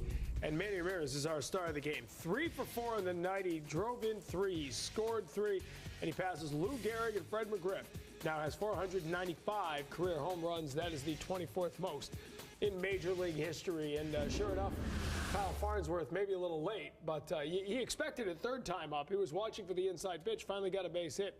Farnsworth in the 7th inning is one of those. You never throw a guy behind a guy's head, and that's what Farnsworth did. In a way, yes, I would have expected that. In a way, no. I mean, Manny's hot, but the pitchers are bad locations. I mean, Manny's not doing himself. The pitchers are pitching badly. And all of a sudden, you think about opposing team. You think about A-Rod. You think about Jeter. You think about Giambi. You know, sooner or later you say to yourself, I'm going to get hit. Someone's going to pay the price for this. It didn't happen tonight because they were warned, and you got to watch out for the suspension. But you never throw behind a guy's head, do you? No. And the thing about that, I think Beckett have already put it in his book. I'm going to get one of them. I don't know which one I'm going to get, but I'm just going to make up my mind which one hot at the time. And he's going to do it. Well, that's something we'll be watching. They don't play again until July. So when that happens, we will see how that plays out. Red Sox will win this one. And Mike Mussina, as we said at the very top of all this, just having all kinds of trouble with Manny Ramirez. We're going to take a break, come back, and bring you more as the Red Sox win their game and the Bruins will win their game. Now with a big win in Montreal tonight, the Bruins have kept their playoff hopes alive. Game 6 is live from the Hub of Hockey right here on NESN in high definition. Catherine Tappan and Gord Kluzak get it started with Bruins face-off live at 6:30. The Red Sox-Rangers game will be available on the NESN Plus channel. Go to NESN.com to find the NESN Plus channel near you. Catherine Tappan, Barry Peterson with us here in studio. They'll have a little Bruins update. Look back on this Game 5 win. Look ahead to Game 6. Get ready. This is the Subaru Dealers of New England Spring Sales Event. Get ready for your life in the most award-winning small SUV, the all-wheel drive Subaru Forester. The Forester has a powerful boxer engine for improved handling and control. Right now, get $2,000 cash back, plus 0% financing. It's what makes a Subaru a Subaru. Ready for spring. It's what makes a Subaru a Subaru. Don't miss the Subaru Spring Sales Event going on now.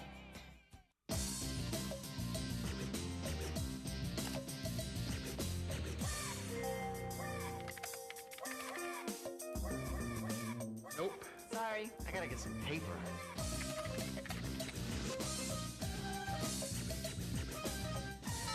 Door. Cool. Retro. Who was that dude? Who but WBMason.com. You think it's not gonna happen to you? Well, take it from me, it can. And whether it's a broken bone or appendicitis or cancer, you can't afford to suddenly pay a huge bill. You need health insurance. That's why Massachusetts is now requiring everyone to have it. And they're making it more affordable and easier to get through the state's health connector. Call them or go online. Get information, compare plans, choose the one that's right for you. Hey, don't wait till it's too late. Call Mama. Calling Mama. We knew the people who don't drive a Ford would be surprised by Ford. So we went from town to town and friend to friend, inviting real people to drive one. It gets great gas mileage and it's fun. It's definitely a sleek and sexy car. The thing that surprised me the most about the Ford Focus is how much I really enjoyed it. Definitely felt comfortable and safe, and that really surprised me. Driving it for a week, I don't want to give it up. Get a Focus with $500 cash, plus we'll match your down payment up to $1,000, or get 0% with $1,000 cash. Welcome back, everybody. The Bruins enter Montreal needing an offensive surge as they stare in the face of elimination in their round 1 matchup, hoping that Phil Kessel back in the lineup can spark some of that. Habs continue their trend, however, of striking early as Alex Kovalev takes the pass from the blue line. He gets deep in the B zone. He buries the slapper past Tim Thomas. Habs take an early 1-0 lead. Bruins on the move now late in the first with David Krejci scooping up the loose puck, skating past the blue line. His shot is blocked. Milan Lucic tries, but Carey Price makes a quick turn for the save. Price with 7 saves in the first period. We go to the second. Phil Kessel comes up big here, skating in from the boards. He flips a wrister on net. His shot was blocked, but Kessel collects the rebound and scores his first career playoff goal on the power play. Game tied now at 1. Bruins continue their pressure in the third. Petteri Nokalainen gets deep on the half zone. His shot is blocked by Price. He wraps around behind the net. Glenn Metropolitan then collects the rebound. He guides his shot past Price. B is now with a 2-1 lead. Later on in the third, with the Bruins on the power play, Dennis Weidman gets it over to Zdeno Chara just inside the blue line, and he shows that NHL hardest shot competition power, firing a hard slapper upstairs on Price. That gives the Bees their first 2-goal lead of the series, and Chara's 4th career playoff goal. Bruins added 2 more insurance goals in the third period to win it 5-1 in Montreal. Despite the Canadiens out shooting the Bees 32-24, the Bruins 2 for 5 on the power play tonight, 0 for 4 for the Habs, and we send it down to ice level. Let's check in with Glenn Metropolitan. Oh, it was great. What a great feeling. You know, I've been battling it for a while, and just finally getting a big goal for a team like that. And you know, you just got to keep sticking with it. And I just kept on trying to keep my confidence, and I thought eventually it would come, and you know, it came at a good time for me. You and Schaefer and Noki, you didn't start the game together. No, yeah, kind of, you know, the penalties and stuff got the lines mixed up a little bit, you know, power plays and stuff. So it was, yeah, you know, we played well last game too together, and you know, he put us back together, and that's, you know, we did our job. What did you think when you saw him drop that puck there in front of you? That kind of surprised me, obviously. I was kind of looking for the puck, and I really don't know what happened. I just went to the front because I heard the crowd yelling or something, and all of a sudden came into my stick. Good lesson. And Glenn Metropolitan gets the Bruins' hearty hard hat there, Barry, but he certainly deserved it. And really, all the Bruins had tremendous efforts tonight to contribute to the win. It was a total team effort, and he represented, I thought, with that hard hat, those penalty-killing unit that kept Montreal's #1 power play off the board, 0 for 4 again. The Bruins' power play, 2 for 5. They scored 4 unanswered goals in the third period to run away. They let the Dogs out, able to get some momentum going now their way, head back here Saturday for Game 6. Tim Thomas kept them in the game early on when Montreal tried to get some momentum going. But boy, it was all Montreal. Great team effort. We've seen 4 tremendous games here in a row, and I would imagine Game 6 is going to be pretty exciting as well. Just as exciting. All right, plenty more to come from us. We're going to take a short break. On the back end, we'll hear more from TC and Jim Rice, but first we will hear from Phil Kessel on a tremendous performance at the Bell Center tonight.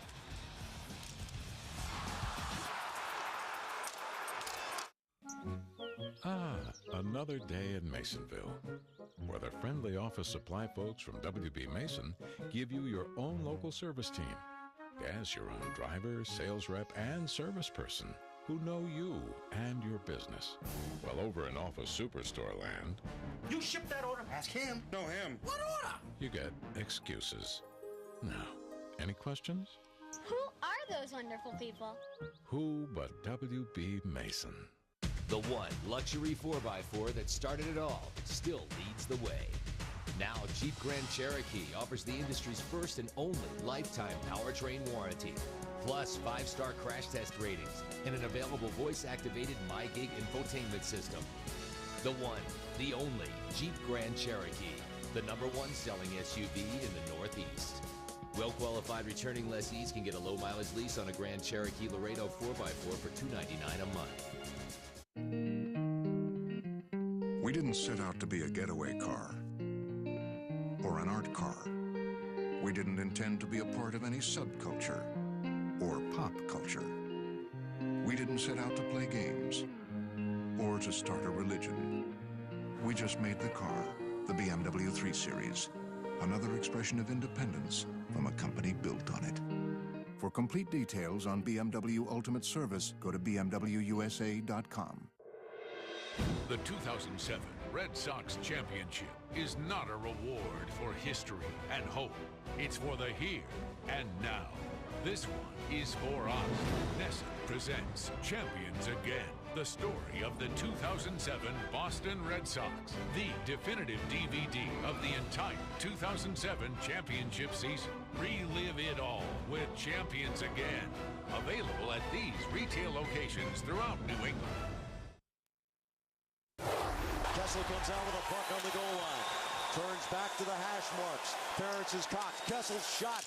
Off Commissar Greenfield scores! Phil Kessel off the bench into the goal. It's 1-1. The power play, Phil Kessel. Claude Julien deciding to go with the youngster in Game 5.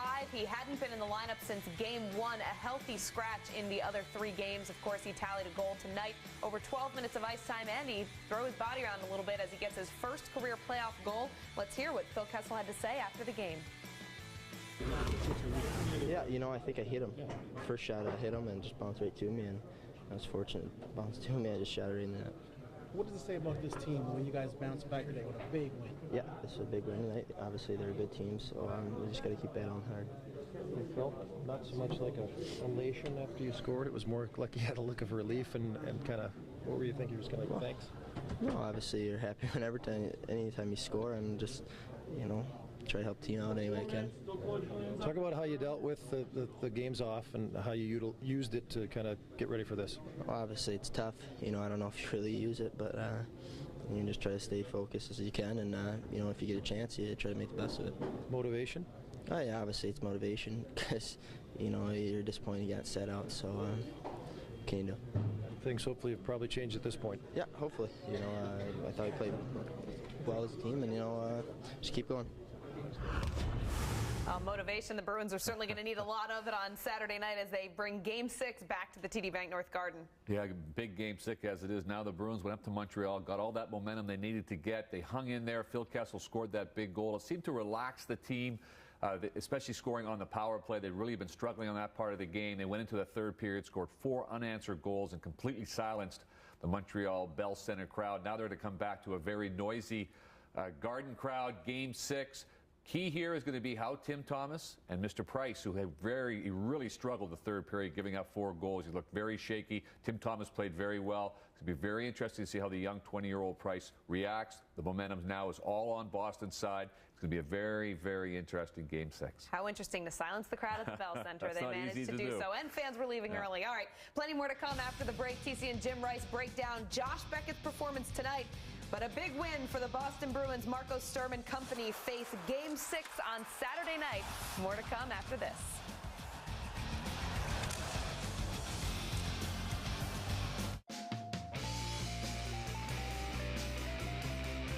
Most innovative features. Third row seating. DVD player and gaming outlet. 5-star crash test rating. Best fuel economy in its class. Introducing the crossover that's ready for anything. The all-new Dodge Journey. If you can dream it, do it.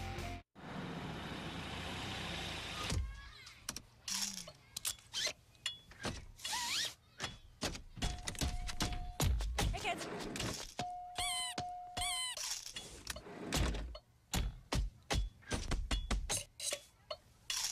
Don't miss a beat all afternoon. Introducing new oven-toasted flatbread sandwiches. Dunkin' Donuts. America runs on Dunkin'. Buy a flatbread or pizza the day after the Red Sox win and get a free 16-ounce iced coffee or tea. It's the ultimate.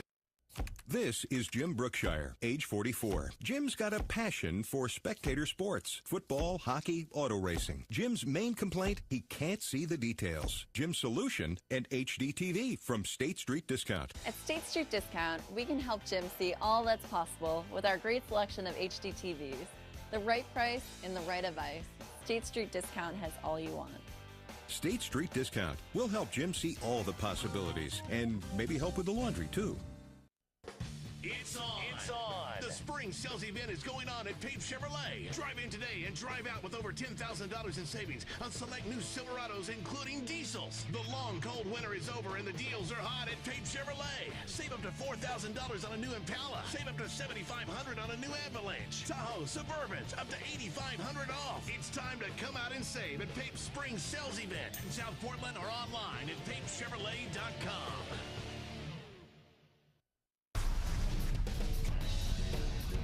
Time for our WB Mason delivery of the game. Red Sox needed an ace-like performance from their ace, and he came up aces. Josh Beckett got it done tonight. Jim, no Red Sox starter had thrown 7 innings in a start yet. He goes 8 tonight, and the bullpen needed a rest. Well, he's your horse. Bullpen needs a rest.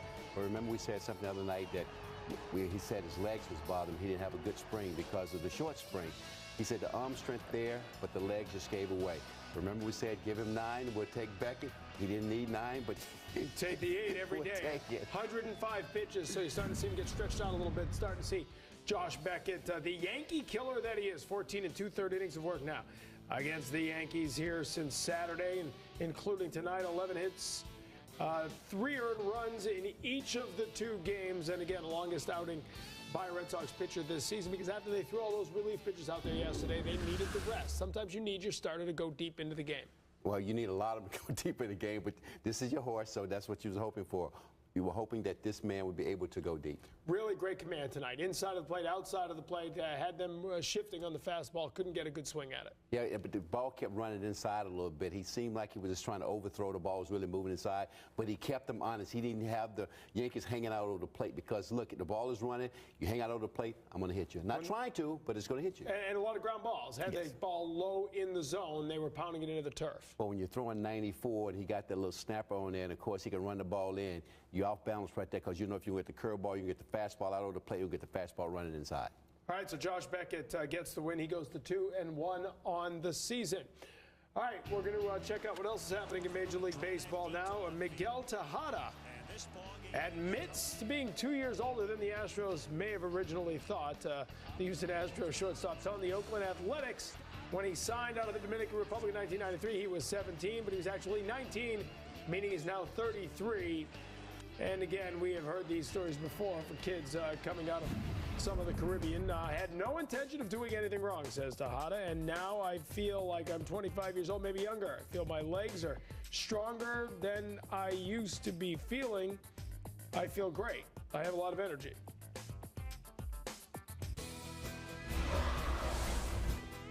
All right, so the Houston Astros, his current team is Miguel Tejada, hitting it like a 25-year-old man right there, home run to center field, his third of the season. Phillies already up 4-0, so he gets Houston on the board, making it 4-1.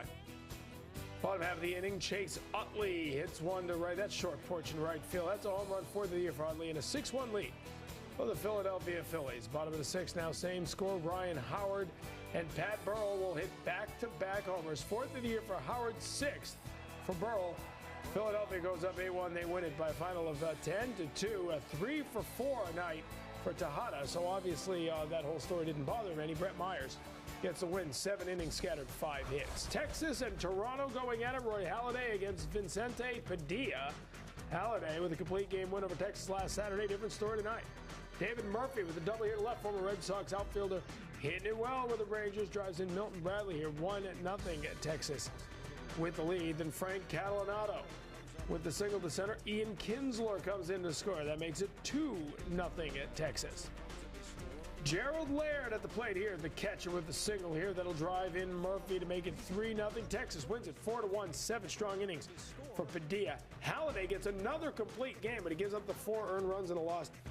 Talking about guys going deep, Roy Halladay has pitched 33 of a possible 36 innings this season, but he's only 2-2 and needs a little run support. Toronto has lost 5 straight home games for the first time in 3 years. The key with him is not to hit him hard.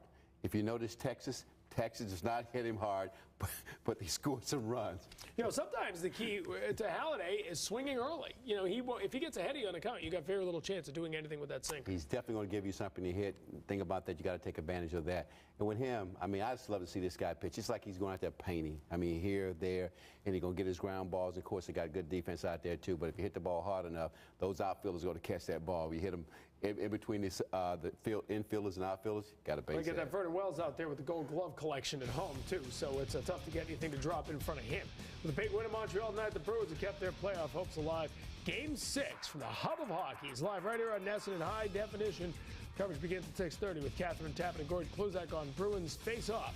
The Red Sox-Rangers game available on NESN Plus channels.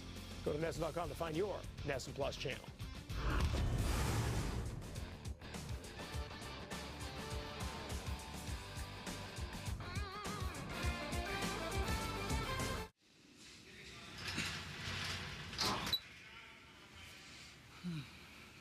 Press the way I like it. Want to steal? Major League Baseball 2K8. Rated everyone. I said 2K. K? It's gonna work. I don't think it will. Let's go. Dad? It's time. You'd be a really nice catch for somebody. Please?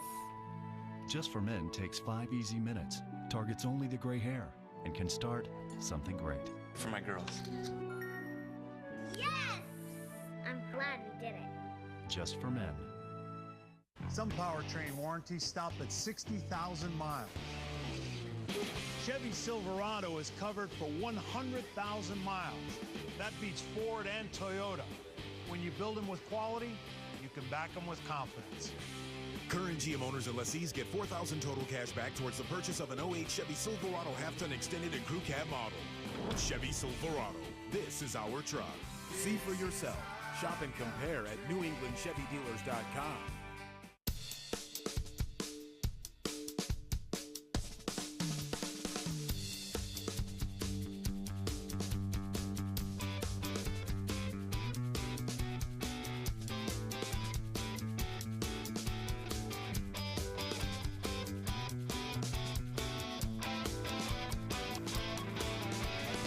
See a new ad every day at MassVacation.com.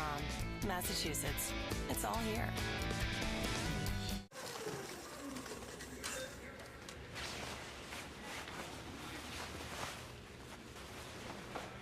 Want to run? Major League Baseball 2K8. Rated everyone. I said 2K. K.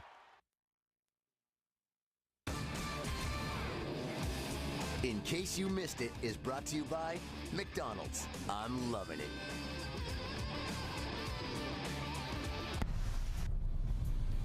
It's always a kind of a judgment call for the umpire. I mean, they see that, but they also see that there may not have been a play at first base that was going to be close, and sometimes they'll ignore it. I don't think they ever should ignore it, quite honestly, because it's very dangerous for middle infielders. Back in the day, when they had no rules about that, guys could stand up, they could throw body blocks at you, they could chop your knees out from under you, and it became a very dangerous place to play. So it's all for the safety of the middle infielders, and if they see that, they should call a double play. We're trying to stay away from certain guys and certain nights just so we don't put a taxing on their arms. Sometimes when you get into the bullpen early, it makes it a little harder to win the game, but we're not going to hurt anybody out there. That's the best way to ruin your team. CeCe's getting killed, Donnie-O. I mean, they're booing him in Cleveland, and that's not a pretty thing. You know, 9 runs in 4 innings yesterday.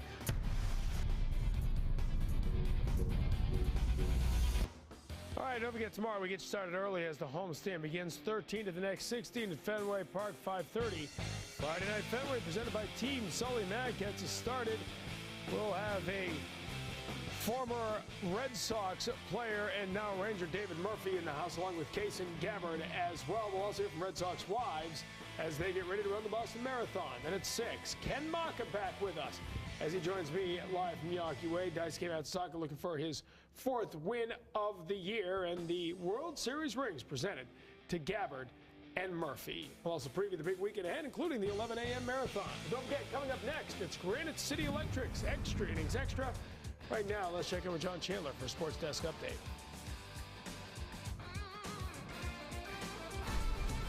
TC, many thanks. Yeah, we are loaded tonight on Sports Desk presented by FW Web. We'll take you to Montreal for a wrap of Game 5 with the Bees and the Habs. Plus, Hazel May catching up with old friend Johnny Damon. That and more right around the corner. Keep it on Nesson. Tom Karen and company back right after this timeout. When you have 2 good teams, who wins comes down to who wants it more. Same goes for banking.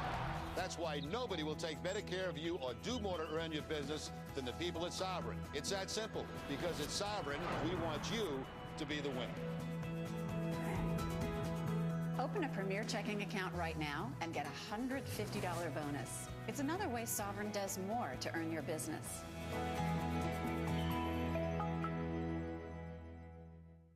You want to talk sports? I'm your point man. Globe 10.0, presented by Verizon, hosted by Bob Ryan. He's going one-on-one with Boston's best sports writers. This is one of the best teams of all time. Their offense has fallen off the cliff. He has one swing for all occasions. This is a team that really shouldn't even be here. Win or lose, we can have fun doing this. We need to keep emailing. I was wrong. It was on. We are fired up. Does it get any better than this? Don't miss The Point, Tuesday through Thursday at 5:30, only on Nesson. That's the point. Lights, camera, revolution, give us. Revolution, lights, camera, revolution, give us. Revolution.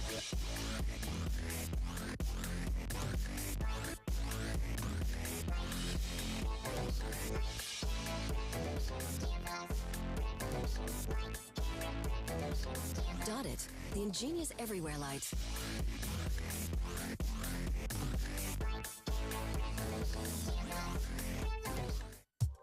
The Civic Hybrid from Honda.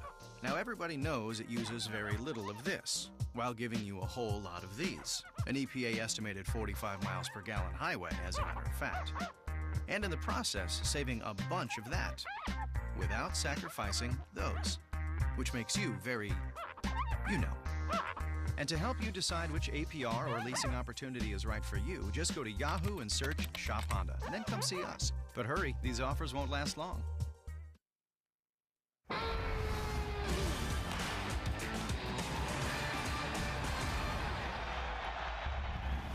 Welcome back into our SNHD Television Center. Tom Kerr with you for Granite City Electric's Extra Innings Extra. Don't forget Sports Desk coming up in just a few minutes here on NESN. More reaction to the big win.